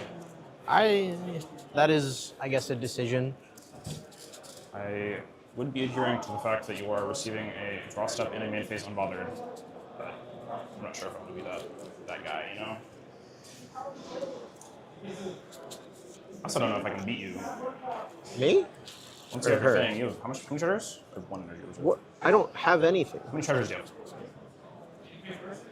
A billion. 19. So that's 38 mana, so that's... I don't have removal for the youth. I know. I can Drake Oof and kill it. Oh. Right. Clear and obvious answer is certainly not bad. That's not what I thought you were doing. Yeah, I'm not tricking anything that Lily controls, I don't care. What about Shang-Chi? Okay. Shang-Chi? No! You've got activate abilities? I would drink the Drake. What's 38 divided by 7?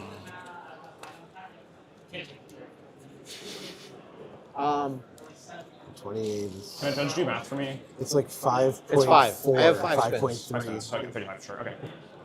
Yeah, that's my understood. 5 spins of Kinnan, or whatever. Seems scary. Kinda just want to kill the Oof. Take Facebreaker, maybe? Nah, that's definitely bothering you in the terms of our agreement. Could cut it. There you go. So I paid my mana. This is a Drake, copy of Storm Drake, ETB trigger, declare target. Target anything of mine, I'll use my one and only piece of interaction on it. Balo Snummer. I guess that's the card you play. Stops the land, stops the land. That makes sense. Okay, The Oof is interesting. Yeah, I agree. Because you have a billion mana. Lily gets a turn. I have a billion spins. Spins isn't where I want to be. Yeah. Me when I spins. Spins for 7 of them though. No, it's 5. 5 spins. Jeez. Other way around. My brain can't function. So it's like my out is my top 35 needs to have. But like, what's gonna top what's gonna 25 happen if I just do this instead? needs to be perfect. I'm just gonna ask Lily. Lily, if I clone Stormdrake and kill Oof, do you think that violates the agreement that we made? Regardless of your personal feelings on the matter, do you think that, like, in terms of deal-making perspective, do you think that violates it? Depends on what you do after. Okay. Right, like if you... Like if you set up an unbeatable board state. Exactly. Like that violates the If I create spirit a board of state what that we you can't beat, said. I'm on it, so yes. So what about if I were to go kill Oof pass? What do you think about that? I mean, then, yeah. I mean, I'd get a main phase, I get to draw, and then you guys just start doing something. Okay. That I sounds mean, like a reasonable. No, I understand your feelings on the matter.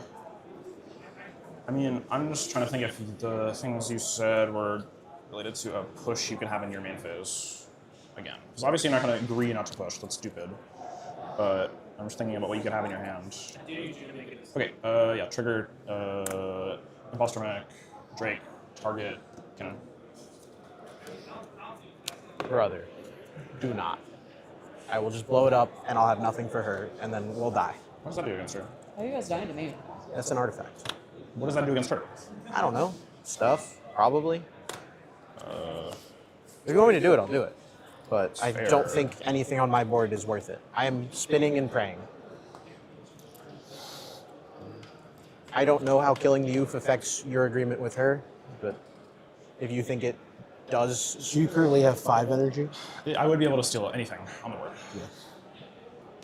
It's not a matter of killing the Oof that violates the deal. It's what happens afterwards that gets weird. Okay. Okay, I'll have a Drake trigger Collector Roof, I guess. What are you targeting? Collector Roof. Yep. Sure. Okay, exchange control. This dies.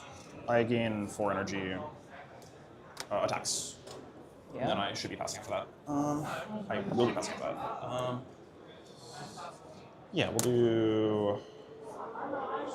Unbother is attacking you, so... This is... I want to attack this. Attack you, it seems okay. Okay.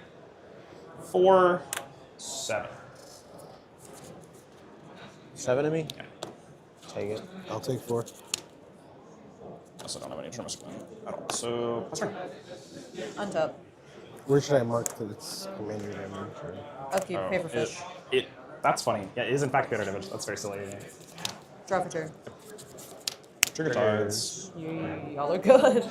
Oh, we're back in this world. I hate this world. Active player is you. Active player is me. I don't like that. It's tough. What's damaging Sphere say? Land is tapped for 2 or more mana. Decide instead. Each spell player casts costs 1 more cast for each other spell that they have cast. Okay. Reasonably, you guys are just gonna start fighting each other. Dexter can go for it on top. Go for it on top. What's up, chat? I just wanted to tell you what Lily does have going on in hand. Lily's current hand consists of Glinthorn, Buccaneer, Ragavan, Thassa's Oracle, Diabolic Intent, and Soul Ring. She has 2 wins in hand now that the Oof is gone.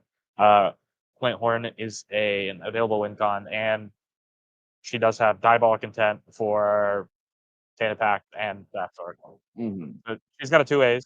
Matt has 7 cannon spins, and Dexter presumably has System activations or cannon spins, as well as a Gildan. So I think this game is about to blow up pretty hard. I don't know about you. Yeah, it is a powder keg of a pod. But the players have been talking about this all game, right? Dexter goes to put a cannon spin on the stack. Matt says, whoa, whoa, whoa, whoa. Actually, I'll put one on. You know? And then Lily has the odds of with the fish saying, like, oh, I just drew to my Born. I just drew to my Valley Flood Caller. This is, I mean, we've seen a lot of volatile Stormdrakes, which is very apt because this is a volatile board state. Yeah, Oof is gone. I just want to point that out in the chat. Yeah. Oof is gone. Glinthorn is online. It's about to get crazy. Yes, I do see the line chat of use an activation, go get VFC, and then has Flash. Dexter's hand right now, we do have info on.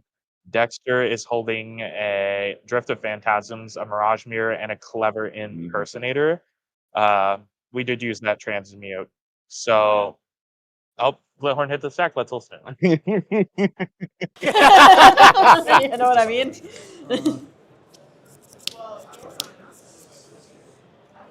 the fight has to happen, so.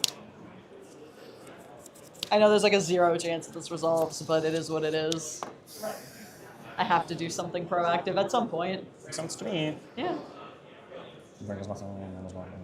Valley's the only thing I have for it. That was something maybe. But...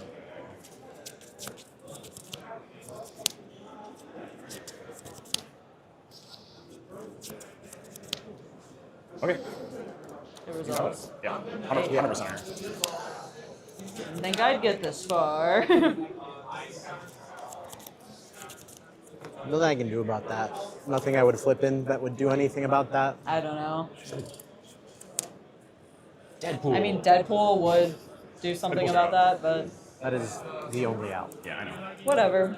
I did a pull back. You guys are dead. Oh. Nope. Oh. No, I was gonna say. Mutant Mercenary Hero. Yeah. Okay. Move to combat. Yeah. Thinking. The difference is 13. That means at the point where you're dead, or sorry, the difference is 11. So 11 happens, you're at 13. You have 11 extra triggers. That's enough to kill me. Fun. Probably enough to kill me. We'll say. Man, I should have attacked you. I just didn't want to have you block the trade. Please make sure to check out our wonderful prize wall before you leave today. What are the legendary permits in my deck? We'll do the first thing. Footery. In starter combat. Activate summon. Don't let your money become a fancy bookmark. Pass priority. Make sure to check out the prize wall and spend your tickets today. You guys know what this is because It's Flood Caller. What? No, or it could be. I mean, it could be. So we're in Trophy this Mage. Flood Caller or Enduring? Because you're doing things. It could be Yeah. Trophy Mage still. I say you're just gonna present on top of me, but Yeah. I'm gonna force the issue because if y'all fight each other, I still have a good It's one. even good for me, honestly. Maybe I'm a chud in this, but Yeah. whatever. Maybe I lost just to say for no reason. Crack 4 treasures, make 8. Yeah. Yep. I'll have 1 green floating. Sir. Yeah. Spin cannon. Yeah. Yep. Are you responding or may I? You got it. Okay. Anyone responding to cannon spin. You are good. You're good. Maybe I'm a chud. Maybe I'm a chud, yeah. Sorry if I just made 20 accidentally.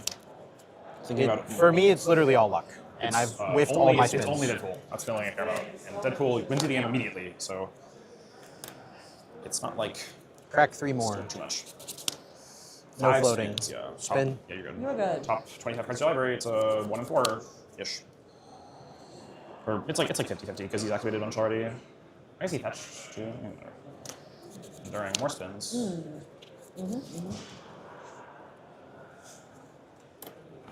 Do you think I should have just? Tap Badger Mole for 3 green. Yeah. Tap Lotho for 2 blue plus a green. Yeah. Tap Kinnan for 2 blue plus a green. Yep. 4, go to 2 green floating. Spin. You're good. Yeah. Yeah, so it's just, I'm just bad. All right. Sorry, Lily. Ooh. Banger right there. I think the thing you didn't consider is that if I get to this, every creature is more I should have spins. thought about enduring vitality. It's whatever. 2 blue, No, I just need 1 green. Since they've been horn in hand. Add 2, go to 3. Okay. Crack a treasure. Okay. Yep. Spin. Yes. Yippers. Yep. It's like 4 spins currently. 5 spins so easily.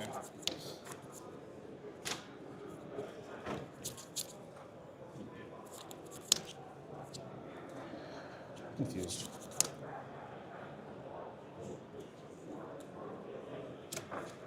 Ready. Fun. ETB, untap Bird boy. target Shang-Chi. Thinking.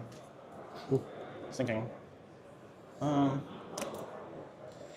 Is it better for me to do it now or wait? Wait, pass party. Good. Yep. Got it. Tap Shang-Chi for 4. Yep. Tap the Drake for 3 more. Spin. Yeah, give it. Yep. You're thinking? Or You're good. It's fine. It's like I'm chancing my luck, and hopefully I'm not bad. But probably am. Noble.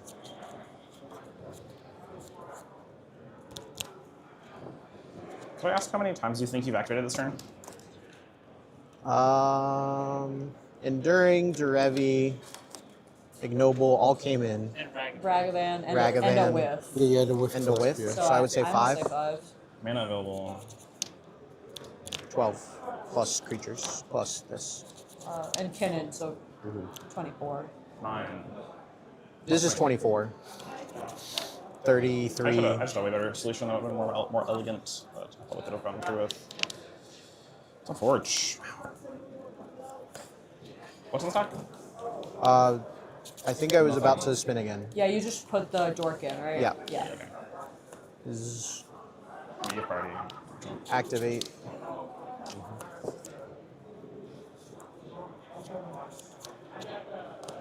Bro's had a trick bind the whole time and has been. It's fine. It's fine. It's fine. It's fine.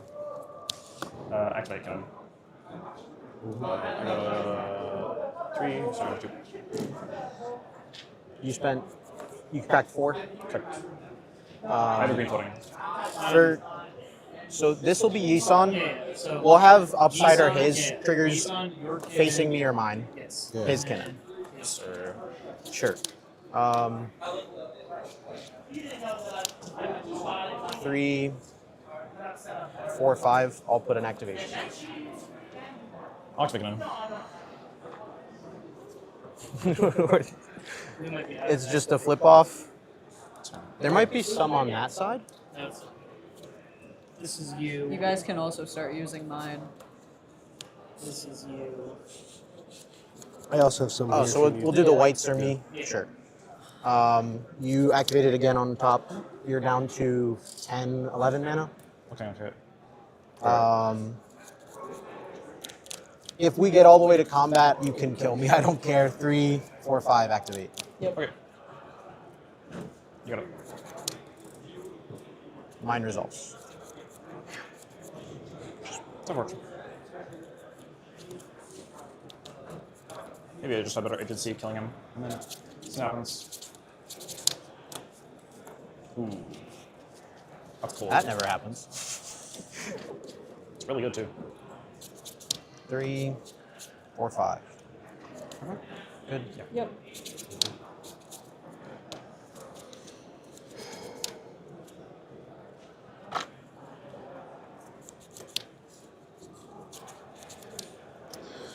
Uh-oh. I'll tap for 3. Activate Emil, attempt to flicker to Revi.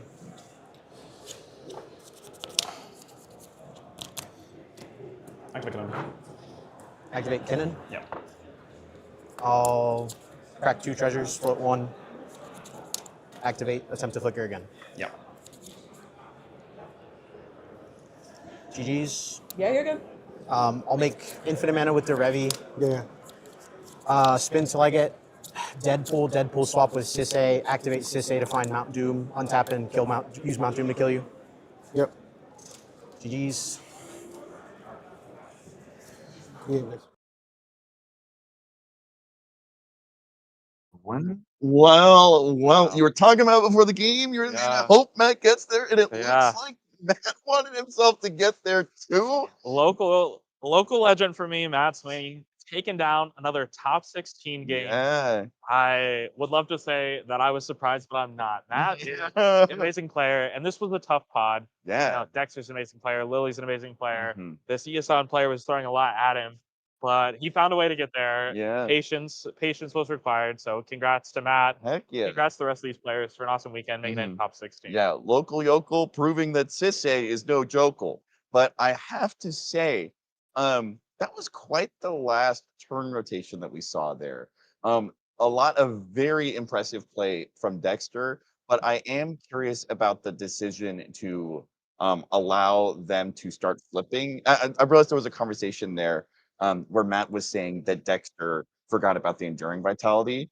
I don't know if that was the I don't know. There's just like a lot of thoughts that I have like swirling around. What do you think some of Matt's opponents are thinking right now, other than my top 4 chance? Yeah. Dexter was put into a position where he made a deal and he really didn't want to break the deal. And, that's the kind of guy he is, doesn't want to break a deal. But the deal handicapped him too bad to be able to stop that. So if I'm Dexter, I'm probably thinking about how I shouldn't have made that deal. I just don't know that Lily had anything else to do in that situation. Same with the Yisun player. They made the game actions that were optimal for them. Unfortunately, it just wasn't their game. I think Dexter is the only other person that could have won if things went differently. But he wanted to be a stand-up guy. Yeah. He didn't want to, some people might say, for not lying, you're not trying, but not Mr. Dexter. He is truthful. Yeah. No, that's a good point. When you're on your last leg, you really can't afford to kneecap yourself. But also, if I were Dexter, I would be very proud of the way that I played in that game, especially the way that I played in that tournament. And also, huge shout out to the Yisun player for making it that far as well, and Lily as well. Amazing stuff. Both of them in seats 3 and seat 4 were absolutely pivotal to the way that the game turned out. That Yisun was something that was terrifying. The pod and the collector oof and the sphere were the 2 pillars that whole game stood on the back of. And plus, Lily, even though she wasn't able to use artifacts for pretty much the entire game, was able to keep applying pressure all throughout. So kudos to all players, but especially to Matt in seat 1. We are going to see them in top 4, and we're going to see you guys in a little bit with Matt right back here at this table. So don't go. Breach the Bay 2 comes to San Mateo, California, August 22nd and 23rd. A $25,000 guaranteed prize pool, with payouts upgrading at 475 and 550 players. Day 1 is 6 rounds of Swiss in the Japanese point system, cutting to top 64 on day 2. The 2026 Top Deck Invitational runs alongside, plus pre-modern, legacy, and redemption events. Not to mention a loaded lineup of artists and vendors. Register today at breachthebay.com. Hey, this is Freedom Waffle, and I want to show you a tool I personally use for practicing and coaching CEDH. Eldrazi.dev is a CEDH gold fishing tool where you can randomize your opponents, practice tournament mulligans, and play out your hands. It's got built-in actions for cards like fetch lands, tutors, necropotents, and ad nauseam. You can easily track floating mana by adjusting with hotkeys to make playing out complex lines much easier. There's even community-made puzzles to sharpen your game knowledge. Check it out at mulligan.eldrazi.dev.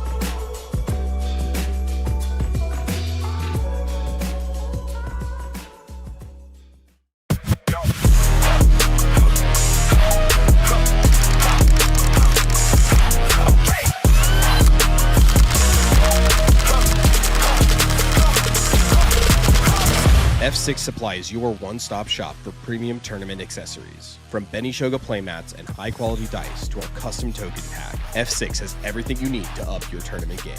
Every design is original art, never AI. Shop online at shopf6.com or visit our booth at CDH Tournaments nationwide. Level up your game with F6 Supply. $4,000 for one deck? Half the cards are out of stock anyway. I just want to play the game. Did somebody say despair? Wait, what? Who are you? I am Aquarion, wizard of many things. Bro, are you drinking right now? It's a gilded goblet. Pay attention. Okay. You seek a deck? I bring tidings of a deal. GildedGoblets.com. Buy 3 decks, and the 4th one is free. Wait, a completely free CEDH deck? Ready to play and ship to your hovel, but only during this tournament. So you're telling me I need to order them this weekend? The magic expires when the tournament does, child. Thanks, Aquarion. This is the best thing a wizard has ever done for me. I know. Tell your pod. Buy 3 decks and get the 4th one for free at GildedGoblets.com. Use the code FREEDECK at checkout, but you better hurry. Only for this tournament. Gold Sabertooth creates one-of-a-kind art for Magic players who want more from their game. From stunning playmats to beautifully illustrated tokens, every piece is crafted to inspire and stand out. Let your table tell a story. Explore the full collection now at etsy.com/shop/goldsabertooth.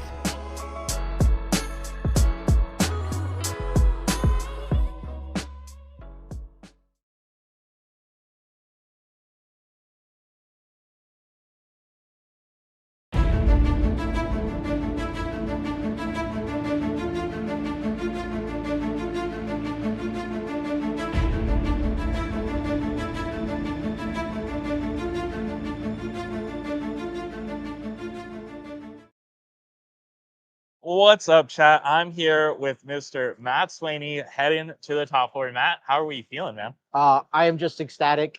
That was a hell of a game. Yeah. Really hard fought by everybody. I mean, Yeah.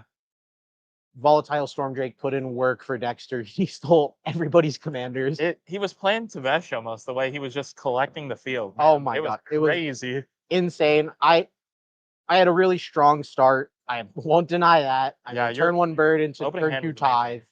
And then I was like, I've got Shang-Chi, Crop Rot for Cradle.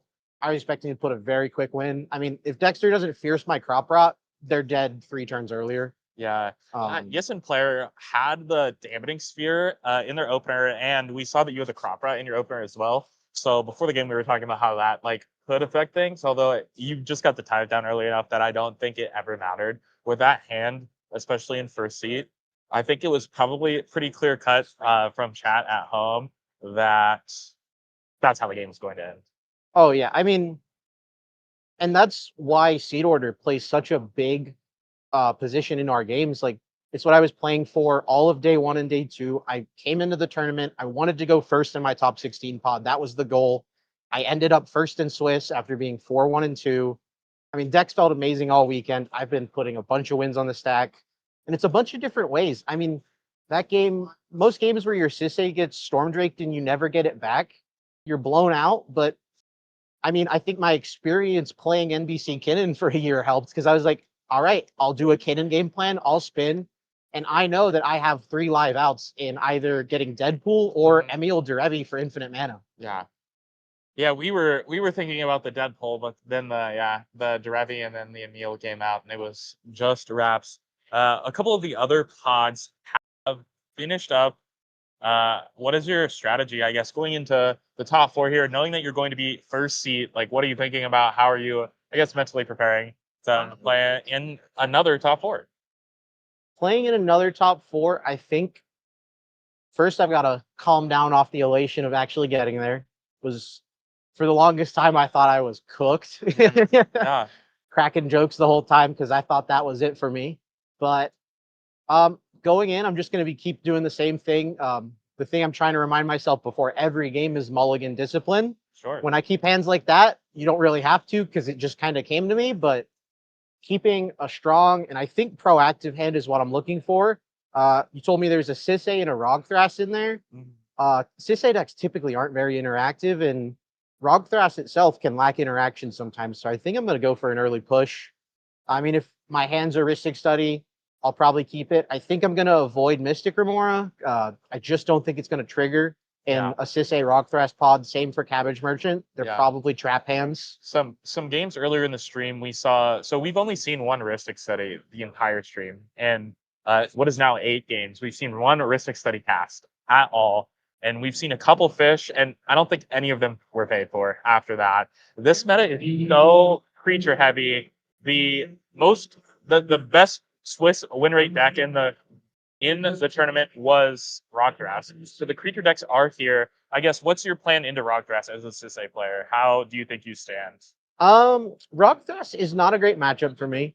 But I think I have enough removal that I'll be able to take out their pieces that matter. Sure. And one thing to maybe watch out for, we might go for a sneaky Mount Doom activation, wipe the board. That's something a lot of people forget exists. Yeah. And in games where you need everything gone but your stuff, Mount Doom's ultimate is crazy. Mount Doom is a card. That was something I was looking for as an out in that game, because I was like, well, if I wipe everybody's boards at the same time, I saw it on one of my early Kinnan flips, and I was like, man, if I'd drawn that for turn, they were cooked. Yeah, that's awesome. I never really thought about that. While you're here with us, Matt, is there like anything you want to shout out? Anybody you want to thank? Anything like that? I just want to say thanks to all of the sponsors of Team Monolith. I'm a member. We had a great weekend here. Myself was in the top 16. Lily made it. Tim just barely bubbled, so unlucky. But it's always great to come out, hang with everybody, and we couldn't do it without all of our amazing sponsors. Yeah, well, sweet. I'm super stoked for you, Matt. Before the game, I was like, man, Dexter is ultimate homie, but having a local get there and represent Ohio and show these people what's up, I'm super, super glad you made it and super proud of you, buddy. But the one thing I will say, in Pittsburgh, this is kind of my home territory. I'm from Pittsburgh originally, and outside of last year's Envy, I've top 4'd every event I've ever played here. Wow. Wow. Well, you heard it here first, folks. Matt Swaney doesn't lose in Pittsburgh. Unless it's an invitational. Unless it's an invitational. Thank you for the invite. Yeah. Thanks so much, Matt. Oh. Sweet. We'll see you in the top 4, buddy. Alrighty.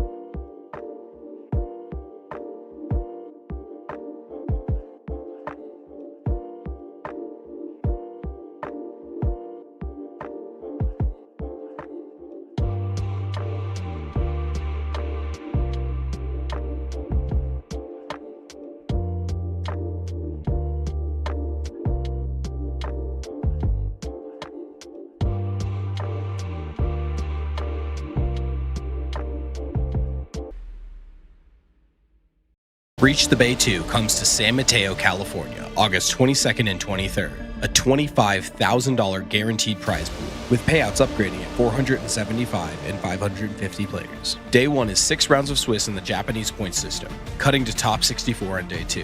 The 2026 Top Deck Invitational runs alongside, plus pre-modern, legacy, and redemption events. Not to mention a loaded lineup of artists and vendors. Register today at breachthebay.com.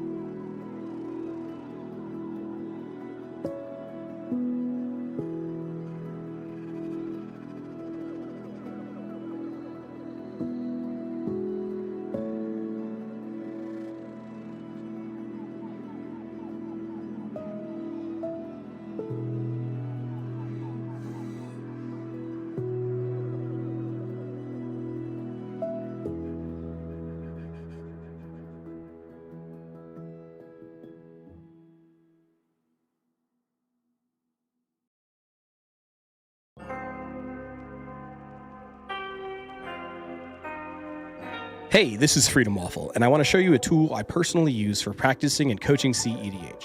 Eldrazi.dev is a CEDH gold fishing tool where you can randomize your opponents, practice tournament mulligans, and play out your hands. It's got built-in actions for cards like fetch lands, tutors, necropotents, and ad nauseam. You can easily track floating mana by adjusting with hotkeys to make playing out complex lines much easier. There's even community-made puzzles to sharpen your game knowledge. Check it out at mulligan.eldrazi.dev.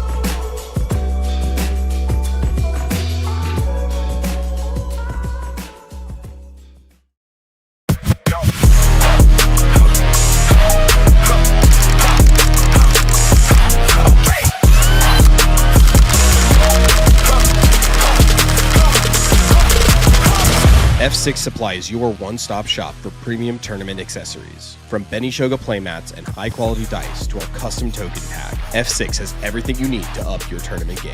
Every design is original art, never AI. Shop online at shopf6.com or visit our booth at CDH Tournaments nationwide. Level up your game with F6 Supply.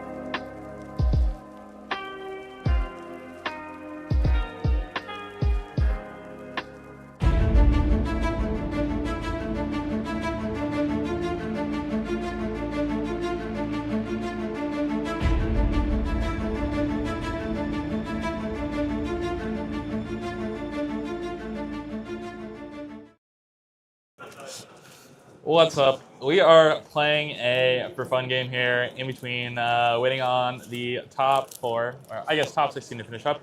I am playing some Rogsai, coming back to it, with probably the best Rogsai player statistically. Mr. Dexter here, not playing Rogsai. He's back again, 3 games in a row. Playing Rao. And then we've got Kinnan. Should have gotten Evan on screen. I kept second 7 here. This can mulligan. We might not play this full game to completion. We're just kind of killing time. I haven't gotten to play any Magic, so I am kind of stoked to get through it. I'd be stoked too, honestly. If I see one Rogsai. In a 3-pod. You should play Thunderous Wrath Danon with Steven on stream. Oh, we should play Dan Dan. Oh my God. I tried. No? Eric didn't want to play Dan Dan. Play Steven. Chat, how are you feeling? Oh my God, it's Eric. Our top 4 so far is Sisay, Roggrass. So definitely creature heavy. The other pod that's still playing it is 1 Crystal and 3 Roggrasses.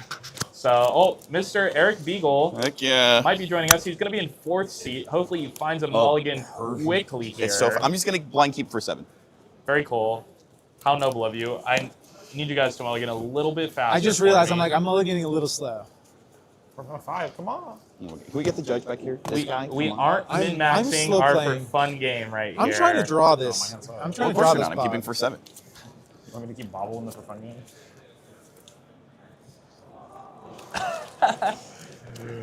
I'm doing it, Mr. Krabs. I'm gonna keep a really bad hand on purpose. I'm doing it. 5 card hand. I don't rage bait you. Kind of. All right. This doesn't matter. This one. All right, and Mr. Eric Beagle here, he is going to be playing Kinnan. So we've got Rogsai, Ral, Kinnan is going to be our pod for our for fun game here. Guys, I'm having so much fun already. I think we should just 2v2 Kinnan versus Turbo. We're playing 2 at a giant. You want to play 2 at a giant? I like our odds. I only have the one. I like our odds. The double turbo. I will be mulliganing for defense. Yeah, I think I...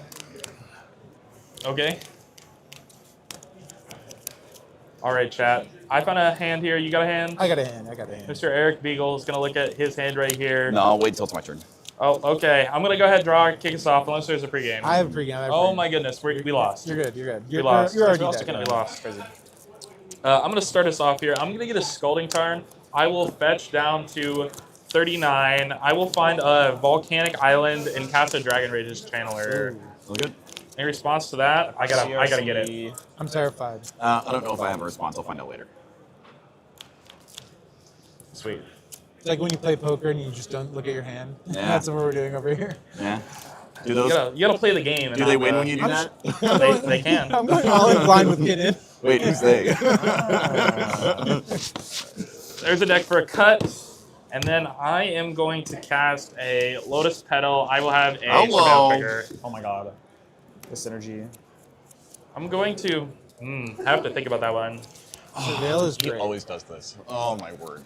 I'm gonna leave that card on. Oh, I'm dying. He's I'm gonna taking cast so long. I'm gonna cast a Rograk. Go ahead. Okay. I'll draw. I knew he was gonna do that. I don't think we've ever played before. I don't think we have. Gitaxian Probe. You take a look at me. Do you mind looking at? Well, actually, I would prefer if you look at my hand so you can tell me if I should have mulliganed. All right, sure. Okay. Okay. Results. Random garbage. Okay. Okay. We're talking about what he has in hand, not what he is. Oh, I'm very specific garbage. Thank you very much. Fine. It would say that. I'm a curated, curated pile of I am garbage. an artisan blend of Cast my garbage. Sure. Results. Pass turn. All right, big Please job. don't skip big me a job. priority. Yeah, sorry, man. You've been skipped. Oh wow, that's the worst draw in the deck. Chat, after this game, me and Eric will be back in the commentary booth. Feel free to leave any questions, leave any shout outs. We're definitely going to be taking a look at that chat as soon as we get there. I'll cast Kinnan. We've got a turn 1 Kinnan. I think I'm passing on it. I passed. I'll find out later if I am. Sure. I'll play this really bad Moxo pool. Yeah. Whoa. And then I will pass. All right. Let's see what we got. I'll get a Trop line. What would I say? Survivable. I'm going to play a Polluted Delta if we're okay shortcutting to a tropical island. I will then proceed to play a Llanowar Elves. Then I'll attempt to move through phases and pass. Sure. I'll cast a drop. I'm going to take a draw for turn. I'm going to go to combat. Yeah. You got it. What do you think of my life total? Ooh, that's a good way to do it. I will also represent my life total in some way. I'm going to exile a Simian Spirit Guide from my hand and cast a Vexing Bobble Surveil Trigger. I'll be the passler. Not to be a copycat, but I'm going to pass Fleur as well. I'm gonna fierce it. Oh, okay. After the Surveil Trigger? Garbage. No, before. After. Sorry, I thought you already did. Sorry. Well, now it doesn't matter. Well, it changes things. Of course. No. I'm going to. Are you still actively surveilling while the counter's I mean, on the stack? That's countered. No matter what, I'm not fighting over a bubble. I have to think about this card though. Still, Alright, what are we at? We're cooking. I'm good to put this Polluted Delta in the graveyard. Another copycat. I'm going to cast a Surveillance Cam. I'll have a Surveil Trigger. Oh no. Hello. No, don't do it. I'm gonna Surveil. Yeah. Tap this one. Creature. It's basically a creature. Yeah, just tap it. It's a 1/1. We're loose with the rules here. I'm gonna put this Rite of Flame into the graveyard. Rite of Flame goes for 3. And I'll have it on tap Dragon Rage together. Go ahead. Actively throwing to Ral, buffing opponent. It's true. Okay. Oh no. Can I control Treasonous Ogre, chat? I pass. Actually, you got anything? I'm passing on it. Is this guy nowhere? Can I see your hand? No. Why? Because you're my opponent and you're scary. I'm not scary. Yeah.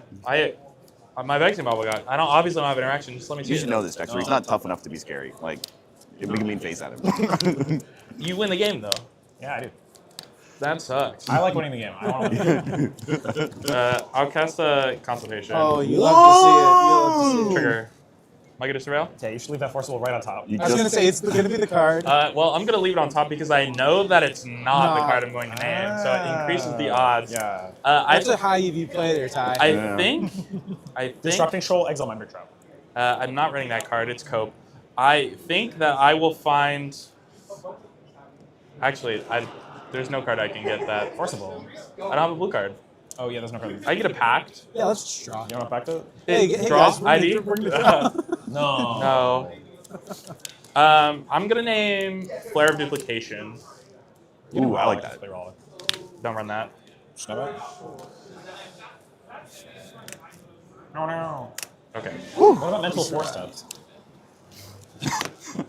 That's my favorite card in Magic. Oh, dude, Ty, your cards are so pretty. Thanks.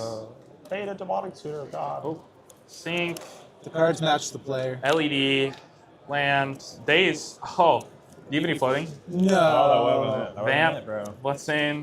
MBT. Culling. SWAT. There it is. Flares in my hands. I will pass on Treasonous Ogre. Sure. Ral. I pass on Ral. I really hope someone wins. Pyretic Control. Trigger Ral. So no one has to see my hand.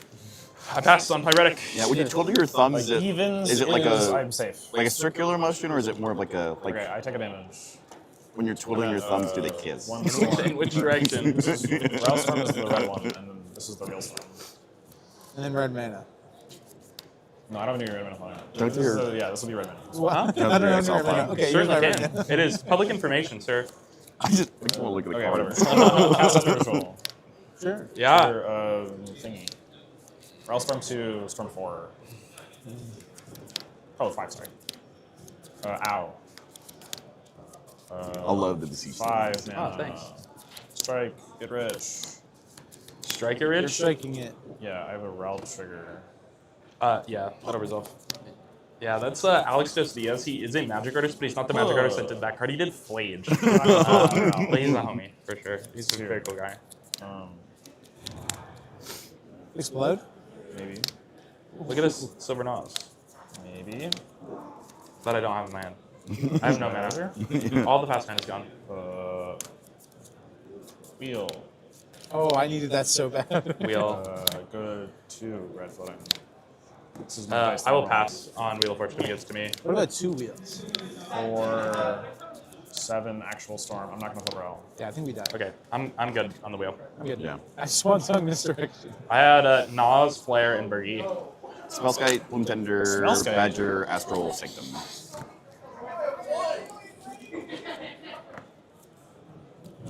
Okay. Play Great Furnace. Or actually, don't cast this. Not that one.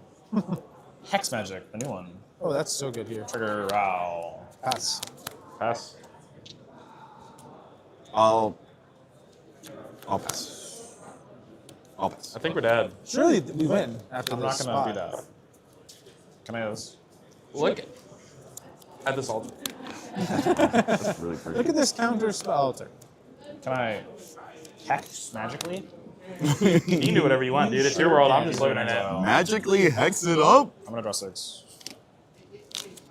Well, no schmucks. My friends call me the Hexler.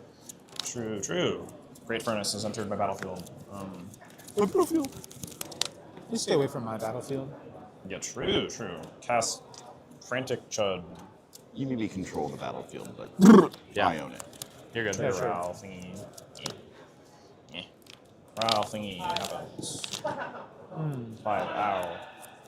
24. This is looking great for Team Kinnan. I'm gonna draw 2. Yeah, I think Team Kinnan is Discard this one. Team Kinnan might be dead. And Wheel of Misfortune. Man, it was nice to be the best deck in the format once. Yeah. Test LED.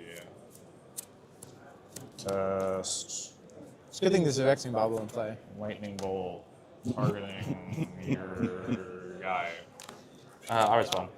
Trigger Ral. Nah, I won't. You got it. Okay. Which guy? Who are you lightning? Your Rograk. Why aren't you Okay, hitting that? if it's Rograk, I'm why fine. aren't you hitting that Kinnan? Why would you hit Rograk? I don't know, it smells. Make the. I know it's a for fun game, but No, because you have SWAT, and SWAT is mine. no, I don't. It's gone. Oh, is it? Yeah. Oh, I wasn't paying attention. Yeah, it's the Kinnan. I think No. No, it's the Kinnan for sure. Well, actually, no, this is a Delirium. There's a Fierce Guardianship in his graveyard? there's a Fierce in here. Why are you hitting Rog? Because, I don't know. Unironically, if you whiff off the Treasonous Ogre, this could like potentially kill you, right? It's probably for Instant, Fierce, right? instant. I think it's Fierce that we're scared about. Sure, yeah. Alright, I'm gonna roll my Ralph thingy. I think he wanted Rograk. Rog. Rog. You're not gonna convince the Rog side guy to Get out of here, bro. What are you talking about? It's not gonna work. Okay. Okay. Thing. Thing happens. Uh-oh. We're dead. Well, chat, that was a nice, really fun game. Showcase. No, it's still going. Just the speed. So it's Dexter 7. could whiff. Yeah, don't whiff, guys. Dexter don't whiff. So that's 4, and then so it's 9. So it's It's sometimes really difficult 9 to. more. Or 9 I more. really struggle to pick up sarcasm sometimes, but I'm pretty sure that was sarcasm. Activate -8 Ral. Oh, at least Ral didn't even die. I haven't done that's this so before. good. That's great. Basically fine since Ral's not dead. 3, 4, 5, 6, 7, 8. That's literally Jessica's reiterate. Who's left to target? I'm gonna choose both modes and target. I'll show my. Oh, I'm gonna hold priority and cast Reiterate with Bye Bye. So I'm gonna pay. I'm doing the math here. 9 life. So I'm at 15. Boy, am I bad at math. I have 2 Rail Triggers. I don't have Rail Triggers. Let's go. I forgot. I'm the smartler. I can cast these forever, or these are whatever this turn free. Man. Yeah. You have 7 cards in hand. I do. I make 3 red. Or what? 7 cards? 7 red. There's no more red dice. Shit. Whatever. Alright. Yippee. These are in the pile of things. I'm gonna do it again. I'm gonna do it a lot, make infinite mana, and flip my deck over or something like that. Yeah. I'm gonna cast a Grape Shot and you guys will die. Yeah, that's good with me. Yeah. That works pretty well. Is Ral better than Alright, Kinnan? Usually Ral. You win. So cool. Dude, if I did that in my top 16 game, I would have won. Yeah. Also, I'm very confident that we met before, but I don't know if I remember your name. I'm Eric. I'm Steven. Nice to meet you. Pleasure to meet you, Steven. Nice to meet you. It was an honor to die together. Yeah, our kin. All right, we're gonna shuffle it up. I went first last time. Eric, you can go first this time. Is Ian winning it? No. Okay. Ooh. Wait, the Rockets player that's winning one then. If he's before Ian is untapping, he's definitely winning. He's Just gotta be quick with mulligans here, fellas. I'll keep the same one. I'll just counter and die again. This guy kept Swan Song Fierce I Misdirection. kept only interaction just to screw you guys over. It didn't work very well. Dude wanted to be a stream ruiner, and that's okay. No. Someone's got to be that guy. Ow. Okay, Steven goes first. Wait, I go first? Eric went last. Eric was last, so Eric will go first. Because you went Do you first. just want to go second? No, that's how it works. Yeah, how about we all 3 of us go second? Simultaneous turns. We all have flash. I'll get a second 7. Okay, it's all those cards I cast last game. Alright, no one's cutting my deck. I have stacked my deck. Okay. Yeah. Hope it works out for you. Oh my gosh, there's no lands. I'm so bad at stacking.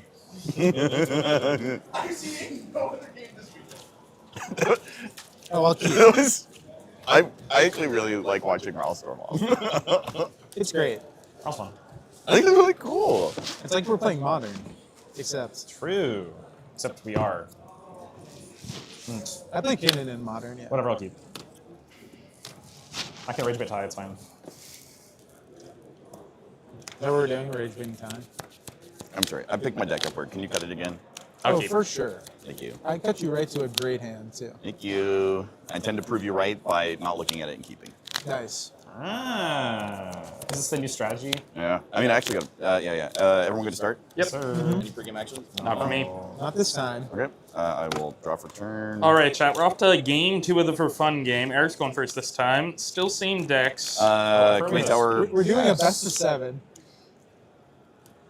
Your turn. The way Richard Garfield intended. Yeah. I'll draw for Life total? turn. Beautiful. I'm gonna cast a Rograk. Are you guys okay if I start at 60? Yeah. Oh, that's And 6. then Never I'm mind. gonna go Start 6. Mana Confluence. Play a Mana Vault. Okay. Sure. And then sure. I think I'm good to pass the turn. Drop it in. Ooh, we're cooking. Fetch. Find Volcanic. Cast. The monkey. So That's a good one. Pass. I'll draw. This monkey can kill me in 3 turns. I'll take 2. Ooh. I like to cast a Mockingbird. X equals 0. No. Results? Yeah. It doesn't sound like that. You want to I'll Rog? draw for turn. I'm not going to draw at this point in time. I'll play Tropical Island as my land for turn. I'll attempt to cast my Kinnan. It's good with me. So good. Then I'll move through phases and pass. Sure. Banger. Draw for turn here. Who did the canal turn? Stephen Gray, local artist. So go ahead and lose a That's me. life here. I'm taking credit. Play a Soul Ring. I did that. So if my Soul Ring is good here, Snoring. I'm gonna go ahead and play a Felwar Stone as well. Yes, Heck sir. yeah. Gasoline.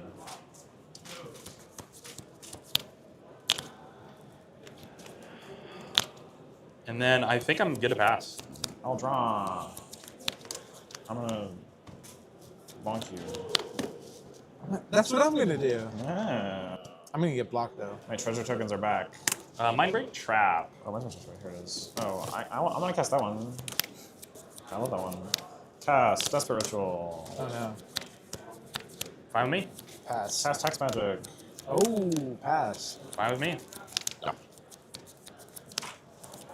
Where's all these? Breach is gone. Surely that means we've won. No, I can play them. Oh. We lost. Doubt. Be cool. I didn't draw 2 lands. I was hoping to draw 2 lands. Cast Diamond, I guess. Sure. Discard this Fogwell's Gym, the best card nobody's ever heard of. Cast Lava Dart, target Rograk. Pierce. Yes. Okay, pass turn. Not the Ragavan with the cannon that makes treasures. Oh, I'm playing Rock Slide, you're scary. I was It's the told. best deck in the format. True. I'll take that. Just griefing me on stream. Yeah, dude. Land. Got a land? Oh boy. I will cast a cannon. I'll take 1. No. Okay. Not from you. Griefing me. I'll cast a cannon, and then I would like to cast this thing with the treasure. I'll float a mana and treasure? have it. I'll take mana burn. Yeah. Yes, sir. I'll pass.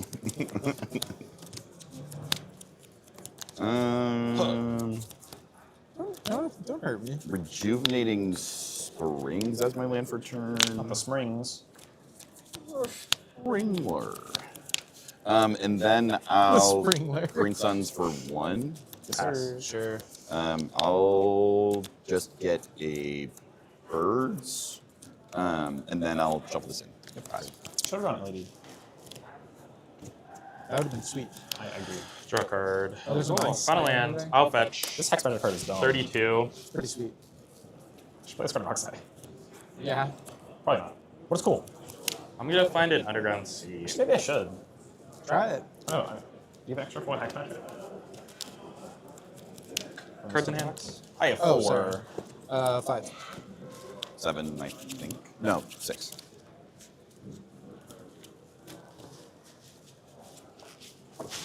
I'm at one of my turn.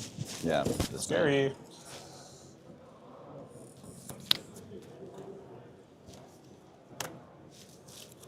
This card is so good. Jesus.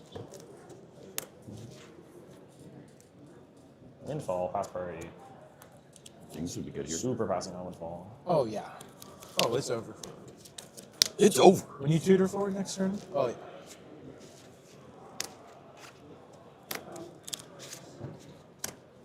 I pass on us. Yeah. What's this thing? Is assessing a bolster set at all? Wouldn't that be crazy? That'd be really good. Not quite. What was 7 mana? Just casting an Os. Alright. Yeah. Silver Scroll ad nauseam. I pass. I'll pass on. I'll show you a commandeer. Hello! I like how does he spell in a subtlety? Sure. Come here. I'll pass on it. Yeah. No. Grab. No, oh, it's so evil. It's so evil. No. The evil and the eviler. The eviler. Nas good with you? Yes, sir. All right. Oh, I'm gonna get my life. 1. 2. 1. That would 3. have killed me. 2. 1. It's a mark. One. There, you see that? 1. 3. What am I at? 15? I'm gonna go derail the top 16 match. Can we, I have like no mana. Can we get someone to double check that he has the same inner sleeves? 1. Yeah. I got a quick fire. Yeah. Can I cast that Citadel? I'll commandeer that one too. I copied it back to the Citadel once. I bet. That's sweet. It was so good. Springleaf Drum. 1 floating. Cast Lava Dart. Riddle. No. Exile down. Just bidding going on top of it. Is Rogside back? It's good. 1 color is floating. I don't know. It's tough. I don't know that I can. It's better than the players It's gonna be better. interesting. It looked tough to win from there, but I believe. Dark Ritual. Yeah. Oh, we had that right. 1, 2, 3, 4, 5, 6.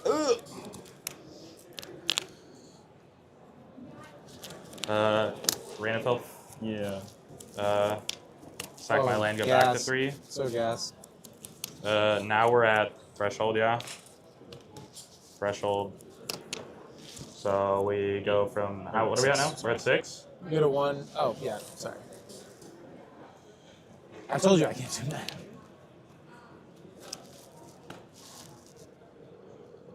DT? Mm-hmm. Yes, sir. Besiege Breach, we die. Besiege Breach, we die. Yeah. No? Yeah. We don't die? Oh, what you got for me? I think we die. action. What is 3 blue decks? Okay. You're just making me play it out here. Dude, I have, Look, I Dexter, have- Dexter, I there's have no 4 beating pieces, this. Bro. I have 4 pieces.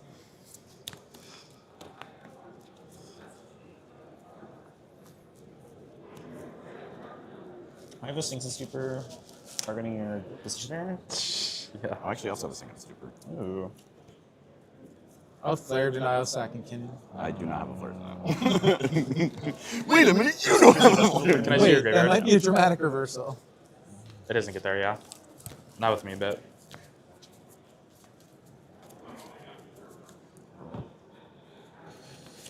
There's no way that. What was Taco Brother? Do you know? I don't know. There's no way that you sandbag the counter spell on the Nas. Oh. I'm gonna find this card. No, I wish. Well, he hadn't looked at his hand, so he didn't know he had the counterspell until now. Get down to 1 black. I'm gonna sacrifice this at an additional cost. Here's a Beseech the Mirror. Yeah, you got it. Yes, sir. So I'm gonna need Oracle text. It's way too many words. Yeah, it's in Japanese. It says, there's that card. What is this one? Underworld Breach is cast. Is Underworld Pass. Breach good resolve? I know that one. Endurance. Oh, I'm so good. You got it. I would like to cast a Dark Ritual. I'm going to escape some cards here to do that. Just play your cost, sir. It's going to be a land, and a Rain of Filth. Pass on Beseiju. Is it Beseiju? Yeah. Yes, yes.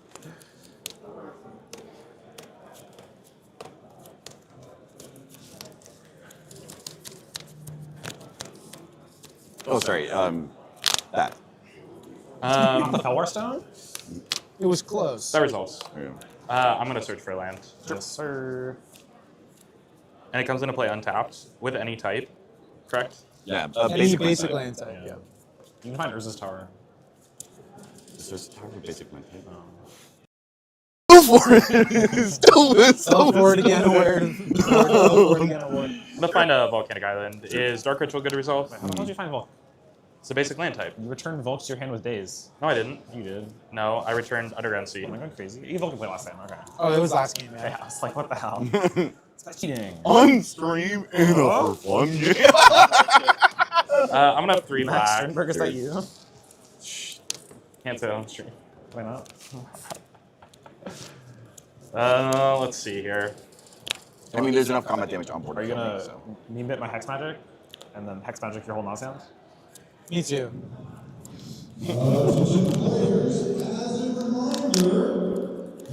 Okay. Excalibur bucks have no value after this weekend. So if you have Excalibur bucks, make sure you How many Excalibur bucks? before you leave to redeem them. Otherwise, you have really marks. I'm gonna cast the Yogg spell. I'm gonna hold priority, float a blue, and then sack this and float a black. No, it wasn't in play when you ever told Red Hill. Oh, it doesn't work like that? Do you want to float a black instead of a volcanic column? Yeah, I'll float a black. Makes sense. I'll hold priority and I'll still cast Summer's back. Russian Summer's packs? Do you guys mind time walking yourselves? Yeah. Okay. Yeah, you're good. Cool. Is Summer's back good to roll? This dude. Nice, Excalibur bucks. You don't have a green card. He doesn't know. Yogg spells on the stack still. Well, underneath. Yeah. Yeah. I'm gonna put it on top of the stack here. That's fine. It should make that a spell. I'll get. Put target spell on top of the stack. I'll get endurance, and then I'll pitch Augur Bottom, and there'll be an endurance on the stack. You playing big flops? Oh, hell yeah. I think that's just like one more. It's yeah. Endurance on the stack. Two win attempts is probably all I got in me. Yeah, bro. Take that. And I'm Me just sacrificing my sad. volcanic Got island to my Lava dash. Dart was good, I promise. Yeah. You got me. ETB will have a target you. Yes. These are cool altars. Is also Russian endurance? No. Nice. Normie. Bone is cool. It's unfortunately very readable. Sure. Endurance targeting me. Yeah, that happens. Yogg spells on the stack. Flash and LED. No, I think you got me. I'm cooked. Yeah, Yogg spell resolve. Exile.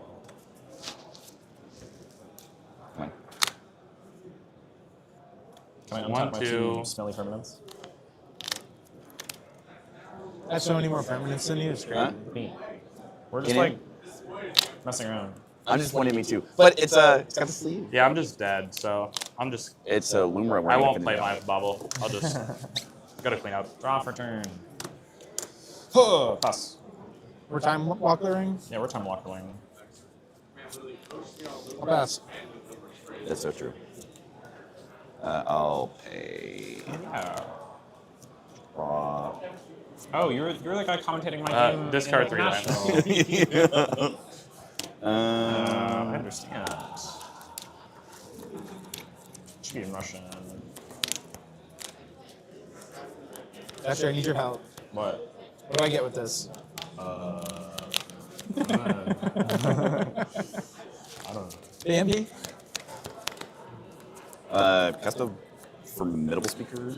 Pass. That's a formidable card. Sure. Here's all the ETB. Yeah. I'll discard a fierce.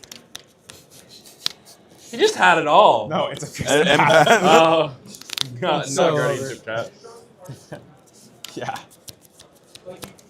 It's not a guardianship, it's an empath. This is actually like really good here. Find random No, XP. no, it frees you up way too much. What? Beta progress. I don't know what you're talking about.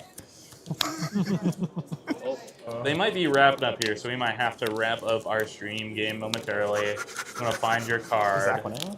I'll just get an enduring vitality. Keep it moving. Sure. Is that a pass? Yep. Sure does that. Alrighty. I've got a City of Traders, and then I've got a Time Twister. Oh, let's go. Let's go. I'm just gonna. Oh, goodbye, chat. Oh, goodbye. Let me show you what this Time Twister hand would have been. Yes. Thoracle console GG. Wow. That wasn't even the full 7. Where's my Thoracle? We'll be back in 10 minutes. Hang out for this top 4 game to see the end of the Steel City Spectacular 2026. Sisay, Rogfrast. I would not have gotten that as Econ.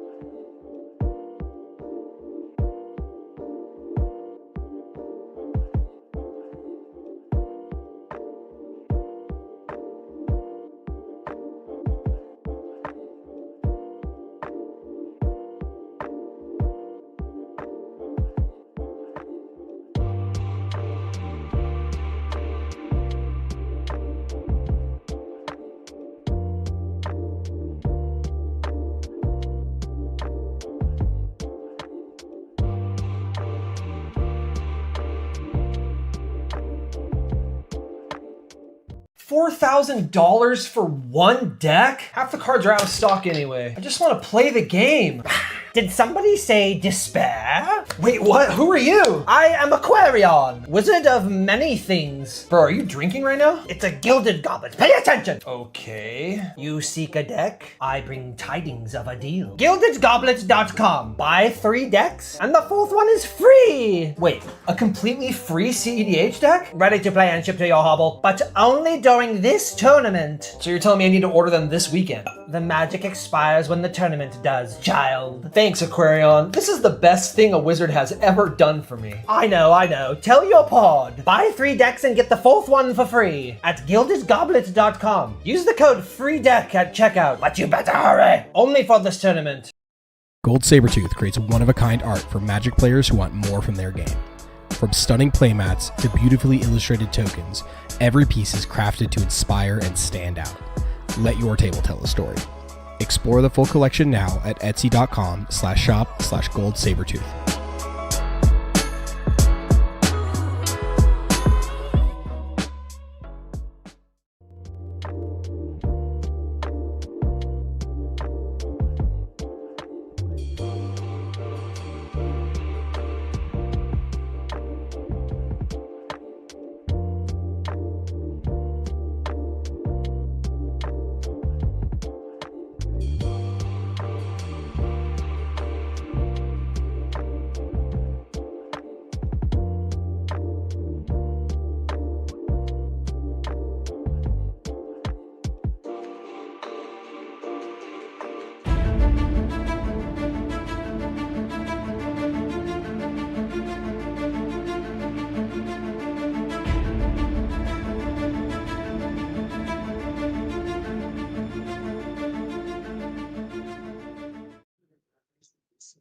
Just in breaking news, everyone except the top 4 players of the Pittsburgh Excalibur event have been done away with, and we are down to the very last, the best of the best.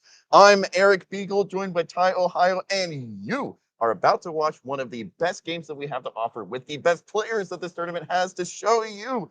Oh, what a time it has been. We've got to see some crazy stuff. Ty, talk to us about the pod that we're going to see in just a minute. Yeah, I think it's really the story of this tournament here. We have Matt Sweeney on Sisse, which we saw do really well. C2, we've got Dean also on Sisse, which Sisse's just eating up here. And then I believe we have Zach in seat 3, which if I believe is also Rogthras. In seat 4, I want to mispronounce this, Feline. Our seat 4 player is also on Rogthras. We've got Sisse, Rogthras. Eric, what is this? What do you think this says about the state of CDH? Or Reacher decks appear to be back, at least in the Steel City. These are decks that they want. They want that enduring vitality. They want that Gaia's Cradle. The ability to have a crop right in their starting hand means so much for each one of these lists. We have in seat 3 and 4, Rogrek in the zone, making things like Springleaf Drum and Mox Amber come in so good, incredibly in clutch. But in seats 1 and 2, we have Taru and we have Lotho that can really just catapult these players ahead of the rest of the pod. I don't know about you, Ty, but this is like anything could happen in this pod. We could see the Sisses have to mulligan into Oblivion and the Rock Dresses be able to keep 1st or 2nd 7. We could see everyone keep 6 and then a little bit of, OBM here, Volatile Stormdrake there. I don't know what to think of this pod. I mean, we see 24 points from Matthew, which is something they've got to be excited about. Yeah. And then 18, 17, 16. All these players had to win at least 3 games to get where they're at. So we know that these people have what it takes. They've got the grit to get it done, but are they going to be able to all get to the finish line? I don't think so. This trophy is only going to one person today. Something I want to point out, and the thing that all of these decks have in common is the fact that they can run the new green dockside. Oh, perhaps we are seeing what Shang-Chi is really about here.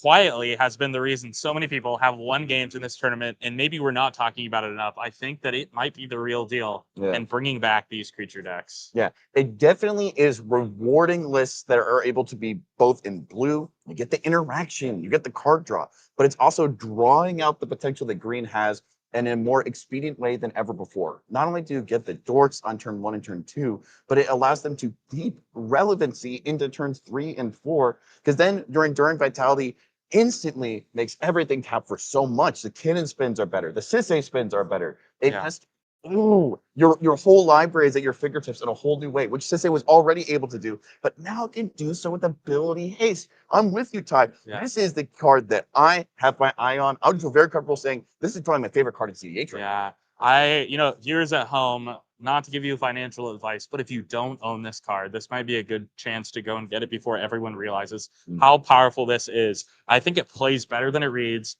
Every single time we've seen it come into play, I think the player that played it has won the game. So this is an incredibly powerful card. This hasn't been the story of Ristic studies. We've still only seen one Ristic study this entire tournament on stream, but we've seen multiple Shang-Chis, and every time it comes out, it wins the game. Yeah, and plus, it's so good in these low color piles where you're just looking to get a ton of creatures out. You want that, Finhorn Elf, that Llanowar Elf, that Badgerable Cub. You just want to get as much green mana out there as you can. But then also in the Sisay matchup, right, it lets you turn your Ignoble Hierarch or your Noble Hierarch into a color pip that's really, really difficult to get incredibly quickly. So if they're able to get, like a turn 2 or a turn 3 Shang-Chi, that's going to make it so much easier for them to flip into basically whatever they want. It buffs that power toughness out, and it increases the viability of so many of the legends that's in your list.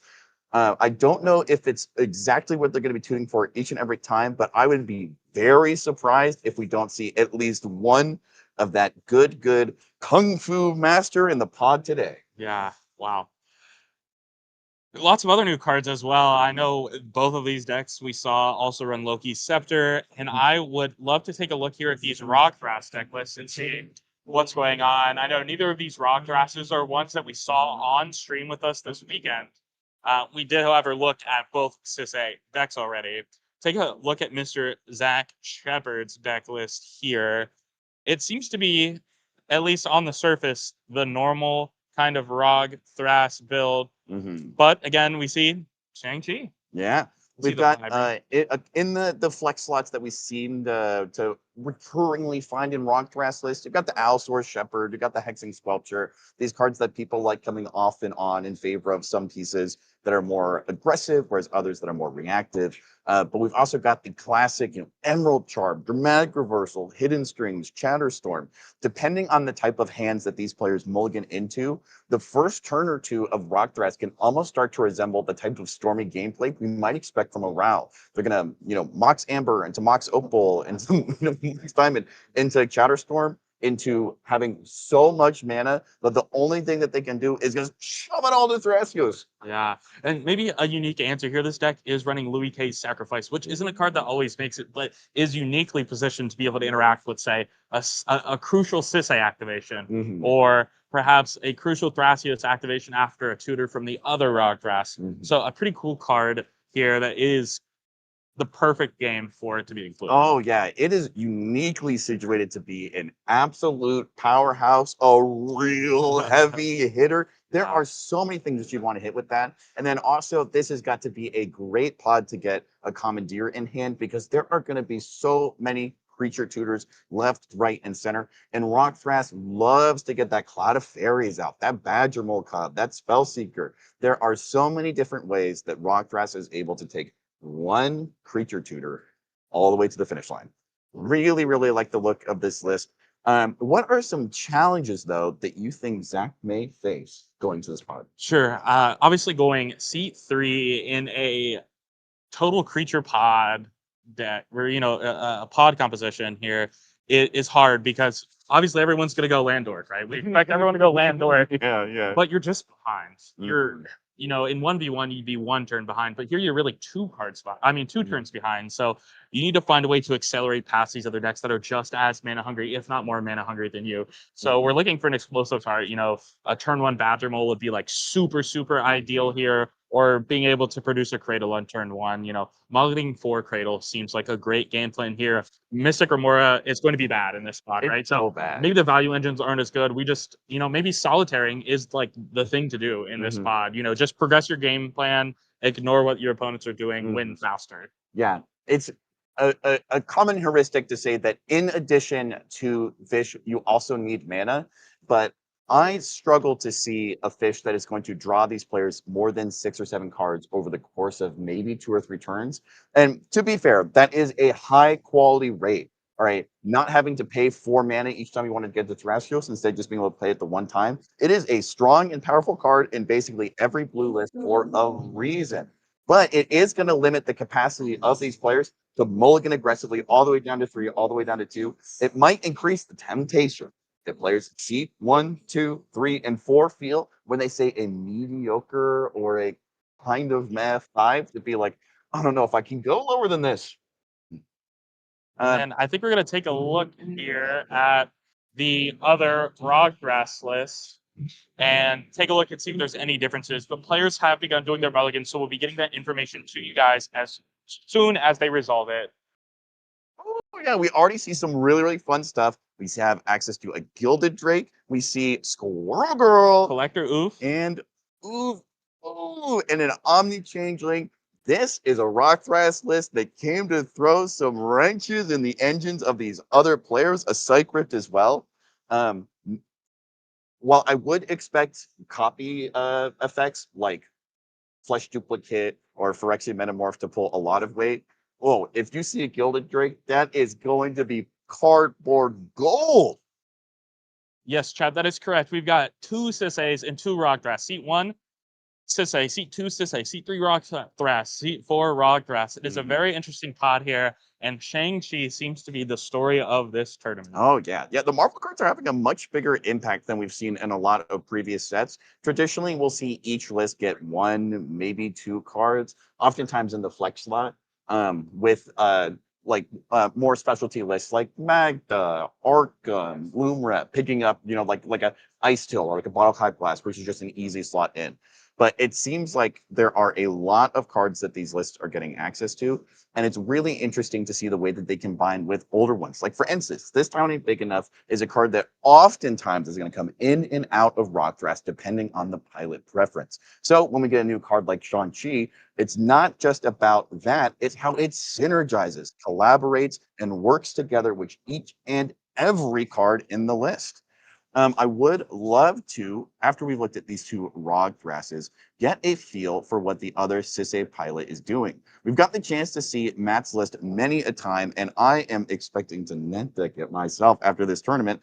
But what is it that Dean is bringing to the table? I think the big thing we're looking for is he or is he not on Bowmasters? Bowmasters would be a very large inclusion, specifically in this pod, knowing that Matt's not on it. He is on the Lavinia, which could matter for the Rockthrash, those big creature tutors, turning them off. He is on the Bowmasters. That is a very, very big deal. I also see a Goblin Welder. Methinks we may see a Sewer Cam Surveillance once we get to the artifacts. That is a combo line I am still learning to be worried about. Back in the Land Go Open over in Nashville, we saw it absolutely wreck house in several pods.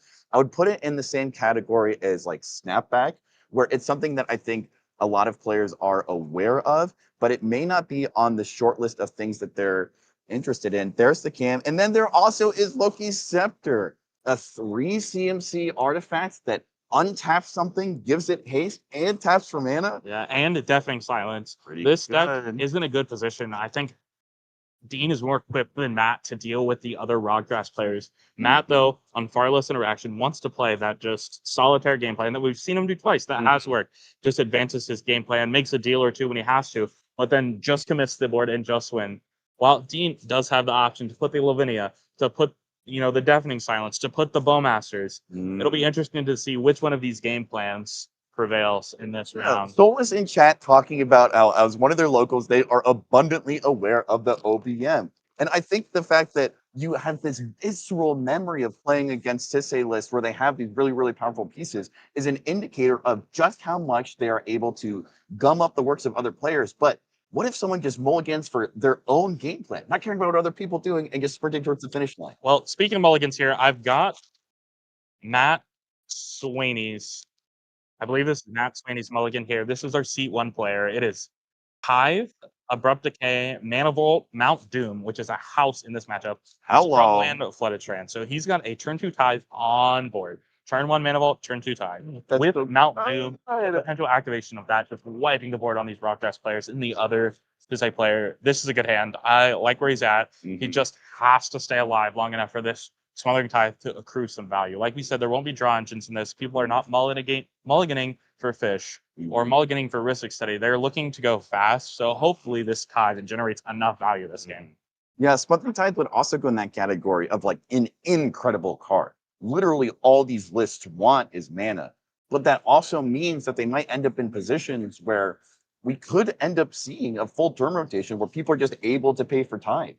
Games like this either have the capacity to go exceptionally fast, where people get the exact pieces that they need, and there's not really a lot of force of wills floating around or the ability to get access to them. But I don't know. I may get proved wrong by these cards that we see in people's hands. Do we have another player? Yes, I've got Mr. Zach's mulligan right here. It is Shifting Woodlands, Chain of Vapor, Windswept Heath, Fierce Guardianship, Mockingbird, Commandeer, and Fairy Mastermind. Whoa. He's got the Commandeer up until that turn and the Mockingbird as well. This hand is very good. That Matt Sweeney's Smothering Tithe could not resolve. I would imagine it does. It is not going to be Matt Smothering Tithe for long. Oh. Great hand, good mulligan. This is a great hand for the position that they're in. Yeah, as they're ripping cards off the top, they just keep seeing more and more blue. Combined with the fact that they've got a Fairy Mastermind as well, like you already have several pieces of a combo. The Yeah, full combo right there. That is crazy. And the Chain of Vapor for any interaction that they need. In fact, they can hold up Fierce and Commandeer and have the cards to finish. That is a brutal hand. that is incredible. And we've got our hand for a C2 Sisei here. It is going to be Baseju, Lavinia, Plateau, Strict Serenade, and Marsh Flats. Now, this could put a wrench in that Commandeer game plan. If they find a way to get this Lavinia out, it turns off not only the Tithe, but it will also turn off the Commandeer. Yeah. So perhaps we're going to be locked in for the long haul if this Lavinia hits the battlefield. This is a surprisingly high interaction set of hands. I wouldn't have expected that. I would have expected just stick our dorks and we'll play the game, but that is not what it is shaping up to be. Yeah. Although I do respect and have a degree of admiration for these players, because as much as I am a player who just loves jamming and I want my pieces to be the ones that people are fighting over, these are the players who fought for 2 whole days of tournaments, 5 rounds yesterday, 2 rounds today, and they worked hard for these wins. They did such a good job. Incredibly proud of all these players. No one here got their position by accident. They fought through blood, sweat, and tears for these seating positions. And I wager that the fact that they're keeping additional interaction beyond what I might be looking for tells me that there's still more that I have to learn about CDH and that we're going to see some great gameplay. I think we are getting the last hand right here. I will read it off to us live, and then I think we are going to be off to the races on this top 4 game at the Steel City Spectacular 2026. It is our Seat 4 Rock Draft. They've got a Verdant Catacomb, a Command Tower, a Court of Calling, and a Gemstone Caverns. Unfortunately, going to 4, they're keeping the 3 lands and opting to keep the Court. Now, they could pitch the Gemstone, right? They'll have Gemstone land on turn 1, so they can go Rog, Thrasios, and then turn 2, have a Court activation. Okay, we see the Verdant pitch to the Gemstone. What else are we going to see? Join with us as we jump to player audio.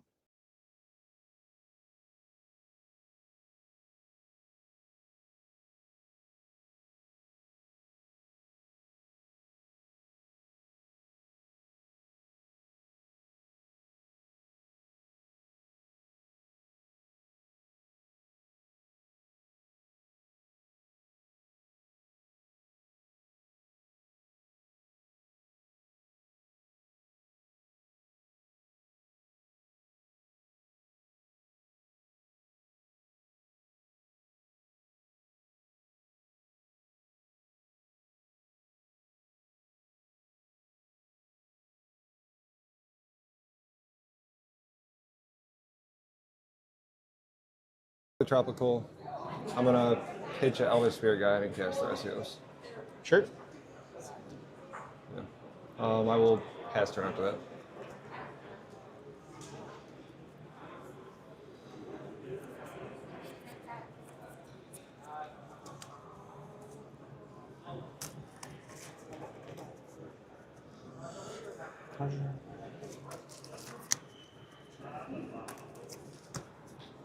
Fish. Pass on fish. Good on fish. Sorry.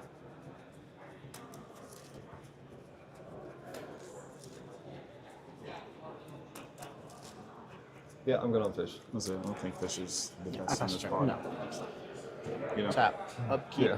Draw. I don't There's think it's other- gonna run away with the game. But There's other enchantments we gotta worry about. That's with the mana vault. That's what I was thinking. Like what? There it is. Pass. Yeah. I'm gonna respond to your fish trigger. Like to commandeer, fairy. That's what I was worried you kept. Fish. You're good to draw fish. Good on fish. Yeah. Pass on commandeer.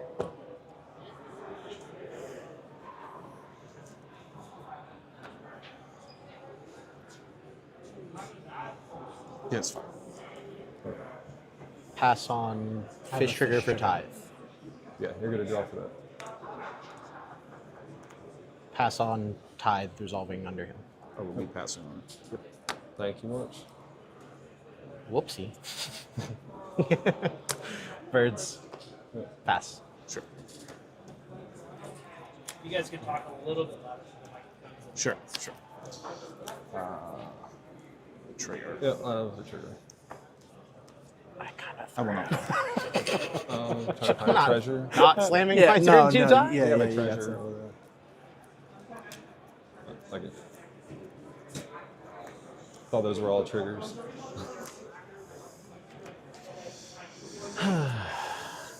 Cards in hand. 3. Cards in hand. 3. I like to fetch this Savannah. Yeah.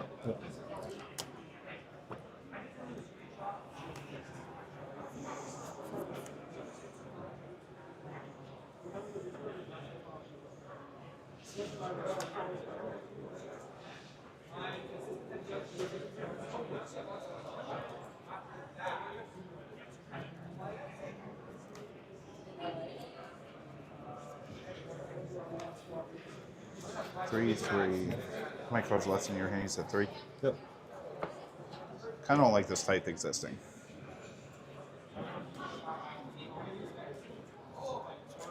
Think of a Besageing it? Wait, can Thrasios benefit from treasures? No way, man. Can The it convert turn mana those? The cards? It would No way. never. It's not I mean, as it good for me as probably- it is for Sisay. It's not. I mean, I'd rather it just not be here, period. The tithe being gone probably puts us back to parity. Were you Besaging? He molded. I'm assuming Yeah, I that's what it molded is. mulligan He into molded 3. oblivion. I've I been mean, blown his out. mulligan's pretty much over. Been compensated for. Besiege you? You at least get a land back. Yeah. Like I think it just returns the game to a state of parity. What did we ditch to the commander? Chain and Fairy. Okay. Yeah, I mean, I got a free mana. It's in your I mean, that's graveyard. fair. Like All right, chatters, we are seeing something crazy here. Our C3 Rock Thrash player, Zach Shepard, commandeered Matthew Sweeney's Smothering Tithe, and now we're seeing the other Sisay player, Dean, Besageu that Smothering Tithe to set the game back to parity. A crazy turn of events here. No one's committed to the board after this. Just some dorks and some commanders. This fish has put in more work than I thought it would as well. Yeah, it seems that CDH players are proving once again that they always have a few surprises in their back pocket. Yeah. While we expected that this could happen, the fact that one, Seat 4 was able to rip that fish off the top brings them back in the game in a big way. And the addition of the Boseiju into the pod seems like it's really going to slow things down a bit. The conversations that the players have been having is this idea of wanting the board to all be in parity with each other. So we'll see if this crab mentality is able to stick around, and if these players are all going to keep, you pulling each other so that they're all on the same level, or if there's one person who's going to be able to break in front of the pack.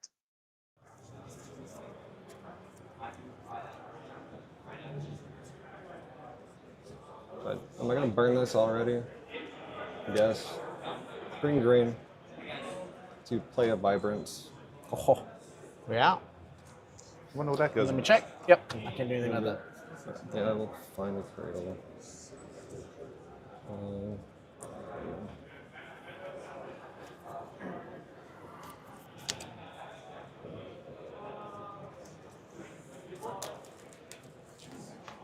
Still, I mean, it's not going too great.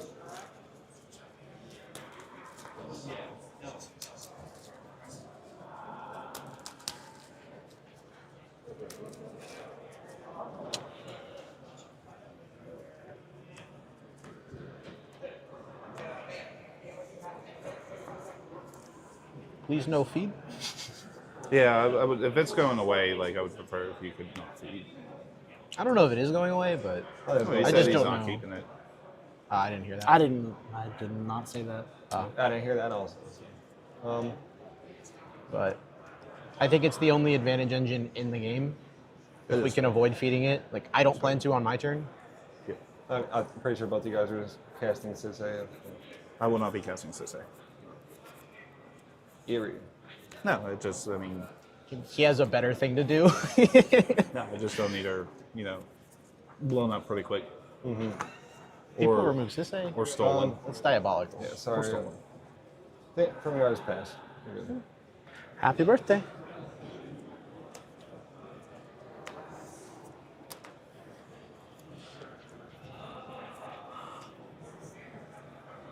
Remember? Yes. Pedal. Yeah. It's almost as good as Cradle. The boy. Yep. Got it. The fish is here. Train grounds? My God. Nothing for it. Pass? Did you have, I'm sorry. I'm thinking train. No, you're good, you're good. If you have a misstep, I think it's worth it. Maybe even a swan Absolutely. song. I mean, like, you lost the tithe, you know what I mean? This will be worth fighting. Losing the tithe is bad. I mean, there's no cradle. You got one activation with this right now. For the moment. For like, it just becomes more forever. With the draw engine. Plus You play the deck, process. I think you know Yeah, I mean, how bad a reducer is for us. I mean, I just don't want to regret burning something here, even though it. No, I understand.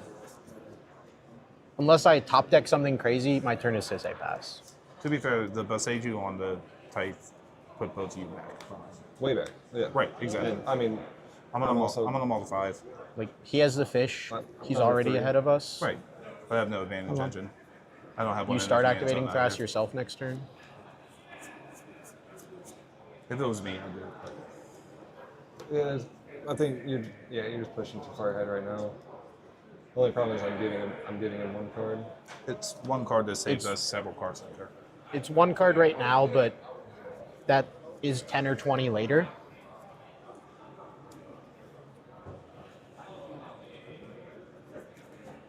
Let's.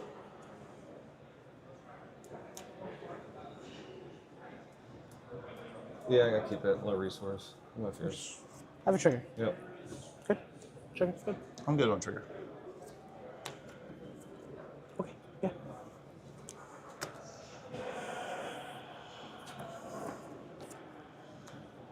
Such an odd game. Damn. Drew the land. This is such an odd game. It is. Now possible trigger. I do need to pause you guys for just a moment. Pause. You are receiving a game rule violation for not gaining life off of the vibrance trigger. You should have gained 2 life off of Really? that. Okay. Correct.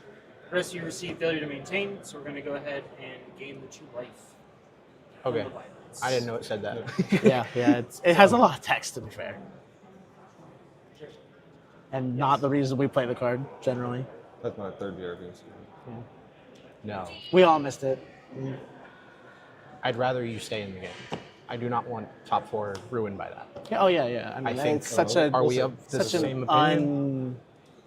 like it's not a. Just as a note, you have this will be your second game rule violation of the day, which means the third one upgrades from a warning to a turn skip. So please make sure you're resolving the cards correctly. Understood. Great. The rest of you can proceed to continue. There will be a 2-minute extension. Thank you, Judge. Untap. Upkeep. I will not pay for vault. Draw step. I will take the 1 while drawing. Ouch you.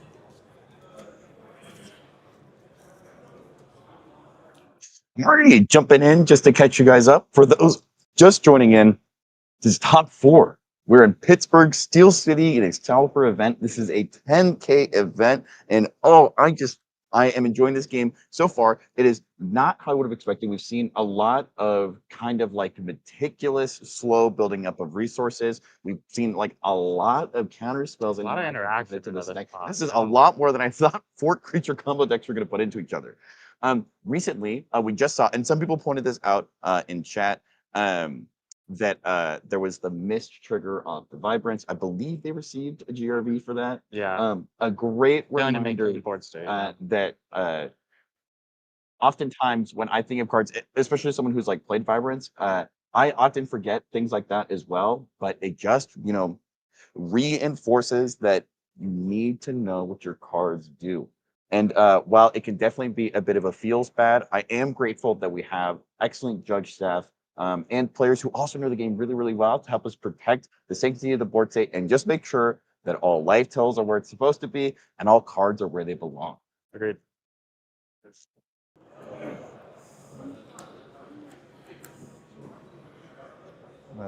Pay 3. Tap for blue.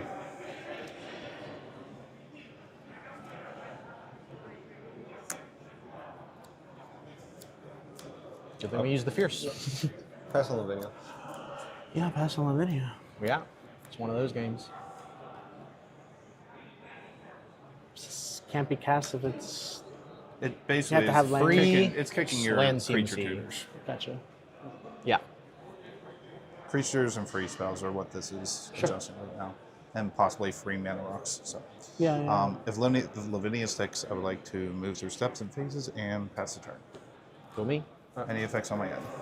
I'm good. Go wait. Untap. I will draw for turn.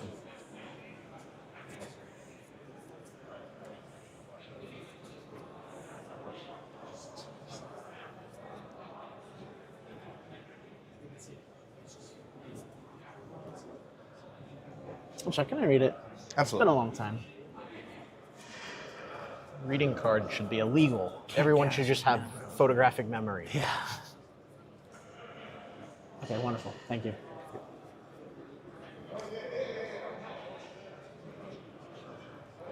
I'll play a Shifting Woodland. Here, that's pretty good. Sometimes. I'll pass turn. Creature, instant, land, not on yet. I have no effects on end step. Go me. Good to move through phases. Goodbye. Get your Tide commandeered and still get it. I thought the game was over when you cast Commandeer. I am ecstatic that this is the position we've ended up in. I'll bet. But, I mean, my hand still sucks. Like, my game plan right now looks like pass, end step, tutor a Ragavan. Now, I have this glorious top deck that's going to be exactly what I need. Yeah, I mean, I have to pass. Untap. Upkeep, ignore the trigger, draw step, lose 1. So did you miss a land drop? Okay. Yeah, man, I went to Wow. 3, so. That's a good bet. Sage you targeted. Pass. Hey, what are we doing here? Are you guys holding activations? Are we all holding activations? Upkeep. Anything? Draw for turn.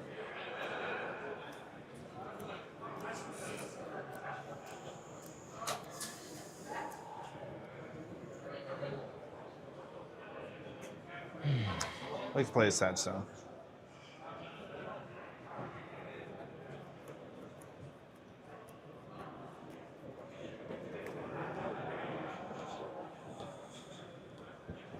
Combat. Mm-hmm. I'll just tutor Ragavan and kill it. You could. But then you lose to Ragavan. No, I just block with the That's Sisay. fine. You do what you need to do. 3/3. It's 2 damage. I need to take some type of game action on land go. What do you have? Bowmaster? Sure, I'll take 2. I won't run that risk. I will tap for 3. Second main phase. I'd like to cast my commander. Yeah. I would like to use this dice to represent her total power. Is that good? Fine by me. Yeah, sure. Power and toughness for 4. Pass the turn. End of your turn. There it is. Activate. No. I pass on the activation. I pass. Pass on it. Somebody get a curse totem in here. Somebody please. stop him. Yeah. Of all the pods of all time, I think this is the one least likely to run a curse totem. That's fair. One of us could have a Drana and Linvala. You never know. Oh, well, all right. There you go. Fair enough. You loopholed me. This is doing good here. Fear We're my chilling. Ragavan tutor. Everybody's chilling right now. Somehow I feel like this is the game Sisay likes. I mean, yeah. I mean, like, you guys grind very well, too, though. I think he likes it more than I Yeah, do. I'll draw this Ristic. Hey, Huh. that's typically pretty good, Huh. but in this pod, I know it's weird. But it's hard to turn it away. So. It's hard to turn away the best card in the format. We'll see how it goes. If only there was one more type in this pod. Good to go to my turn. Yeah. Drop the turn. Boop.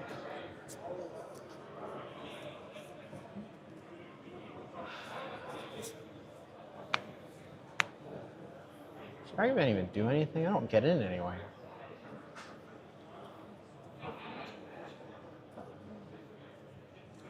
No longer fish, which is cool.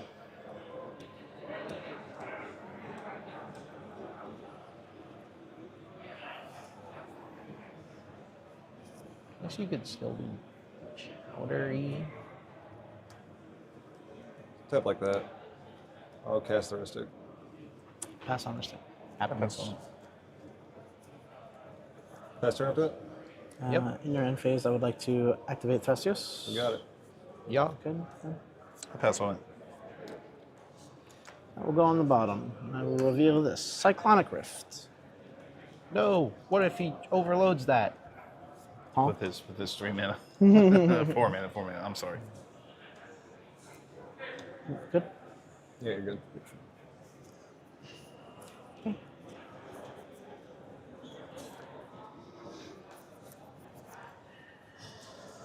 Well, I don't know that. Again, I don't know that it does anything. Clever Impersonator. I have a Ristic trigger. I'm passing on Clever and Ristic Trigger. I pass. I pass on both triggers. If it gets to me, I'm passing on Ristic. both.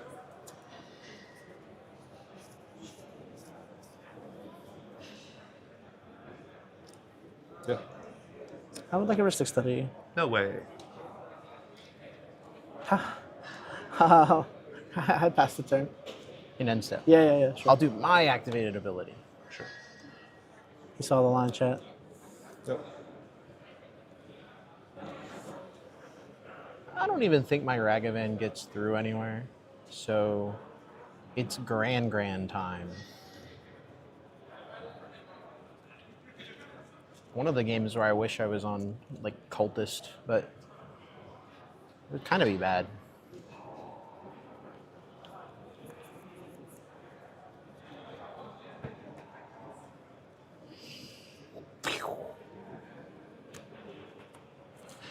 So you guys good to concede there, or do I got to play this out? Yeah, play it out, man.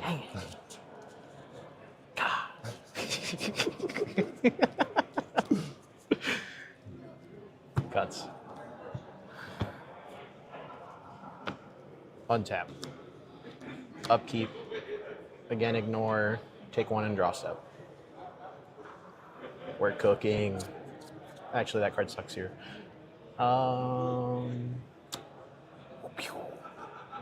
Attack trigger. Draw discard. Ironic. Just a 1/2, right? Yeah. Does it have any other text? Just non-creature. May I? No, yeah, you can read it. It's just to. I just want the Oh, attack yeah. trigger to do stuff. I understand that. Oh, fuck. Yeah, pass. Like, I can at least do stuff with this where Ragavan just gets blocked for free. It's also very good to feed a Soul Cauldron. True. Oh, sure. If I had stuff that mattered. Soul Cauldron seems particularly strong in this spot. True. Nothing yet. Nothing yet, but.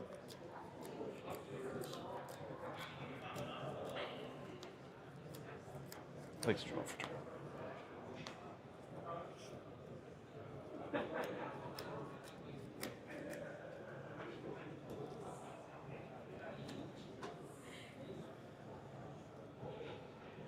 I'm going to play a Mana Confluence for turn. It looks like this game continues to develop at I wouldn't say a snail's pace, but if you said a Toxtrol pace, I might not agree with you. Yeah. We're seeing, like, now that the interaction is out of people's hands, like, the primary draw engines are these two Thrasioses, which means that, like, they're somewhat held back by none of them have really been able to deploy any fast mana. So the fact that they all have multiple lands in play and most of their permanents are outnumbered by their land bases, especially looking at like Dean up there in the top right corner.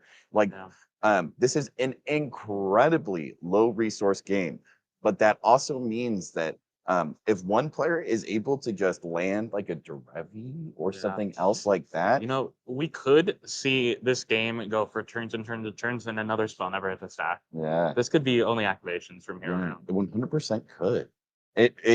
It is both showing the strength of the creature decks, that all of them really are only one or two spells away, one or two pieces from being exactly where they want to be, and getting to just exponentially increase the rate at which they're generating mana or getting cards.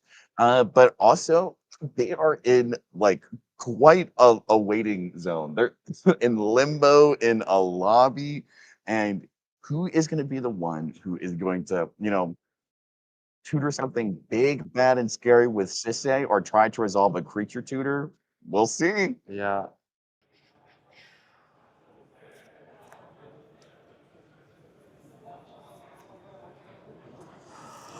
Man, I hate this all. I don't like any of this.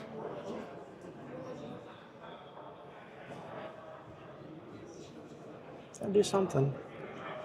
Anywhere else? Trigger. Yeah, that's fine. Good with those. Beautiful.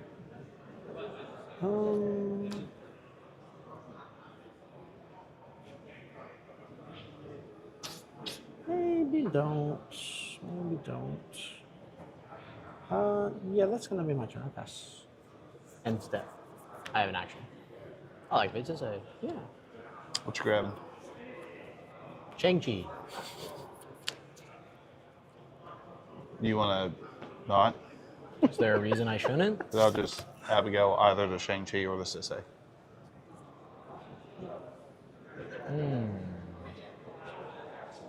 Problem is, if I don't force you to use your tutor on Abigail, you just get a Selvala and I die. I won't get Selvala. I'm not comfortable with the E-zone being pushing.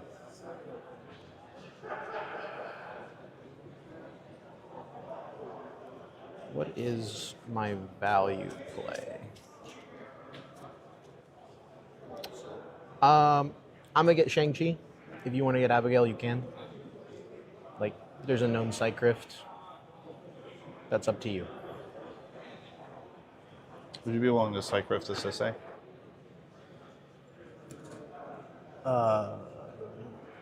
No, you can. I'm not very in this game, I don't think so. I understand that, but if the Shang-Chi sticks, we actively die.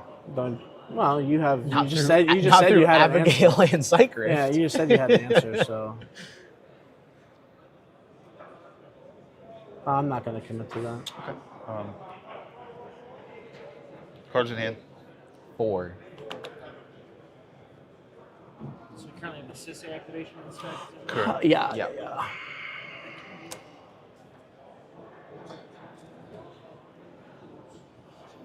Welcome. It's a game of chicken where you both have interaction, and whoever uses it could lose. And he also has an E zone. Right. Something influencing the conversation while these players are talking about what they will and won't search for is that the Sisei in seat 1 has a Noble Hierarch and Deadpool in hand, along with a Redirect Lightning and Abrupt Decay, while seat 2 also has a Deadpool and a Strict Serenade. So, even though they both have the ability to tutor these big pieces, and they have the ability to tutor in response and get stuff like Abigail, that is not the end of what these players have to offer. So, in addition to trying to play this game of chicken that they're doing, they're also trying to get that information out of players' hands. Beyond the Sight Grift, seat 4 also has a Brain Freeze, a Llanowar Elves, and a Cord. And the longer this game goes on, the less they're going to be held back by that Lavinia. Are not great against what your guys' game. I'm aware, but what I'm saying is there is a known Sight Grift is where I'm at on it. Yeah, but I mean, it's gonna turn. You have to use one of your activations for him. He's got no further effects on end step. He's gonna have to use one of his viewers. Yeah, I'll put the activation. That's how we on survive. So, which I am going to have to Abigail. Before I declare what I'm going to do, I'm going to lose a total of 4 life.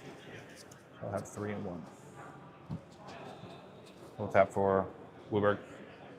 I have a Sisei activation on the stack. I will pass an activation. Yeah. Yeah. Okay.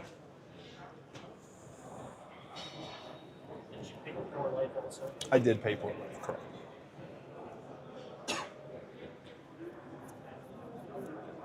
Like, it's a weird spot to be in, but even if you're not getting a Selvala, I think I'd rather just force you to use your activation as... Oh, of course, because at this point, I am the one who can interact with you. It's understandable, because I can interact in an awkward way. So I completely understand. Or you just be really cool, get Selvala anyway, and then say Sight Grift it. And then he's like, I'm gonna lose, and then you guys just let me win, which would be really cool. And then as I'm winning, Zach's gonna crack E-Zone and go, Aboro? Aboro? Oh no, I only have 3 creatures. It does nothing.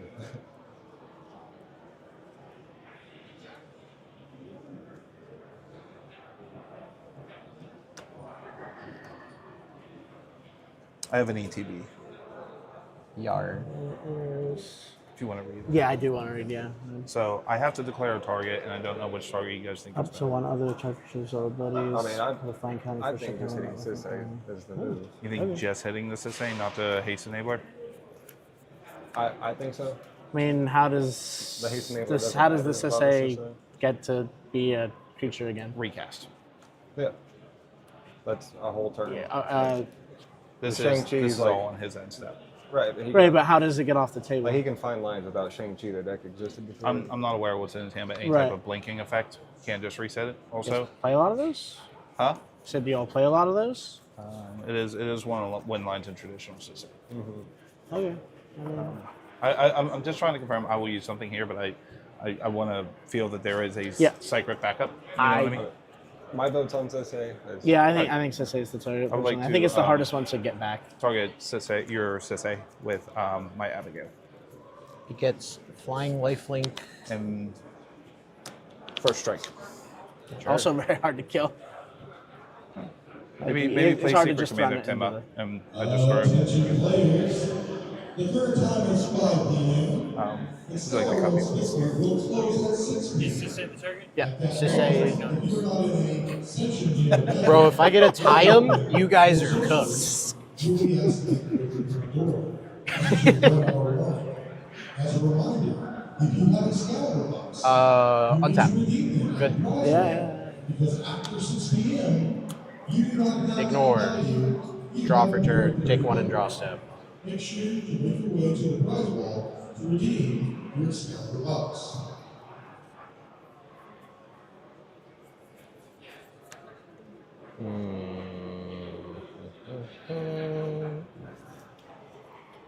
Evan Pierce from the next stage, please. Is he the photographer? I was like, man, I really like this guy. I think I've heard that so many times this weekend.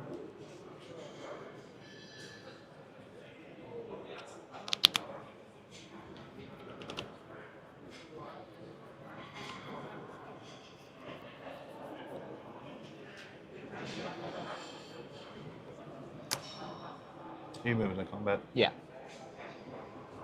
Yeah, you're not gonna turn. 1. Yeah, but Oh, you have attack a trigger, trigger. Yeah. draw, discard. Did you consider a double block? No, I'd kill not his really. elf. Yeah, I don't think the didn't- Grand Granite is a problem. Yeah, My I didn't. Sisei I is not didn't a press Sisei. this turn, so I can play this. So. I understand. No.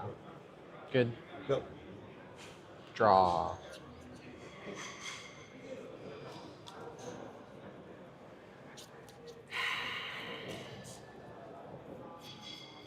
Discard something. What is something?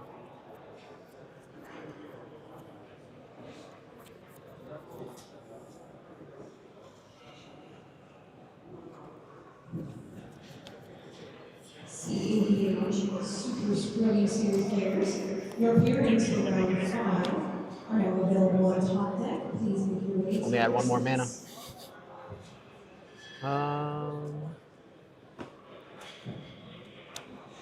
Evan Pierce, Freedom Walker, to the main stage. Ignoble. Evan Pierce, to the main Triggers. stage.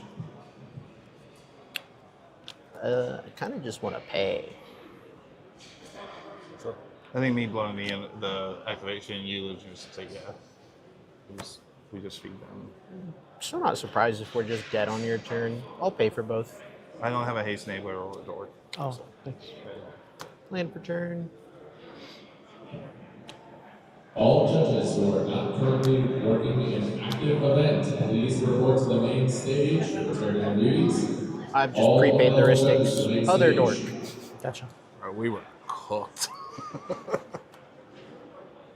Pass. Sure.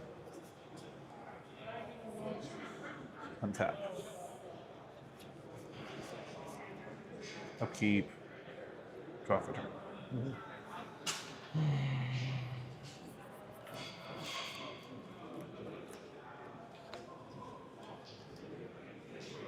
Maybe a little. What was that? Maybe a little cooked. Yeah, we were super cooked. I am going to play Draco. Any effects on my end step? Yeah, on your end step. Like the tap for 3 or activate Thrasios. Sure.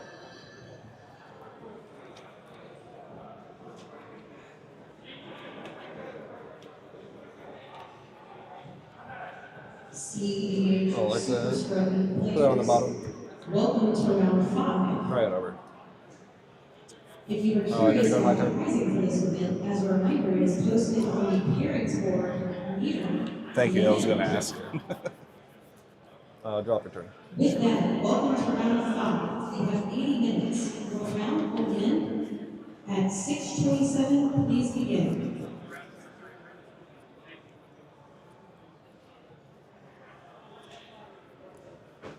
This is a very funny game. It is a game of all time.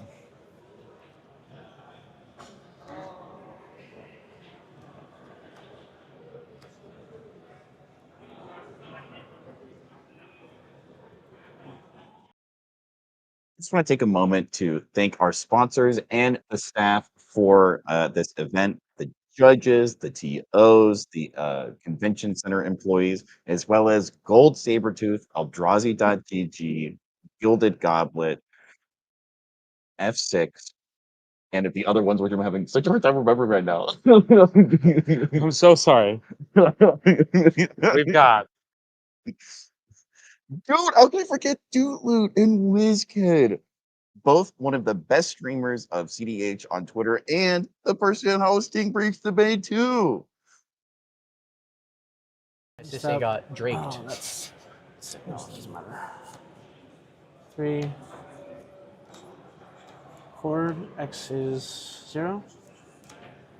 I have a Ristic. Is that an end step? Yeah, that's his end step. I'm good to draw. Pay? Or no, okay. No, He's gonna get the I hold up. Jobber. Yeah. Because he can't go 4. Yeah, I I see. can't go anymore. Yeah. Right. I'm passing on chord. Ristic trigger. Draws Good good to with me. Yeah. Draw is Ristic. I'm good on chord. Pass. Yeah. Chord resolves. Not what I wanted to have used it on, but I was so worried to put Lavinia back in the deck. yeah, I mean, And she just overplayed. It's so good, Well, I was bro. on Boromir. Sorry, I'm just. Just I like don't accidentally. I have not had a game where Lavinia has screwed me. In fact, it saved me years so ago many. have punted so many games because of Lavinia. It's just a different world right now. I just think turning off free interaction, well, risky sometimes. The land denial part, I think, is just so strong. So in this pot, I think it's fine because of the creature tutors. Yeah. Like him not being able to chord for 3 there. I know. Yeah. Massive. Yeah. I am good to pass on your step. Yeah.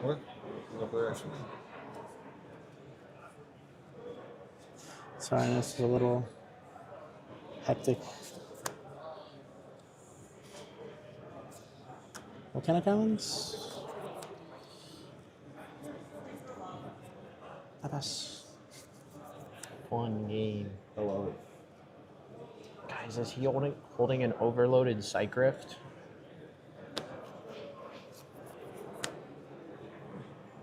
Untap. Upkeep. Don't pay. Draw step. Lose 1.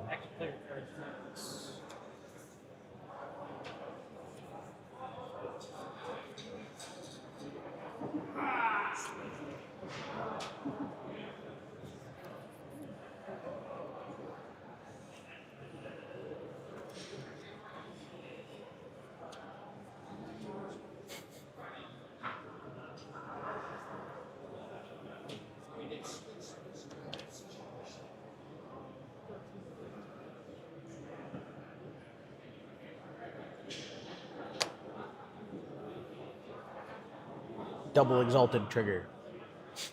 Oh. 3/4. Get What bombed. a monster, dude.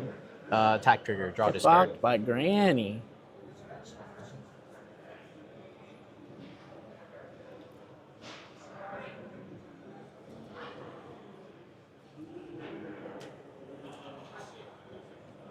I have no idea what I'm supposed to do with these.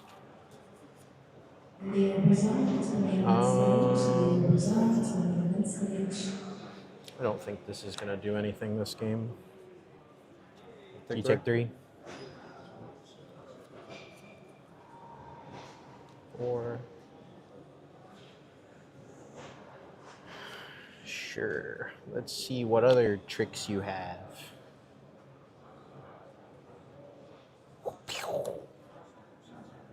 Explosion effect. That's unfortunate. Triggers. Draws are fine. You mine first? Yep. Good, everybody? Yeah, yeah. I'd like to reiterate I'll that drop. that will kill us.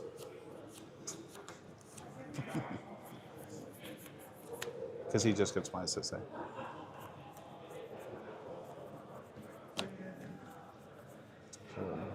Deadpool on the stack. Yeah.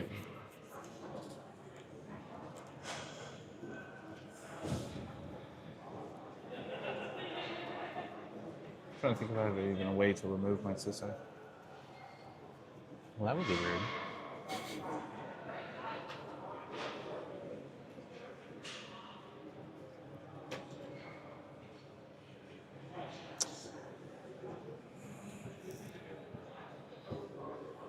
I know somebody who could remove the whole board right now. Yeah, but that still leaves you with. It's not ideal. Your ability to rebuild right now is Right, but then the Deadpool just takes. Just clarifying something that Matt said earlier. When they cast Deadpool, they asked what tricks Dean has up their sleeve, implying the potential that he does, in fact, believe that the Sisei player in Seat 2 is a conjurer of cheap tricks. It depends on if you consider Urtai a cheap trick exercise. I'm curious, sir. Sisei activation. I am active. I am passing prio. Yeah. Pass prio. Activation is resolved. All right.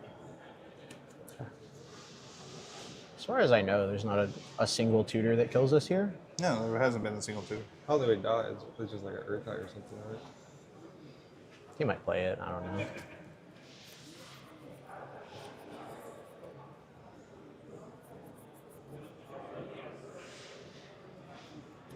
There's nothing I can do as far as one activation with a known cycle, so I don't know. The known Psych Rift has been such a weird part of this game because it's just Playing chicken. I'll straight just count Deadpool. Counter my Deadpool. Pass on ETB. I also pass on ETB. If that resolves, you get to draw a card. Haha. Land drop. Keep that in venue. It doesn't affect creatures, so. Cabbage mom. Trigger. Sure. Double triggers. Sure. Good. Trigger okay? All good with me. I'll now draw. Sure. Sure. Yeah. I'm just going to. Am I good to resolve my resting trigger or wait? Just pause where we're at. Twice. Did you draw? I did. I did Okay. draw, yes. So it's Technically yours was first, so it's fine. Gotcha.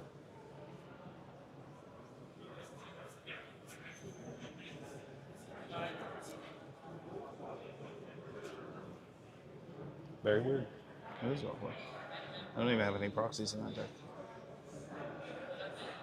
Deck list error? Maybe they saw a card that wasn't on your list? Change it recently? Double checked it this morning. And yesterday.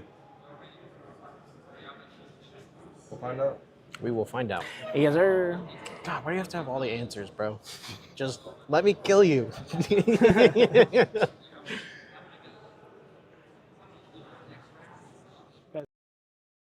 Just adding a couple comments, both to what's being said in game and in chat. Spooky saying that they watched a Ristic and a Tithe resolve, thus they can't being fooled. But I would posit the argument that by responding to Captain Moral Support, you have in fact already fallen into their trap. This is the first game that we've seen 2 Ristics resolve. Smothering Tithe. We've only seen 1 Ristic up until this game be resolved in the entire tournament. So maybe it's a breath of fresh air to see some Ristics, maybe some card draw. We've got Ristic Cabbage Man right now. Both of these Tissays seem in pretty commanding positions, only a couple moves away. I know we just saw Matt Sweeney's Deadpool be countered, but Dean has a Deadpool of their own. Absolutely. So this is going to be a game. I will say that I am very impressed by that dynamic in seat 1 with Matt playing cards that demand a response. And Matt just looking upset. Yeah, looking. I don't think anyone's having a good time right now. Look at that body language. No one's they're adopting the exact same posture. It's a Sisse thing.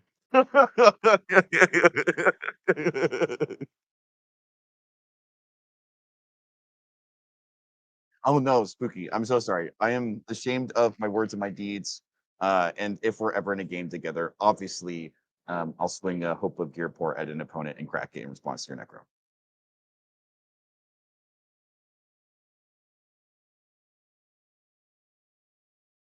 Beyond that, I've been really impressed by the Sisse in Siege 2 ability to like target seat 1's board while still increasing how big their own Sisse is, increasing their options of what they're able to tutor.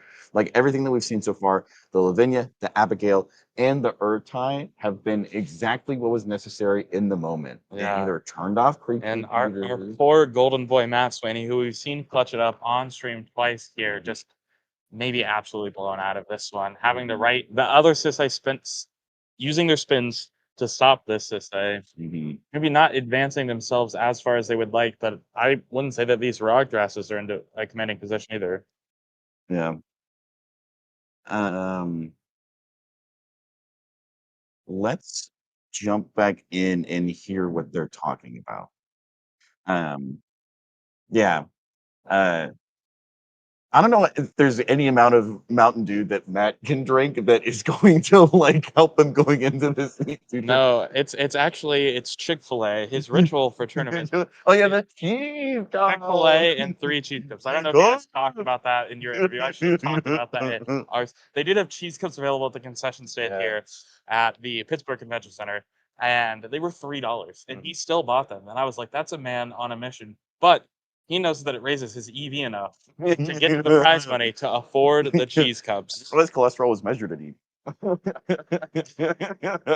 I will say, one thing that Matt definitely is going for him right now is that they do still have that abrupt decay. I can't remember right now in this moment if they still are holding it up. Yeah. Or if they had to. They have it up. They have it up. They have it up. There also is still the Cycrypt.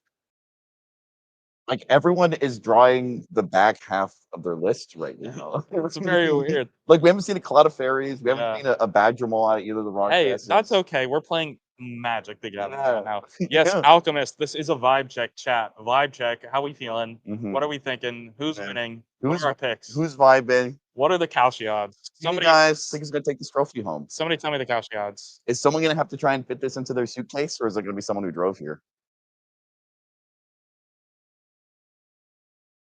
Can we see some Fortnite dances Oh. by the caster? Oh. I'll do one. I swear. I grew up Southern Baptist, so I will be smote on the spot if I do it. My family watches the stream. Ty, I need you to do a dance for me. Okay. We'll do the OG. Oh yeah, yeah. He's doing it. He's doing it. It's crazy how much faster you're moving than this game. Badger talking about how the Cycrypt is hostaging the game. Yes, I do also think though, based off the fact that it's been revealed, it also is forcing the rest of the table to kind of keep that player in the position where they have to hold up mana to interact. Yeah. Because if they don't, then they're gonna be like, "What about the Cycrypt? We're gonna lose. Yeah. I'm gonna lose my game, my trophy." We do have a question from chat. Do you think that this trophy would clear TSA? I think that if the winner flew and didn't have a check bag, they will be checking it back home to get this trophy home. It is big, it is heavy, and it does have a sword. Yeah, it is dangerous. It also implies that you're really, really, really good at magic, and that is something that notoriously officers of the law have been intimidated by. What's in the trophy? There's nothing in the trophy. We did check yesterday on stream. We looked. Well, there's nothing in the trophy that we're allowed to tell people about. Oh, yeah. Not saying that something is in there, just if there was, and I can't confirm if there is or is not, but if there was, we can tell you. Sorry. Sorry about it. Spooky asking, can I take the trophy home? Are you in the top 4 game? You could be in Columbus 2 weeks. That's Columbus, Ohio. There is another Excalibur event, Spooky. I am a special guest. However, code Ty Ohio does not work any longer, but you can still register and maybe you can beat me. Or maybe you'll let me take the trophy home. Time will tell. T Wadiaz saying carry on, indicating that they themselves are in fact a wayward son. I'm getting mogged? I'm not getting mogged. No.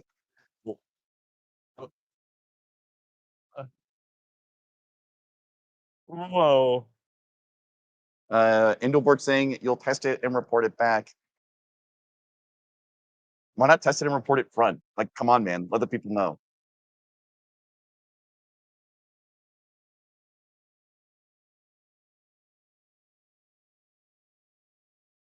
Well, I'm so good at giving you guys segues. Yes, you are. I don't think that's how you spell that. Speaking of segues, there's been a lot of awesome vendors here. My favorite thing about these tournaments is just the altarists, the card vendors, and I want to give a special shout out to Mike Sad Robot Altars. Yeah. He did these super sweet altars for me. I don't know if you guys can see this. This is a tropical island that he painted a Venusaur on, and then there is a Charizard painted on my plateau. So shout out to Mike, Sad Robot Altars. Like that guy a lot. Despite the fact that he is a sad robot, he makes a lot of people happy. He definitely makes me happy. Yeah, very, very, very great guy. A huge fan of all the playing with power people. Yeah, I actually got the chance to play with them last night playing Riftbound. Riftbound, yeah. Riftbound Gamer right here. Riftbound Gamer. I am continually impressed by the way that the relationship that like multiplayer formats like CDH has, where it's 1v3, have skills that cross apply pretty significantly into 1v1, and the same way with 1v1 into 1v3. And so even if it's a completely different game, the ability to analyze threats, um, sequence resource acquisition correctly, as well as work through the branching options that one has when progressing their own board state. I mean, that's some pretty next level stuff. And game theory as well has continually been something that we see play into CH, especially in politics, because risk assessment, not just threat assessment of this is dangerous, but asking your opponent to gamble on something. Known versus unknown information, I find is playing an increasingly larger role Yeah. in tournaments. LSP has actually written a couple articles on this and Really? and 1v1 Magic, and actually he says that you should take decisions away from your opponents. So you should force them into game actions that are completely predictable rather than giving them like the opportunity to do something unexpected, which is pretty interesting. Yeah. So how would that then coincide with? So we're seeing some stacks pieces in this game, right? Lavinia shutting off options, right? Yeah. Urte taking away agency. Yeah. But also, I know that you tend to prefer a lot of very fast lists. Yeah. You know, you introduce very powerful cards like Bolas' Citadel into Rockside. Necropotence and Adnons aren't enough for you. Yeah, we need another win con. So, how in a list like Rockside, when you're being very proactive, are you able to take away decisions from your opponents? Yeah, I think that the idea of just like putting wins on the stack takes away the decision of like whether they counter something or not. I'm not doing a deal where somebody gets to be like, oh, well, you know, you'll draw one card a turn. I'm like, no, that's you counter it now or you die, right? Like I take away the decision of a bargaining chip, right? So I think that's kind of how I think about it. Good point. That reminds me of, and some of you guys may have watched this game. There was a pod that had a Rockside in seat 4 that had an incredibly cool line involving a snap for a turn 2 passes decon attempt. But there was a Rockside in seat 3 into players in seat 1 and seat 2 who had a lot in hand. And there was a little bit of politicking, but at the end of the day, everyone knows we cannot let this resolve. It literally says own the game on it. Yeah. Sometimes it's easy just to sneak it in. Sometimes they're not expecting it. Does Ty have them dogs out under the table? I do have them dogged out under the table. I don't know who asked, but whoa, they're out. The gameplay will be back momentarily, and we will keep you guys updated. Yeah. Asking where the gameplay is, wherever the game is at. Yeah. You know, the game is really the plays we made along the way. That's so true. And you can make those plays with us Yeah. at Columbus Excalibur. Eric, I believe Eric will be casting. Yeah. I'll be playing. Yeah. So we'll be there. We're gonna be playing there. And you'll be there too. At home. Yeah. Metaphorically and directly in a sense. So somewhat the antithesis of metaphorically, actually.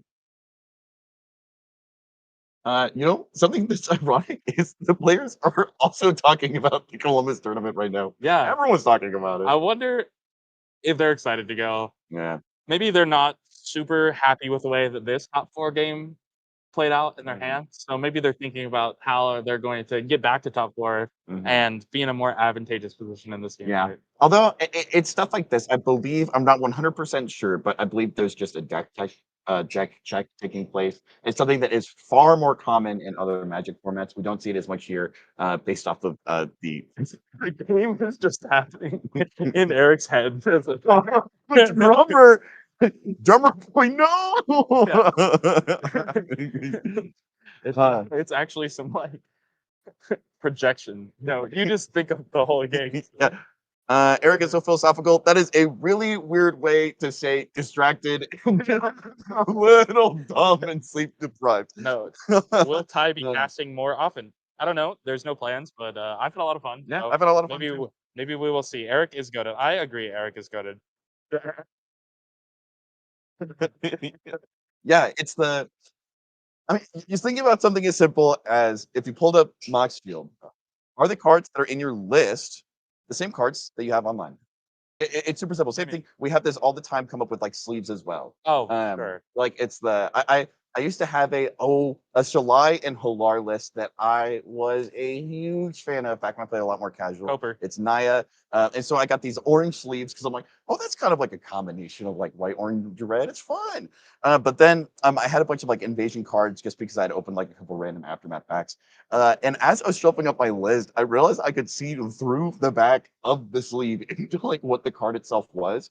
And I had to get new ones. And for a game that is all about like ideas, the theoretical potential that a Smothering Tithe has in combination with an ally like Thrasios demands that a Commandeer or Besage be used on it, right? And so this is a tournament not just of cardboard, but also of the potential that those have in the theater of the mind.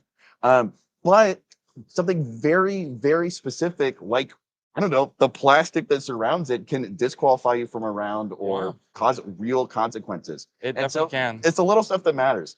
I mean, little stuff maybe is more important than big stuff. Wow. I'm honestly just impressed with your vernacular here. Oh. You're pulling some big concepts that I'm sure our Yeah. bettors at home could appreciate. Never use a big word when a diminutive one will do.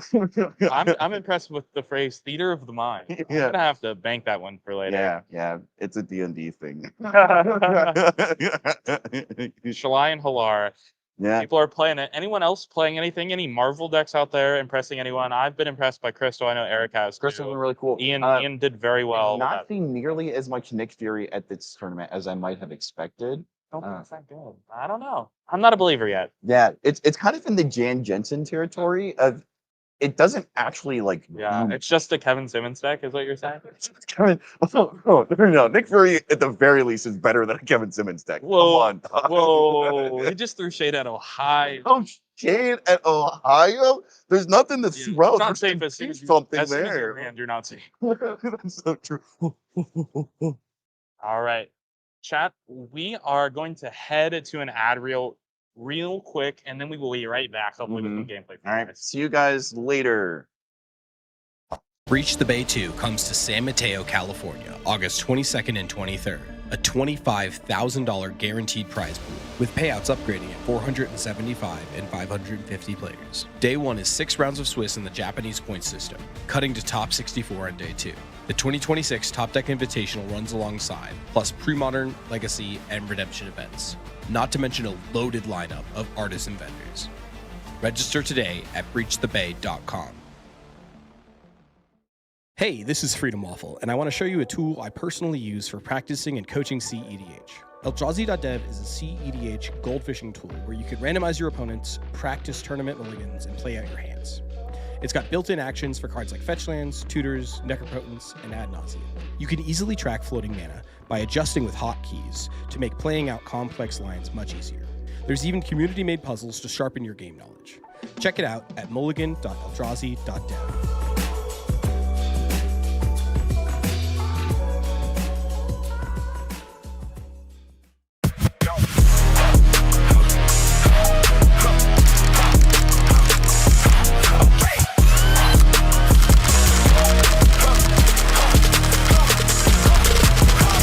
F6 supplies your one-stop shop for premium tournament accessories. From Benishoga playmats and high-quality dice to our custom token pack, F6 has everything you need to up your tournament game.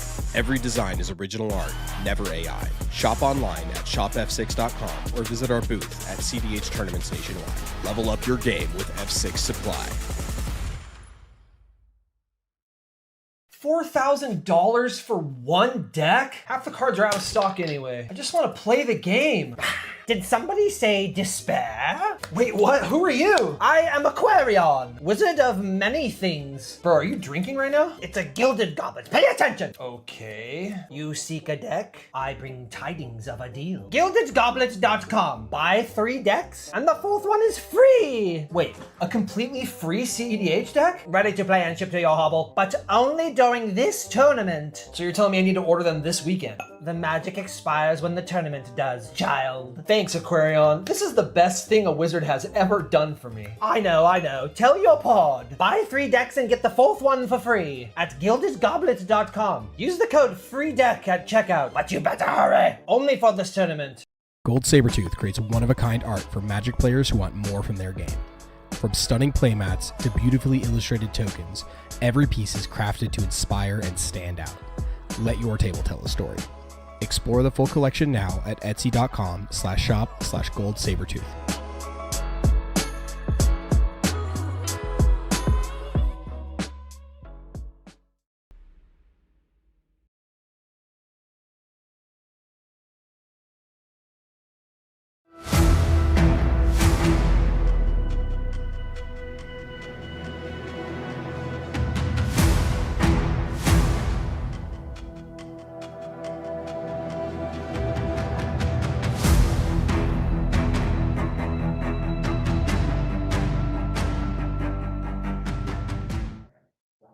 Welcome back. Welcome back. For those who are just now joining in, we are in the middle of a somewhat lengthy judge call. We're just figuring a couple things out, especially this late in the day. And in top four, we want to make sure that any adjudication made is correct, so we don't have to walk back anything unnecessarily. But why would we need to walk things back? Because this is the highest pressure situation one can be in. This is the top four at a 10K tournament. There's money, there's prestige, and most of all, there are 2 Senseis and 2 Rock Thrashes. There's a 50-50 chance that we could see a Sensei win or a Rock Thrash win. The odds are surprisingly in the favor of the commander archetypes, maybe not increasingly for the players themselves, though. Walk players through what we've seen in the game thus far. We saw a Smothering Tithe get commandeered. That was very cool. We saw some Ristic studies resolve, which is only the second time we've seen the Ristic studies resolve in the tournament. I don't think they've drawn any cards, though. I'm not sure. They couldn't have drawn that many. I'm pretty sure Matt paid for everything they cast on their last turn. We had briefly joked, but I think there's a world where no more spells have to be cast this game, and we can get there on activations alone. Yeah. Which would be pretty awesome. We got to see a lot of Matt on stream earlier. We're going to go ahead and try and pull up a player spotlight for you guys. These players have all, in one way, shape, or form, impressed us in a wide array of different ways in the game thus far. Matt has been on stream twice. The first one and the second one were wins that I did not see coming. They were able to sneak out a win underneath Dexter's extremely dominating board state in top 16. And their win earlier involved some new Marvel cards, which have been super duper fun to see. Yeah. You were telling me that they actually have not always been a Sisei pilot, but that they've only recently picked it up. And since doing so, they've been crushing it. I think Matt actually has played Sisei in the past, but was bouncing back and forth Kinnan and Sisei. Although I think with the Marvel cards, it is going to be a Sisei all the way now. Look at that lifetime win rate of 41%. Just absolutely astronomical. And then today's win rate, 57%. I mean, just improving. Just a truly, truly good day for Matt, and I wish him all the best in this game. Hopefully he gets there. I'd love to see Ohio represented. We got some questions in the chat. Ian was playing Crystal. We got to see 2 wins by Ian on Crystal on stream, and unfortunately couldn't get the job done in top 16, but I am sure he's proud of his performance. I definitely am. That deck is awesome and far from solved. I will be playing that deck in Columbus. Yeah, they I think they had 21 points going into Top Cut. So nearly clearing the bubble of 16 points. And that pod for top 16 was Crystal, Rock Thrash, Rock Thrash, Rock Thrash. So Rock Thrash is the deck that has performed today. Yeah, you were talking about it earlier, how Ashling might be a good addition to it, at the very least in your local meta, because there's a lot of Kinnan and a lot of Rock Thrash around. Speaking of Rock Thrash, we have another player in the pod shown up. It's Zach Shepard from Pinnacle. They are also a tournament veteran. A very impressive score throughout the day, 3, 2, and 2. And overall, definitely a force to be reckoned with when it comes to tournament CDH. I've been lucky enough to play a lot of locals against Zach as well. Rock Thrash isn't the only deck they play. They've definitely played some Rog Timna. I vividly remember a winning in where they cast a turn 1 Citadel in seat 1 and killed me. So happy to see them performing well again today. Yes, chat. The game is still going on. No winner yet. We're just in the middle of a little judge call. We will get you guys back in there as soon as possible and explain what happened. Why the judge is taking a phone call in the middle of a match beats me. let's go ahead and pull up a player spotlight for the other Rockdash player as well. This is actually a new name for me. So if any of you guys in the chat have played with them before, sound off. Felon? Um, Phelan? I don't want to say it wrong. This looks to be the first tournament, at least under this top deck account. It may take a little bit to load up. There we go. A few tournaments. Wow, I wish my record could improve that quickly. Yes, Zach is a former Glorb pilot. Good call out. Man. Another record of 3-3-1 here. Something that you may have noticed as we've been going through the player spotlight is a record low for draws in this tournament. We have yet to see one take place on stream.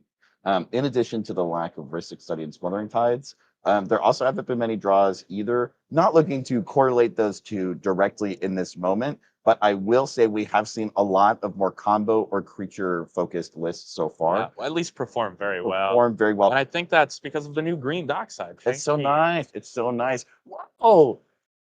Is that Wayne from Land Go? Nice. Yeah, good to see him. Yeah, Shang-Chi, just the performer of the tournament. Those deck lists all performed so well. Rockfast was the best performing deck list in Swiss today across the board, and I could only think to attribute that to Shang-Chi. Yeah, I just like how it enables lists to come out of nowhere. Traditionally, the problems that even high mana big spell lists like Kinnan have is that you can play your Bloom Tender, you can play all these cards that tap like a lot of mana, but you have to wait unless you're willing to put like a Concordant Crossroads, like a Rhythm of the Wild type effect in. Yeah. So the fact that it is tutorable off of pretty much every spell in the book, sans like an Invasion of Ikoria, you're able to get it out early and often, and it has that exponential effect of you get it out with an Enduring of Vitality, or you get it out with the Badgermole Cub. And now suddenly all these cards that you want to see in your hand, turn 1, turn 2, but you don't want to see anywhere after that, they're kind of like Sylvan Library type cards. Now they are useful at all points in the game. Very, very big fan of the card. I will say, though, I'm a huge, huge fan of green in general. So I love to see it buffed. Traditionally, we'll see the really, really powerful cards in green to be more congruent with strategies that we'll experience with our brothers and sisters in bracket 3, bracket 4, with like counters like doubling season, stuff like that.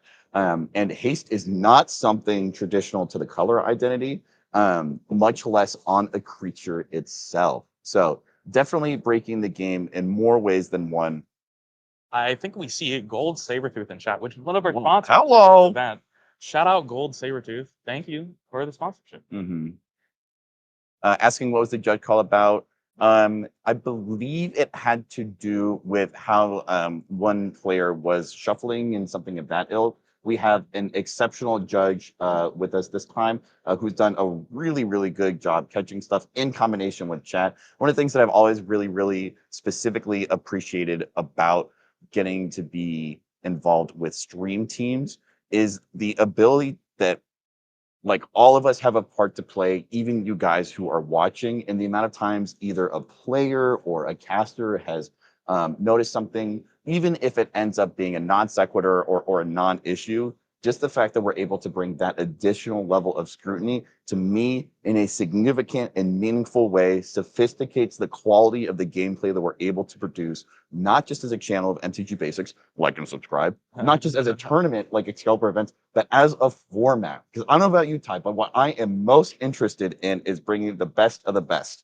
Both to the forefront of a tournament to top 4, but also as an individual, I always want to be getting better as a player and noticing things like, for instance, earlier in this game, someone evoked the Vibrance out and resolved one half of the ability, tutored for a land, but forgot to resolve the other half, gaining 3 life. And it's simple stuff like that that remind me that each and every game is an opportunity to improve and get better. Definitely. I agree with that. We're taking a peek through the meta breakdown, just seeing some of the decks that were floating about. There was Jetmirs, Glarbs, Magnos, they even a Winota. Whoa! Cool. Love getting to see the one-ofs. This is going to be somewhat of a truncated list because there were a lot of people who dropped out to partake in the redemption event. It was 170, 180 plus people event, near 200s. But I think starting this morning, we were in the 70s. So there are roughly 100 lists not on this right now, but rest assured, as soon as the tournament resolves, EDH Top 16 is going to pull that data. Yeah. And if there's any deck lists you want to pull up, definitely go check them out. A couple of people have mentioned wanting to check out Ian's list. I would highly recommend it. They're on some really fun cards. They're always bringing up some cool stuff. And also we have some what have become kind of like instant classics like Charles Cabbage Merchant in combination with Notorious's Arkham Daxon. We got to see some fantastic lists. We got to see a Yisan in top 16. I cannot. The last time I played against a Yisan player was in a random spell table game 2 years ago, and we didn't even get to finish because they got a work call in the middle, and I wasn't able to vamp long enough. I'm shocked that you remember a spell table game from 2 years ago. I will say big shout out to Charles.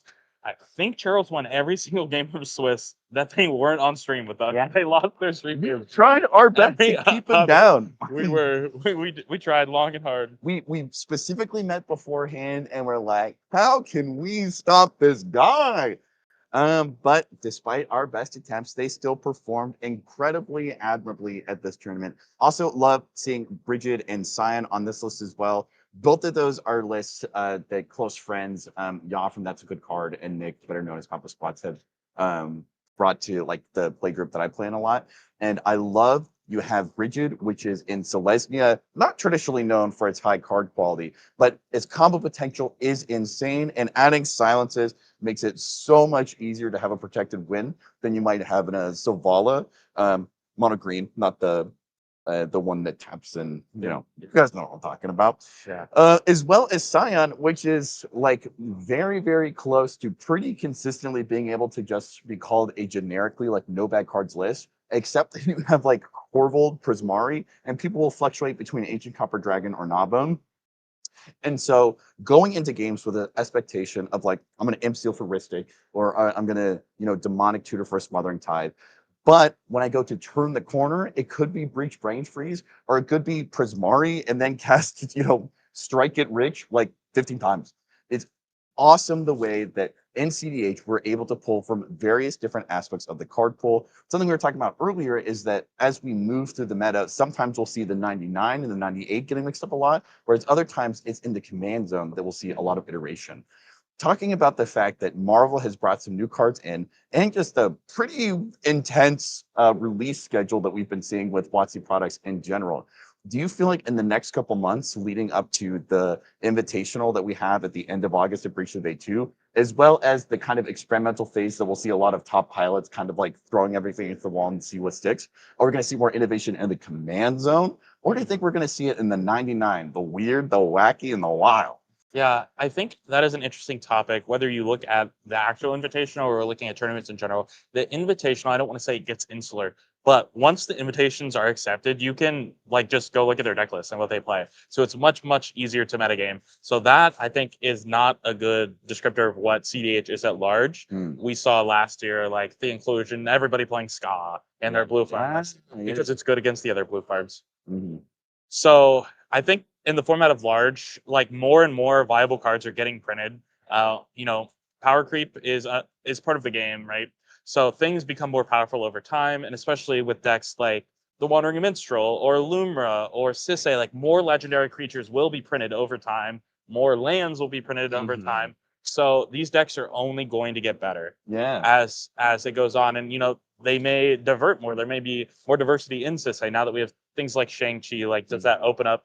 You can combo with a meal with it, but you can do lots of other things. So it'll be interesting to see how those decks develop over time as more and more legendary creatures are printed. Yeah, I think Final Fantasy was a great example with Vivi of out of nowhere, Izzet has this huge new house of a card. Same thing with Modern Horizons and RAL. And it really reinforces for me, no list is truly out of the running. No commander is truly off the table, but all you need is either one good card to get printed or one good pilot who has the skills to take it all the way to the top.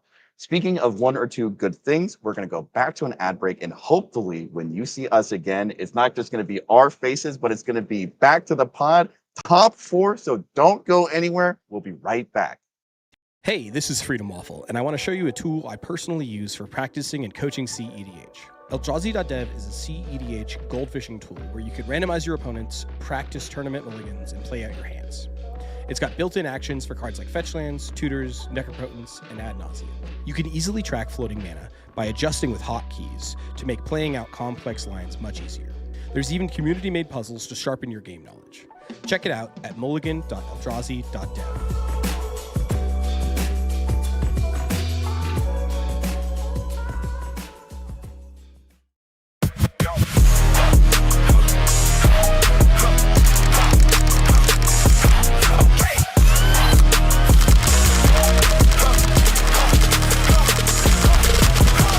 F6 supplies your one-stop shop for premium tournament accessories. From Benishoga playmats and high-quality dice to our custom token pack, F6 has everything you need to up your tournament game.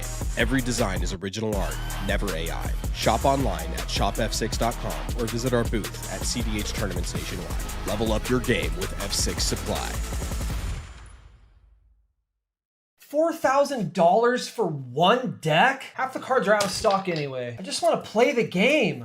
Did somebody say despair? Wait, what? Who are you? I am Aquarion, wizard of many things. Bro, are you drinking right now? It's a gilded goblet. Pay attention. Okay. You seek a deck? I bring tidings of a deal. GildedGoblets.com. Buy 3 decks, and the 4th one is free. Wait, a completely free CEDH deck? Ready to play and ship to your hovel, but only during this tournament. So you're telling me I need to order them this weekend? The magic expires when the tournament does, child. Thanks, Aquarion. This is the best thing a wizard has ever done for me. I know. Tell your pod. Buy 3 decks and get the 4th one for free at GildedGoblets.com. Use the code FREEDECK at checkout, but you better hurry. Only for this tournament.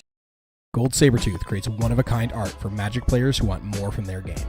From stunning playmats to beautifully illustrated tokens, every piece is crafted to inspire and stand out. Let your table tell a story. Explore the full collection now at etsy.com/shop/goldsabertooth.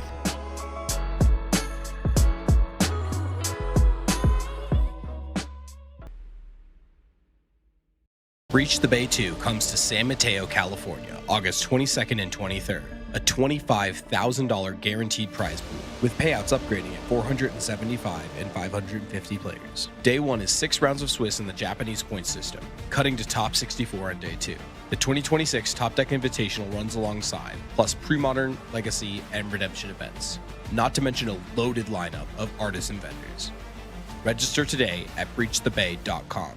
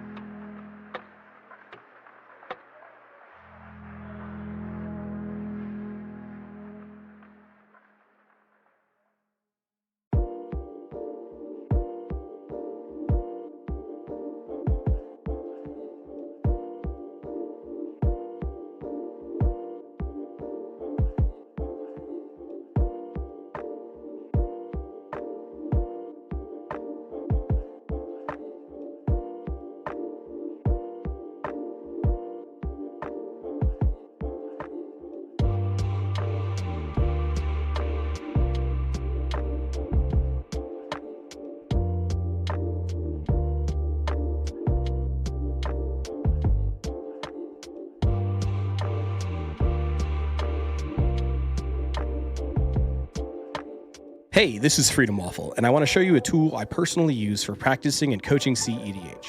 Eldrazi.dev is a CEDH gold fishing tool where you can randomize your opponents, practice tournament mulligans, and play out your hands.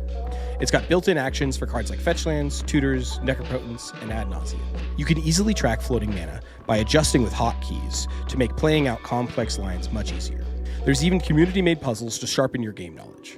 Check it out at mulligan.eldrazi.dev.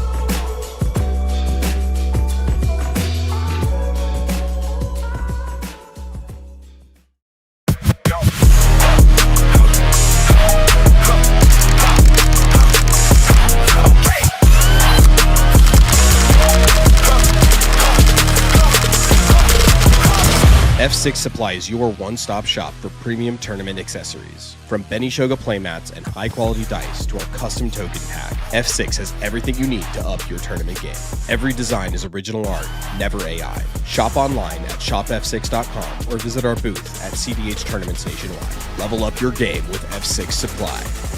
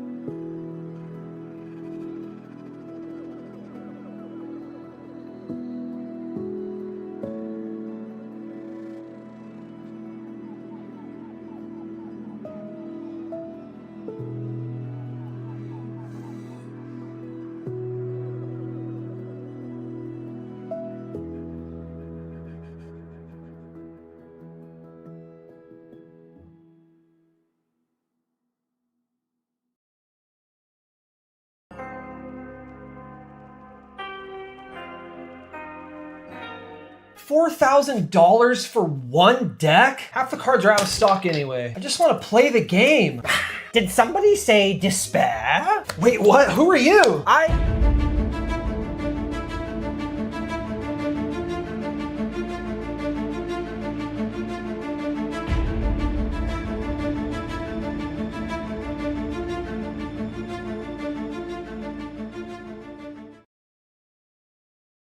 Welcome back. I'm Eric Beagle here with Ty Ohio, and we were just watching Top 4 about 40 minutes ago. You guys may have noticed in the meantime, there's been quite a large break, and that is because of something initiated by our wonderful judge staff.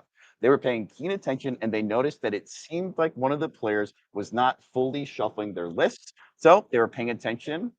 And upon further investigation, establishing some evidence with carpet bag and magnifying style class investigation, they realized that there was, in fact, integrity worth calling into question, and the player has since been DQ'd.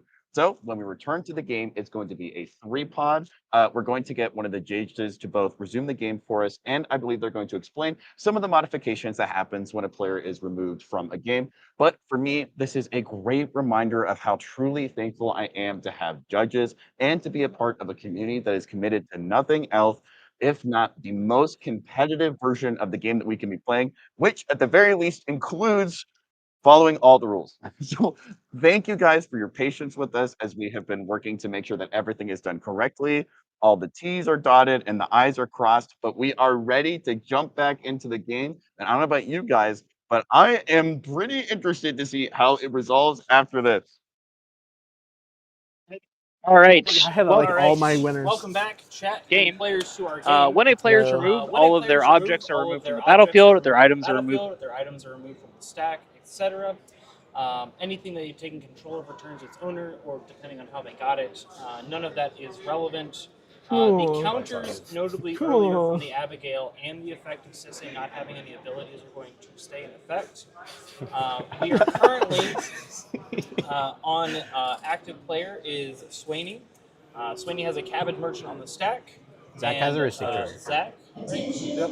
Zach has a Ristic Study trigger on the stack, and we will begin from there with priority on player 1. No So, pay. Players, please continue. All right, good to draw. Yeah, I passed priority on to trigger. Cabbage Merchant will on the stack. Prio. I pass on Cabbage Merchant. You have a Cabbage Man. Ship the turn. End step. And Steppy says... No. I can pick my cards up now, right? Yeah. Holy. I'm going to tap this for 4. We'll activate Thrasios. Sure, yeah. Seems to be. Don't really like that one. Taiga will enter tapped. Quick, I don't tap trust out you. and I'm get not activating Cyclops, again. dude. Good to go to my Any turn? effects in end step? I don't know if I should.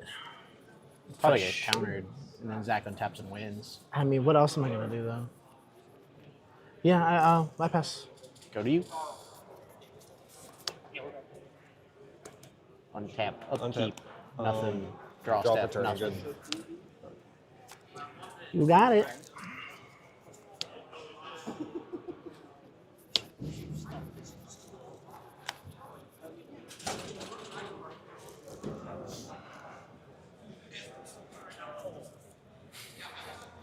I would never know how to organize my battlefield as broadcast. Creatures, bro. Yeah. Play a Polluted Delta. I'll allow I'd it. like to crack this. Yeah, I'll allow it. Uh, Yeah.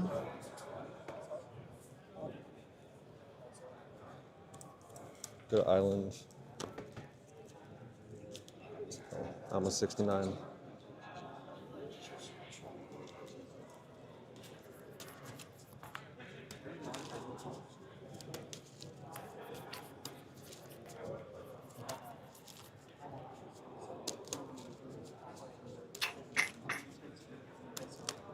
If you could just mini rift my Sisse, that I would appreciate it. No, sir. He wants you to Cypher so bad.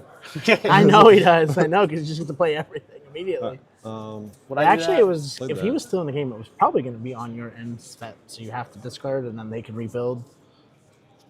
Why do you hate me? Yeah. I don't hate you. I just play against a lot of Sisseis. I know it kind of gets you because you have 6 leaves, so many lands. Just like Shang-Chi, idiot, idiot, idiot. Like to play a Mockingbird X1. I have a. He's gonna have a Shang-Chi. You have how many in hand right now? 6. You can draw a card. Good. Yep. Wonderful. I pass priority on Mockingbird. Mocking-Chi. It will be a Shang-Chi.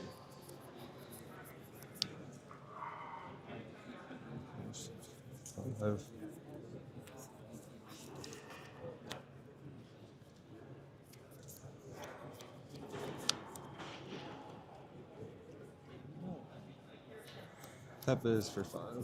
Lose 1. Like to play a Candelabra. Make a food. Ristic Study. Let's go ahead. What is Shang-Chi. Shang-Chi. Yep. Ristic Study's good.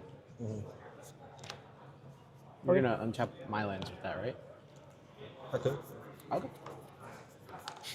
You guys both passing. I pass on Kendall. I hate it, but yeah. 2 for creatures. Here. Like to activate Thrasios. Sure.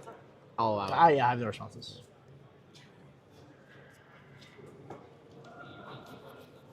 I'll take this Finale Devastation. Oh. Very good. Y'all. I mean, no, but does that do anything here? No. Oh, okay. So you have 1 food? Yeah. He says, Strange things.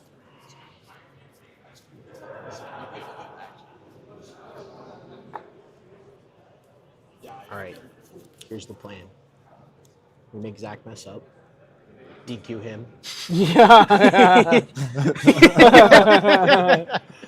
And then I just need you cool. I'm to so also scared. You don't know how celebrate DQ. That's how I win this game. The top deck photo would be legendary, all red. 2 green.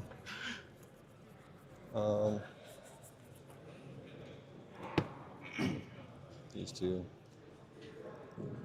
Like the Finale, it's just 2. Make a food. I have a sugar. Please keep your commander separate. Gotcha. If you have prize tickets, please make sure you hit the prize button before I have a Ristic. as those prize tickets have no value after this weekend. It's either like a Boro. It's Oboro. It's just like for sure It could Oboro. be also Cloud. Oboro's probably better. No, it's like for sure Oboro. And in Dallas and Niagara Falls in September. Check out www.excalibur.net for all of our upcoming events. There are QR codes around the room so you can see our entire schedule. Again, at this time, if you are not in I would just counter that. or waiting for prizes from said tournament, please make your way to the front door. My staff will be walking around, gently asking you to leave at this time. Sorry, I'm thinking. You're good, dude. I mean, it might not have to be Oboro. Oboro's 5. It's not quite enough to go, but it's close. And you can manually go for a long time. That's the problem is. No, it's 6. There's 6 here. If he has any way to find the It's thing. all the line. Could What's also that? be Bioman. Yeah. I mean, I I don't know. I would never buy him in here. I would always just go for it. You play the deck, I don't. Yeah, I would always If just you go think for it's it. a Boro, probably is. I do. I do. So are we married now? You said I We do. may be. I said it a lot, too. I said it a lot. I know I have to make a decision. It's just hard because this You do need to make a decision. this probably doesn't ever resolve, ever. Because you have, how many cards in hand? 20? 1, 2, 3, 4, 5. Only 6. That's what, basically. Just 6. Only 6. Yeah. I don't know if you overload it. Actually, I guess you kind of have to or we die. Yeah, it's kind of what it is. It's like, well, so... Is there any other cards that matter if you don't overload it? Yeah. I mean, if these go or this, but the thing is I just have no backup. So, understandable. I mean, letting him know that, but like, Please make a decision. Do whatever. We just sat here for 4 hours waiting for. Yeah. Like, come on. He's doing the fun play. Yeah, not really. I think it's the better play, in all honesty. Let's build a stack. Born. Yep, go ahead and build a stack. I have a Ristic trigger. Sure do. Paying. I also have a cabbage. No. I make a food first. I will not pay. Oh, I see. I see. We're great. All right. I'll draw.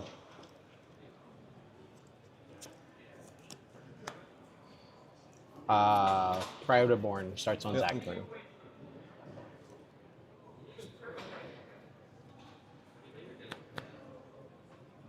Kind of fun. What else? Said I had this, and no backup. I don't think I ever let you have flash. Typically a bad idea.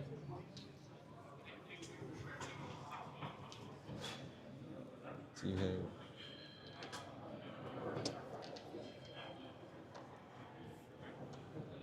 Oh, sorry, you're just trying to turn on. Maybe he's trying to turn on Mind Break Trap. Don't know.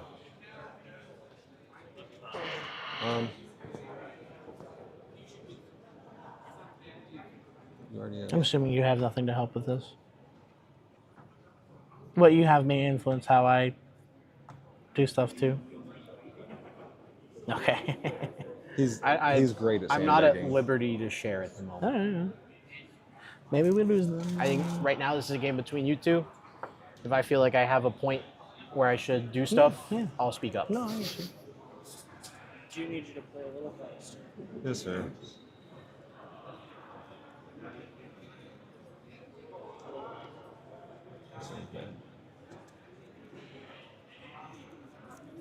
Swan Song. Have a trigger. Trigger cabbage. Make a food. You draw a card. Swan Song prior to you. Oh, Swan Songy.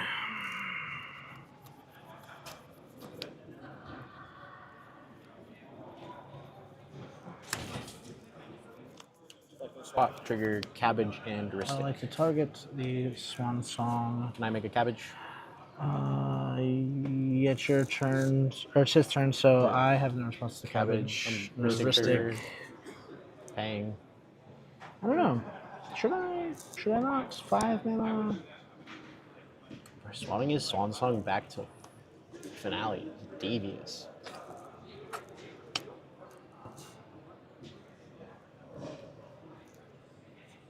I think I can't pay. Draw from this. Draw a card. Ristic, or Swat on the stack prior to Zach. No. Where am I at?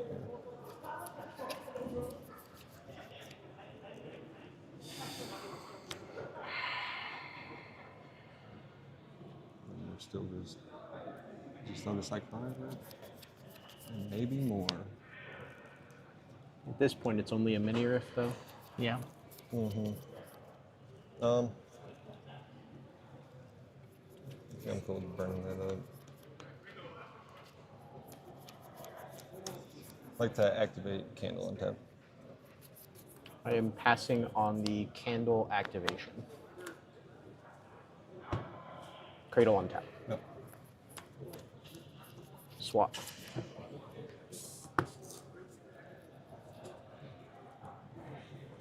Add 5. Sure do. I'll pack to your paying first. Trigger cabbage. Yeah. Make a food. I have no effects on pact.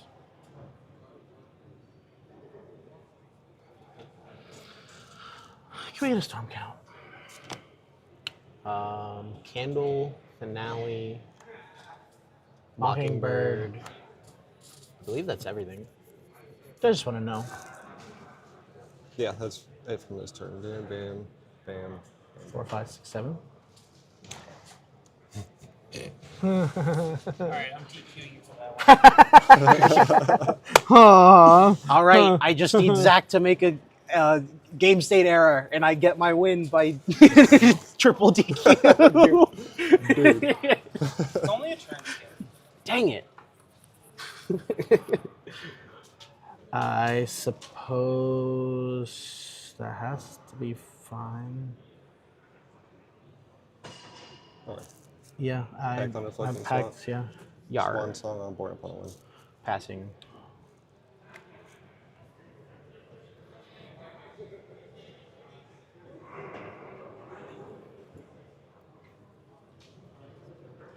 Yeah, yeah. You make bird finale. Still passing on finale. Well, let's me first. See if I can find my dumb idiot bird.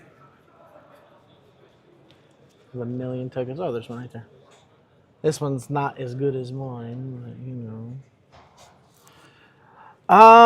So here's where I'm at. And So Swan Song didn't resolve yet? Yeah, No, yeah, it did. yeah, Okay, yeah, so yeah. Born's- Yeah, Born is You're down to one. finale. So here's kind of where I'm at. This is not a great option, but that is like what I have. I don't know what this card is. Oh. Is it the one that matters with the red card? Yeah, it sure is. That is the like my. That would be bad because of one of his lands. No, yeah, I know, but also it's still bad. It doesn't do anything to that. If you it would get it. Oh, it's in the graveyard, right? It's a finale. Not an out here. You're right. It's not. So an I out. think we just have to let it happen. No, unfortunately, it's the game. The game is over. I get that. I mean, he has something. Okay, yeah, all right. Yeah, I pass. I gotta have something here. I pass. There's nothing I can do. Like, Yeah. Go to finale. I just did.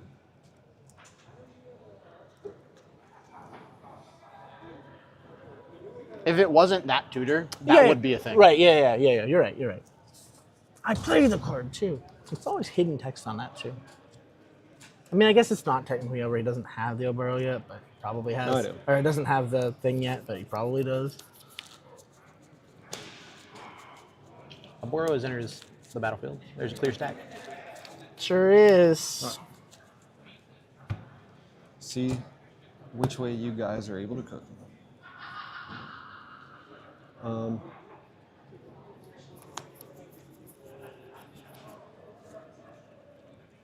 I like to pay two. Bounce, Taiga, untap Cradle. Think you attempt to rift it. Rift the what? The Oboro.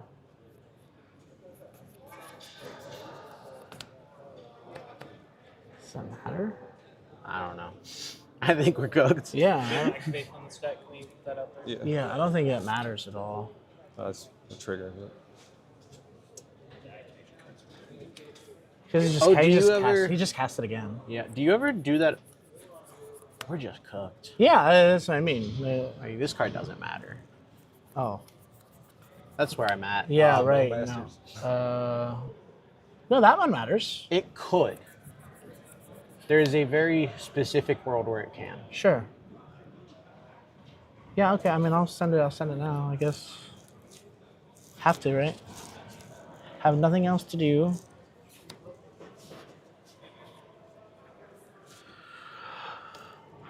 I will do the thing on the Oboro. I paid for a stick. Make a food? Oh, that's fine. Food, I think. Yeah. Is that him making a food or is that a trigger? It's a trigger. Trigger on the stack. Twiddle. So I have to make sure I'm not doing anything to ruin my own life here.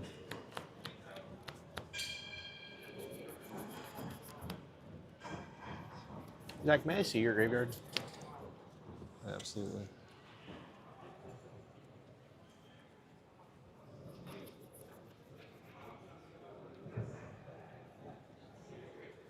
Yard.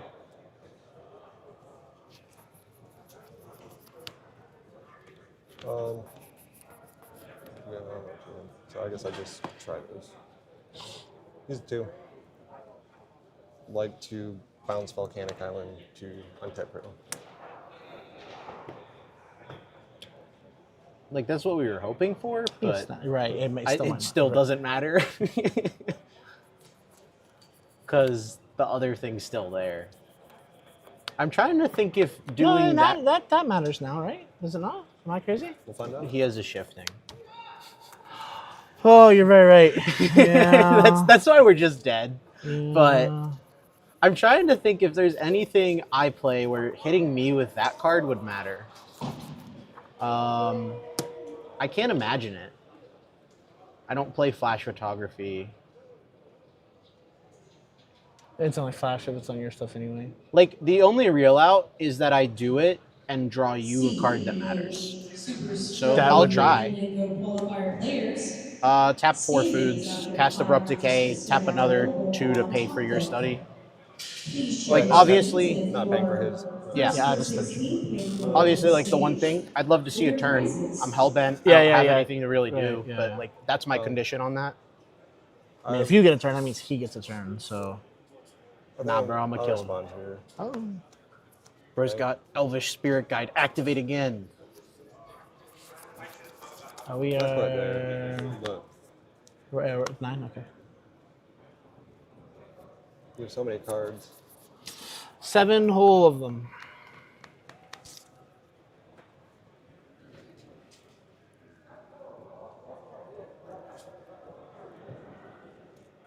You have no cards now. Oh, we'll see if it does it.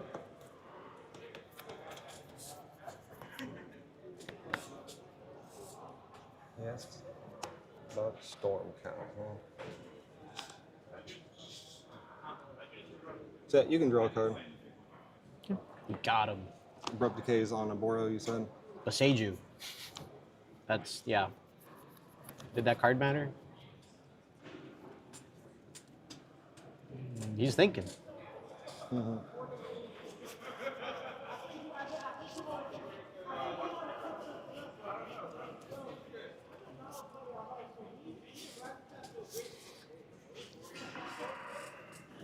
I don't know.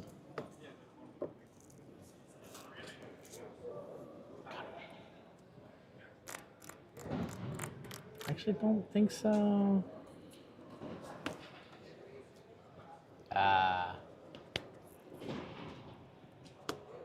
I think it's just the same problem we have before. It's always the same. Yeah, it's just the same. thing. It's the same problem.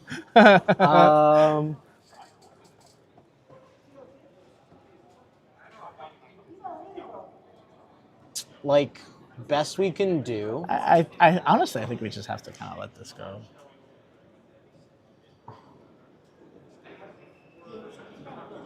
Oh yeah, because you can only do it for one. Yeah. So. I think I think we're good on. Yeah, I think I'm Abrupts. gonna pass on Abrupt Decay. I see it. I still think we're cooked, but yeah. I pass on Abrupt Decay. Abrupt Decay, kill a Boro. Yeah. A Boro, untap Cradle. Activation. Cradle untap. Yeah, Cabbage Man trigger. Yep. All your foods are tapped right now. Except that one. I could gain 3 life, bro. There's Iconic Ritual Fizzle. Yep. Response to this activation, I'd like to float 5. I'll allow it. Activation good? I'll allow it. Untap.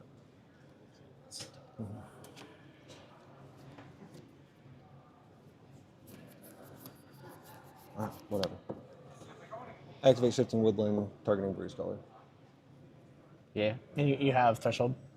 Yeah, I have Delirium, yeah. Or that's what I meant. Yeah. Right. I just want. You have a Boro. Instant, sorcery, instant land. Or creature, sorcery, instant land. Okay. Good with me. Well, I mean, yeah, I don't. You have a Boro. Yeah, you have a Boro. What are you up to? All right. Now I have. Let me go home, Zach. I have 5 creatures. This will tap for 6.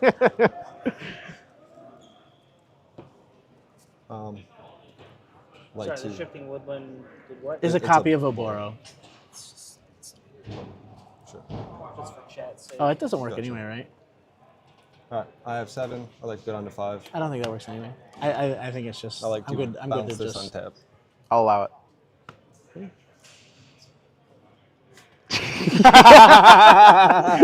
I'm hellbent. What could I possibly have? Playing mind I don't games know. with the fella. But I'm scared. Choose 1 of this. Like to cast a crop route, sacrificing the zone.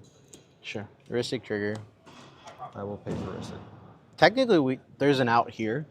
You do the other one. Mm-hmm. We're still dead, but it's a funny. It is a funny.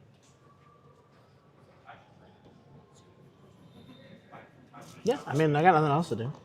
I really don't think. I don't think it affects anything at all, but No. we're gonna make his life a little harder. Yeah, we're gonna see some of your cards, friends. Okay, I'm gonna try I'm gonna brain brain freeze you. Bro, show me the veil. We can be done with this. Yeah. I also have a Cabbage-mon trigger. I think I pass on the storm trigger. Cabbage. Cabbage is first. Yeah. Storm trigger, all copies targeting you, All I would copies assume. targeting me. Get veiled. My rig it, yeah. I'm paying for heuristic. Yeah. I'll allow it. Cabbage trigger. Yep. Oh no. Okay. I mean, Crop rout's good. I'm good on crop rot. Are you gonna make me do it? Do what? Play it out. I'm sorry. Let me do one. I have one more game action. I'll sack a food, gain 3 life. Okay. All right, I pass on crop right now. yeah, I pass. Where's my F6 at? We die. Right over there. There are black F6s. Talon Gates, ETB. Yeah, we die. Yeah, I mean, Jeez. Yeah, I'm Do good. it for the Thank you, chat. guys. You're the champion. Woo! Thank you, guys. I got you. I mean, I feel like Great. on a mode of 4, I was in the game. Go ahead and report that on your app for me. That was a game of all time. Yeah, I'm sorry. I think we played No, less it than wasn't we you, sat dude. around and waited for. I will take your microphone. Yeah, better. Better on it. Thank you, Judge. We has a winner. Who's a winner? What Zach. a game! What a game! Not gonna lie to you, there are definitely elements of that that, as a caster, are definitely like a little bit frustrating, and I'm sure both for people watching and players in the pod, it's just not what you want to see in a top game. But also definitely extremely grateful for our judge staff. I think they handled it really well. Was very grateful for the communication from them. A lot of people talking in chat about like the legality of it or the specifics. We were fortunate to have the judge talk about it on stream. And then we did give a short description as well. Just recapping it, it was a relatively low resource game.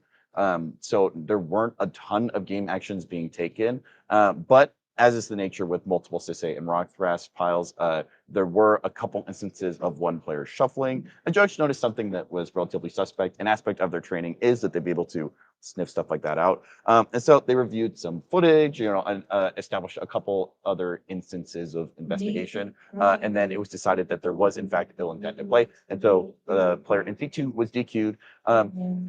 It was after the fact that there had already interacted with Seat 1. Me and Ty were just talking about how I definitely feel for Seat 1 in that situation, as well as for all the other players in the pot, well, specifically players in Seat 3 and Seat 4. Huge kudos to player in Seat 3 for being able to win. But I definitely imagine that is probably not the way that they're hoping to close out their tournament in the Steel City. Yeah, I don't want this to be a reflection of the tournament in general. It was an awesome weekend. We had so many awesome games. It was so fun to be here. I had so much fun casting. Hope you guys had a lot of fun watching, whether you're watching with us all weekend or if you were here and then are just watching on your way home. I'm super, super glad that we got to be here. Absolutely. Thank you guys for sticking with us during the break.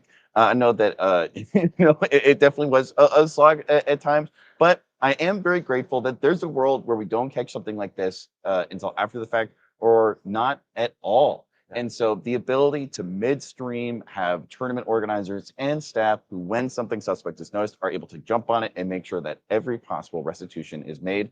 I think it speaks to the commitment to quality that Excalibur brings and why we're so grateful as the MTG Basics team and stream to be a part of all of this. And we're incredibly thankful to our sponsors as well. So if you guys enjoyed the stream, please give it a like or a subscribe. I have no doubt that there's definitely going to be some scrubbing over the footage. So if you'd like to be notified when it's uploaded, that is a great way to make sure that you are prepared for the inevitable Google Doc that probably comes out. But while it was somewhat of a dramatic finish, someone getting DQ'd was not the only dramatic thing to happen. We had crazy wins from 4th seat. We had Stormin starts from seat 1, and we got to see a lot of incredible CDH. So definitely grateful to have been here. An incredible tournament all in all. Definitely looking forward to Columbus coming up in 2 weeks. So if you liked this, just come back this same time a couple days from now. Same bad time, same bad mark. Yeah. So thank you guys so much for watching and joining along with us. I know I had a great time. Ty, it was incredible again to have you on. Thanks for having me. Hopefully it's not the last we see of you. And thank you guys. It was awesome again to follow everyone in chat, answer questions, and so much of what you guys made me laugh. So thank you for that. Thank you, thank you, thank you.